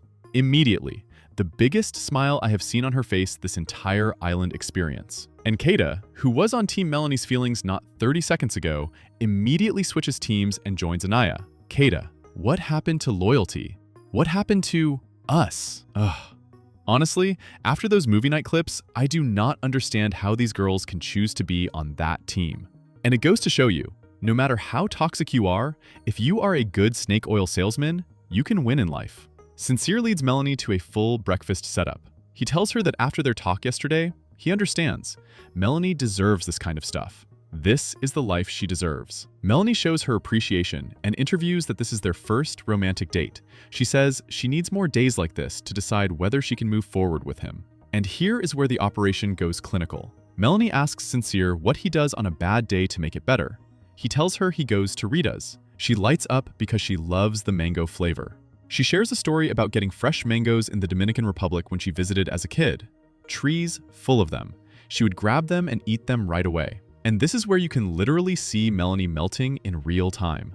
Sharing these little life stories is doing something to her. Sincere tells her this is his first step. He knows it will take time, but this is what she deserves. Comment below, am I the only one screaming at my screen right now? Because I feel like I am the only one screaming at my screen right now. Tell me I am not crazy.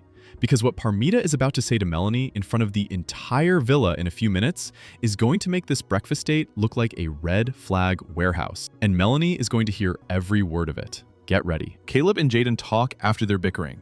Caleb apologizes for being so heated. Jaden apologizes for coming off mad. She says she got thrown off that he didn't just come to her. Caleb tells her he has siblings and always went to them first for advice before doing anything, which is actually a fair, human answer. They both say they don't like arguing. Caleb apologizes for raising his voice and not being receptive.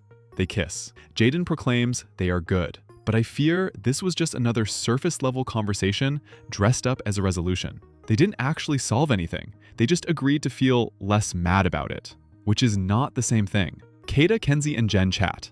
Kata updates them on Sincere's date for Melanie. Kata complains she hasn't had a date like that, and Jen immediately tells her to STFU. Kata gets it and backs down instantly. Jen is at a breaking point. She loves everyone, but everyone is in a couple, and she has been basically single since day one.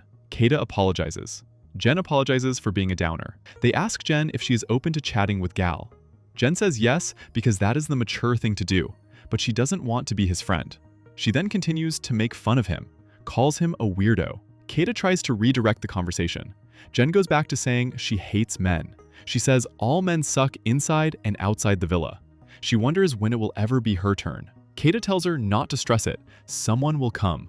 Someone perfect for her. Gal and Dylan chat. Gal reiterates what we all know. Jen is pissed. Dylan says he doesn't care for all the negative energy she's putting out.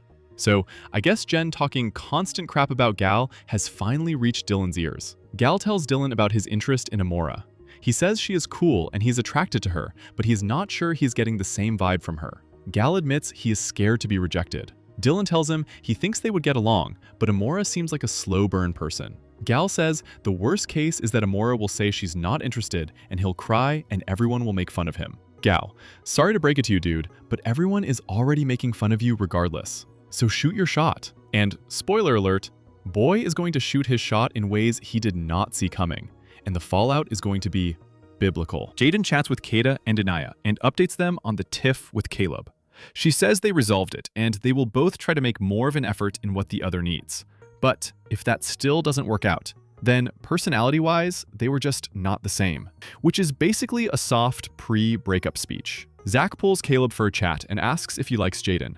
Caleb does like her and says she is attractive. So for now, it is just a physical thing for him. Ouch. Kata asks Jaden whether she sees herself with Caleb outside the villa. Jaden says yes, and that Caleb has traits of someone she would want to be with in the future. She says after last night's tiff, it pushed them closer. She saw how he dealt with conflict. She interviews that she feels good with Caleb, and there's a side of her from last night that has probably not been seen yet. They really still didn't have a conversation about anything deeper. Honestly, if both of them do not step it up and show us they are compatible, they are just a waste of beds. They need to make room for some bombshells to shake things up. Then it happens. Caleb gets a text. Islanders, tonight there will be a recoupling.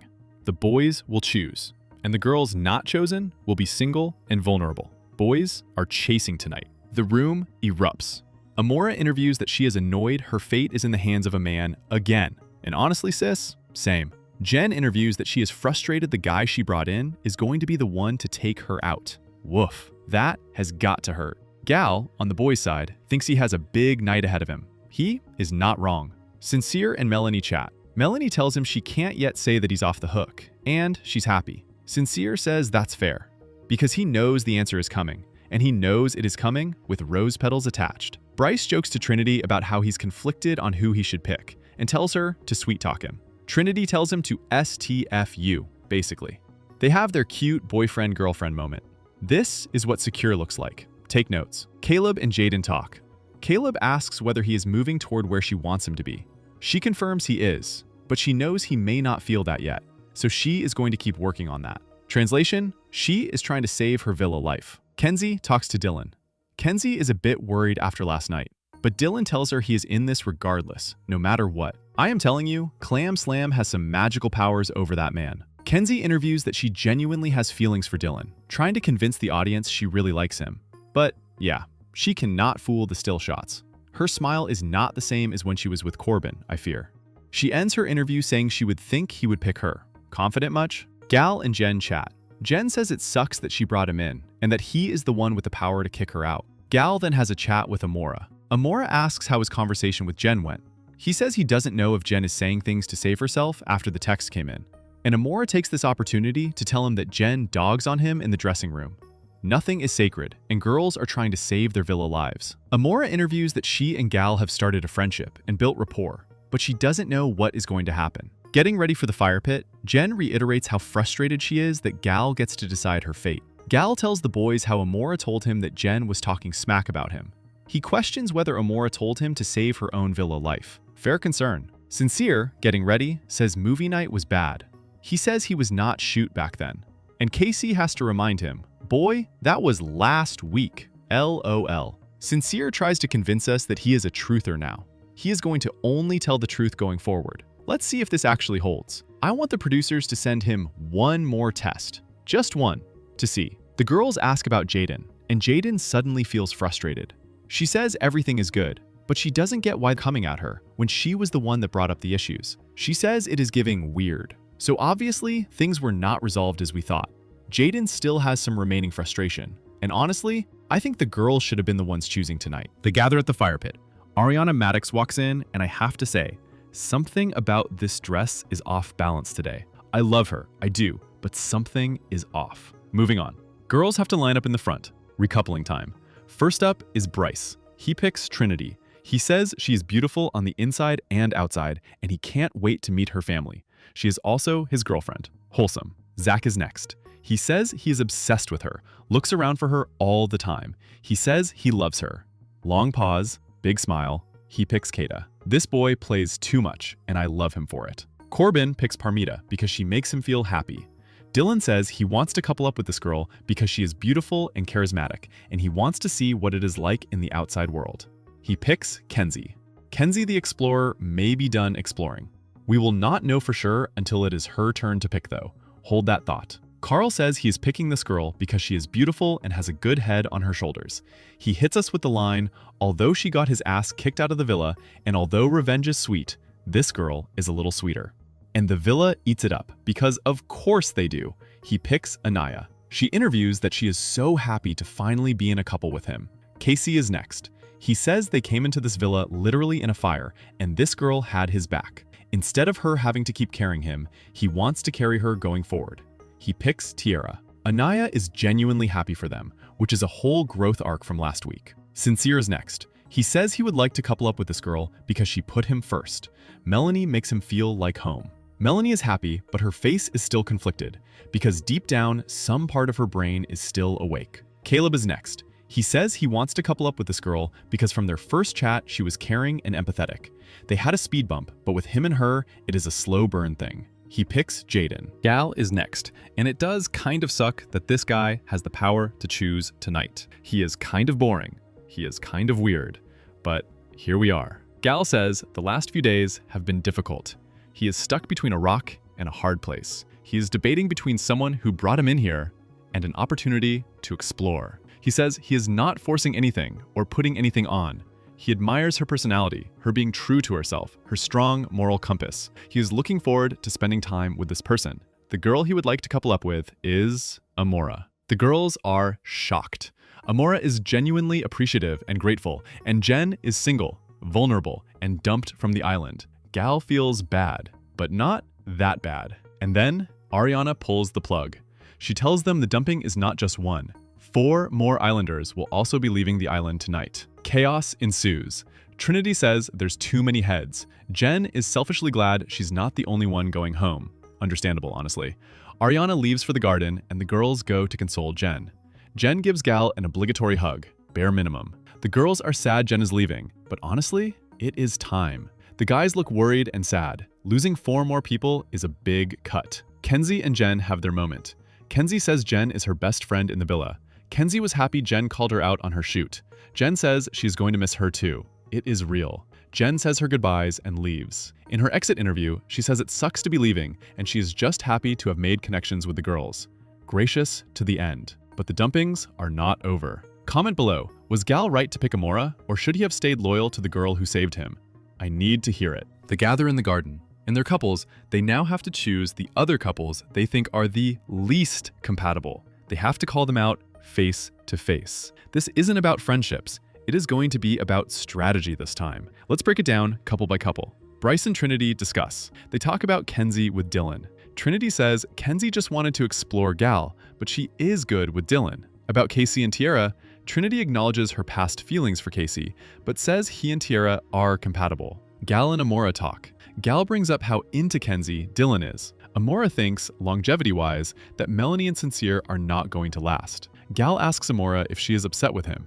She says no. Gal thinks Corbin and Parmita being so freaky with each other is gross. Bold from a man who just orchestrated a dumping. Zach and Kata joke about Trinity and Bryce being untouchable. They debate Corbin and Parmita, wondering if it is just sexual. Zach debates Caleb and Jaden. Kata still has bad feelings for KC and is worried about him flipping on Tiara. Carl and Anaya chat. Anaya brings up Gal and Amora and says it is too early and not fair for them. It is hard for them to decide. Caleb and Jaden talk about other couples. Melanie and Sincere talk. Melanie thinks Kenzie is just playing it safe, and I agree with her 100% on that. Kenzie and Dylan discuss. Kenzie says Caleb and Jaden are rocky. Kenzie thinks Melanie and Sincere are good because they are always going to come back to each other. Dylan actually says that is the problem. Where does it end? When is it going to be enough? Kenzie makes a comment that turns me off as well. When she calls Corbin and Parmita shoot, and Dylan agrees with her. Kenzie has spite in her heart still, and simply wants to get her revenge. Corbin and Parmita talk. As a stark contrast from Kenzie, when Kenzie and Dylan are brought up, Parmita surprisingly defends them. She says that they can grow too. Corbin wants to contest, but Parmita says that Kenzie was exploring, and that's fine. Parmita thinks Melanie deserves better, and says that her and Sincere are not compatible. Corbin argues that Kenzie has been doing the same stuff as Sincere, kissing up on everyone. And Parmita thinks that Kenzie hasn't been leading people on as much as Sincere. Corbin tells her that they can't play the what-ifs card. They gotta go with right now. Mind you, this is immediately after Kenzie just got done calling them shoot. Casey and Tiara discuss Amora and Gal, but Tiara is conflicted because Amora is her friend. Each couple now has to tell each other why they should leave the villa, starting with Anaya and Carl. They chose Amora and Gal first, saying their pairing is more of a friendship and they don't see a connection there. Second couple, Jaden and Caleb, because there are already too many bumps in the road for what should be the honeymoon phase. Safe choice, would have been my choice. Trinity and Bryce. First couple, Amora and Gal, because they don't see anything there. Second couple, Jaden and Caleb, because although they see a connection, it looks more one-sided. Predictable. Everyone's face looks like it's the same choice for everyone. Caleb and Jaden. First couple, Amora and Gal. Second couple, because this guy is very into it, and the girl too, but judging by her past here, there is not much trust in the words she may be saying. Kata already knows who it is going to be. They chose Kenzie and Dylan. Caleb gets his get back. Kenzie can't be mad at it, but of course, she is. Ariana asks Kenzie about the vote. Kenzie says she thinks he's wrong because she actually does like Dylan. Dylan takes a breath and says he didn't expect that. He says it hurts a bit because he shared all the positive experiences with Kenzie with them. They powered through over the past couple days and are at a new level. Caleb tells Dylan it has nothing to do with him at all. He thinks Dylan is in it for all the right reasons. He tells Kenzie he thinks they do look closer than any other couple she has had before. But compared to the other couples in the villa, he just has more faith they are both going at it 100%. And I am with Caleb on this one. Next is Kenzie and Dylan. They chose Amora and Gal first. Fine. Understandable given the situation. Second couple, and here it comes. This is the moment. Grab something to hold on to. Kenzie says she feels this relationship is based off lust. I almost spit out my tea. I wanted to scream. Lust? The Kenzie the Explorer, queen of motor oil, lustful in her own right, Kenzie, is calling out another couple for being lustful? I honestly think she took too many whiffs of that motor oil as a child, because I cannot with her anymore. She adds that every time this boy talks about the girl, he only talks about how he can see himself in her. As if that is a bad thing? They chose Parmita and Corbin. So Kenzie is both lustful and spiteful. Nice. A double whammy. Corbin says she didn't give any good reasons. And I have to agree. Corbin expands and says he sees himself in Parmita because Parmita understands things about him that he himself has never understood. So he is able to open up and figure those things out through her. That is actually a beautiful answer. Corbin says the vote was out of spite. Kenzie denies it. But here's the thing. When has Kenzie ever had a conversation with Corbin about Parmita after Casa? She is basing this off movie night clips alone. And if we are going to judge based on movie night clips, Kenzie, you are just still into Corbin and doing this purely out of spite and jealousy. Clear as day. She says it is a lustful relationship. Says it out loud. The French fry loving girl who not 2 nights ago gave Dylan a special present because she felt sorry for him? Okay.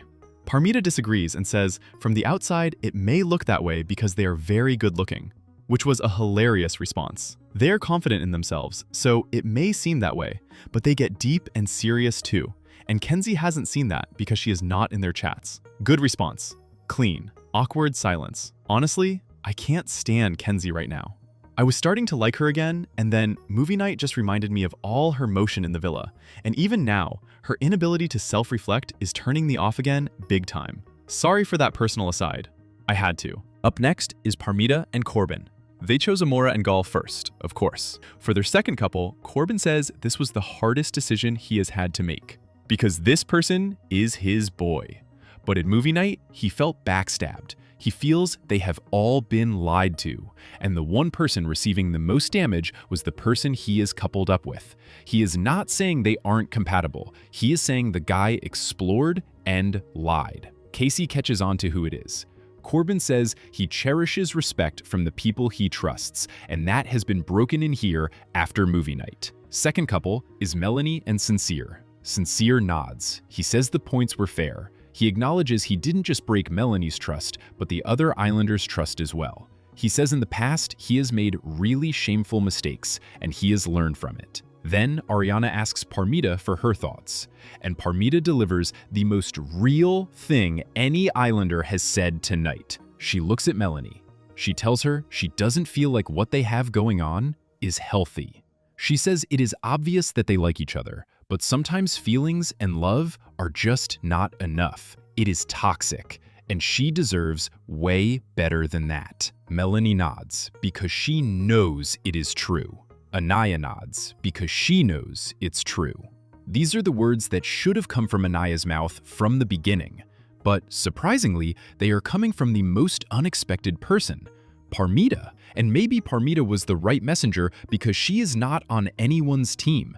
She is an unbiased third party. That is what makes this land. Melanie says she appreciates everything Parmita said. She knows Parmita is saying it out of care for her. She clocks it and says that is what a good friend would tell her. Unexpected to say the least, who knew Parmita would provide the wisest words tonight? She is not scared of Kenzie. She actually had the guts to say what needed to be said. I am officially a Parmita stan. Drop your reactions in the comments. Did Parmita just become the MVP of Season 8? I need to hear it. Amora and Gal go next. Amora thinks even though they are one of the newer couples, they are on rocky roads. They differ on their wants and needs and the communication styles. First couple, Jaden and Caleb. Second couple, Gal speaks and says, out of all the first set of Islanders, all the connections are strong. Everybody has had pinpoints and gotten past them, but this couple seems to keep finding more of them. They chose Melanie and Sincere. Both Melanie and Sincere just nod. They both say, understandable. Melanie is starting to look like, why am I getting shoot on because of this guy? Melanie and Sincere are up next. Sincere says this couple didn't see a lot of sparks there. They chose Amora and Gal as the first couple. Second couple, Melanie says they are great people individually, but one of these people in this connection wasn't done exploring, and she feels the girl is settling. They chose Kenzie and Dylan. Kata thinks that is messed up, which shows me some of these couples only care about saving their friends instead of making honest decisions. Melanie mouths sorry to Kenzie. Zach says Kenzie is going to be upset with that, and Kata says she would be too. Kenzie looks taken aback and says she didn't even give them a thought because she is so close with Melanie, so it hurts. I guess because she thinks her friends should automatically have her back instead of making honest choices. Kenzie, of course, says she doesn't agree with anything Melanie says, because she can't accept accountability for herself. Melanie says because Kenzie considers her one of her best friends, she is just being honest. Melanie is a real one, and she acknowledges friends need to be honest with each other, no matter how hard it is. Just like how Parmita was honest with her. Melanie doubles down and says she thinks Kenzie would have kept exploring if everyone hadn't criticized her for it. Kenzie says she doesn't agree with that at all. Like, at all. Melanie says, understandable, and Kenzie gives her the death stare of the season. I feel like Melanie and Parmita are about to launch Team Honesty, and I would like a t-shirt, front and back print. Casey and Tiara are next. First couple, Amora and Gal, the safe option. Tiara is sad she had to do that, because Amora is one of her closest friends. She says it is emotional because she loves Amora, and it sucks she couldn't find a connection. Second couple, Tiara says that after movie night, after hearing that Amora did kiss Gal, it made them question whether their connection was real. She knows that hurt Dylan. Second couple is Kenzie and Dylan. Kenzie says the reason is valid. Okay, so the first valid reason for her that she is okay with. I guess it depends on how you word it. Kenzie continues that she was still exploring, and she is glad she did because it cleared things up about how she was feeling about Dylan. But she understands, and she just feels bad for Dylan. Kata and Zach are last. First couple, Amora and Gal. The final vote is important. Kenzie and Dylan, Jaden and Caleb are tied. If Zach and Kata vote Melanie and Sincere, it becomes a three-way tie. The second couple they chose, although there is a connection and possibility to grow, since the Casa experience, they haven't been seeing eye to eye. Zach says it sucks because he loves the boy in this couple. They chose Caleb and Jaden. So it is Gal, Amora, Caleb, and Jaden leaving the villa. Kata and Zach feel horrible about the decision. Hard choice, but made the best sense. Least airtime. And we need to really start cutting things down. Caleb says these past few weeks have been the best in his life. Great friendships, great connections. He is looking forward to all of them visiting him in Charleston. Ariana doesn't even ask Jaden for her thoughts, and they leave.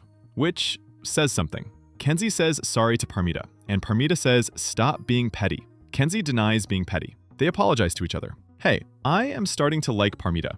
She is telling it how it is. The boys hate to see Caleb leave. He is a dear friend. The Casa girls say their goodbyes to Jaden. Tiara says she doesn't have friends in the real world, so losing one hits her hard. Parmita talks about the strong connection the Casa girls had, and how it hurts to see her leave. Gal puts Carl in charge of coffee while he's gone. They say their goodbyes. Amora says the most important thing she has learned from this experience is that reciprocation is important. Caleb says he wishes he could stay, but not at the cost of any of them leaving. Beautiful exits, genuinely. America's vote is next. We have to vote for the most compatible couple next. Vote wisely, guys. Tomorrow is Aftersun, and we get a look at these islanders' first reactions to leaving the island. I am most interested in Jen and Gal's reunion in Aftersun. That is going to be a whole event. Okay, sit down, because these are my honest takes. Take 1. Kenzie does not like Dylan like she did Corbin. Not even close. But she is going to ride this out to the end because she has no better option. And I swear on my teacup, if she ever accuses another couple of being lustful again, I'm throwing my phone. Actually throwing it. Somebody get me a case. Take 2. The recoupling was done right, but the only honest ones in that ceremony were Melanie, Parmita, Corbin, and Tiara. Everyone else moved to save their friends, which I can understand, but take the honesty like Melanie did and either use it to grow or let it roll off. Do not take offense from a fire pit truth bomb.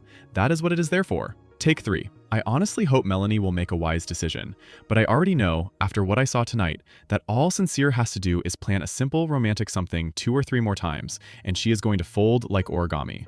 My prediction. Book it. Take 4. Although I would have liked to see some others go home, the ones who went are the right choice. They were given no airtime because there were no interesting storylines. Even this recoupling was too vanilla for me. Too expected. We need bombshells. Real ones. With actual personality. Take 5. One thing we did learn is that Melanie needs to start going to Parmita and Corbin for advice. Because she got good advice from both of them tonight. And she needs to start listening to non-Team Sincere members for a change. Anaya is out of the running for Advisor of the Month. Send Melanie the Parmita hotline number. That is my tea for tonight. Drop your predictions below. Who do you think should be voted the most compatible couple? Are you Team Parmita after tonight? And is Kenzie's spite era officially confirmed? If you made it this far, thank you for spilling with me. Smash that like button, subscribe if you haven't, hit the hype button, and I will see you tomorrow for the Aftersun breakdown, where Jen and Gal are about to see each other for the first time since he blew her whole villa life up. Spilling the tea, one drop at a time. See you in the next one.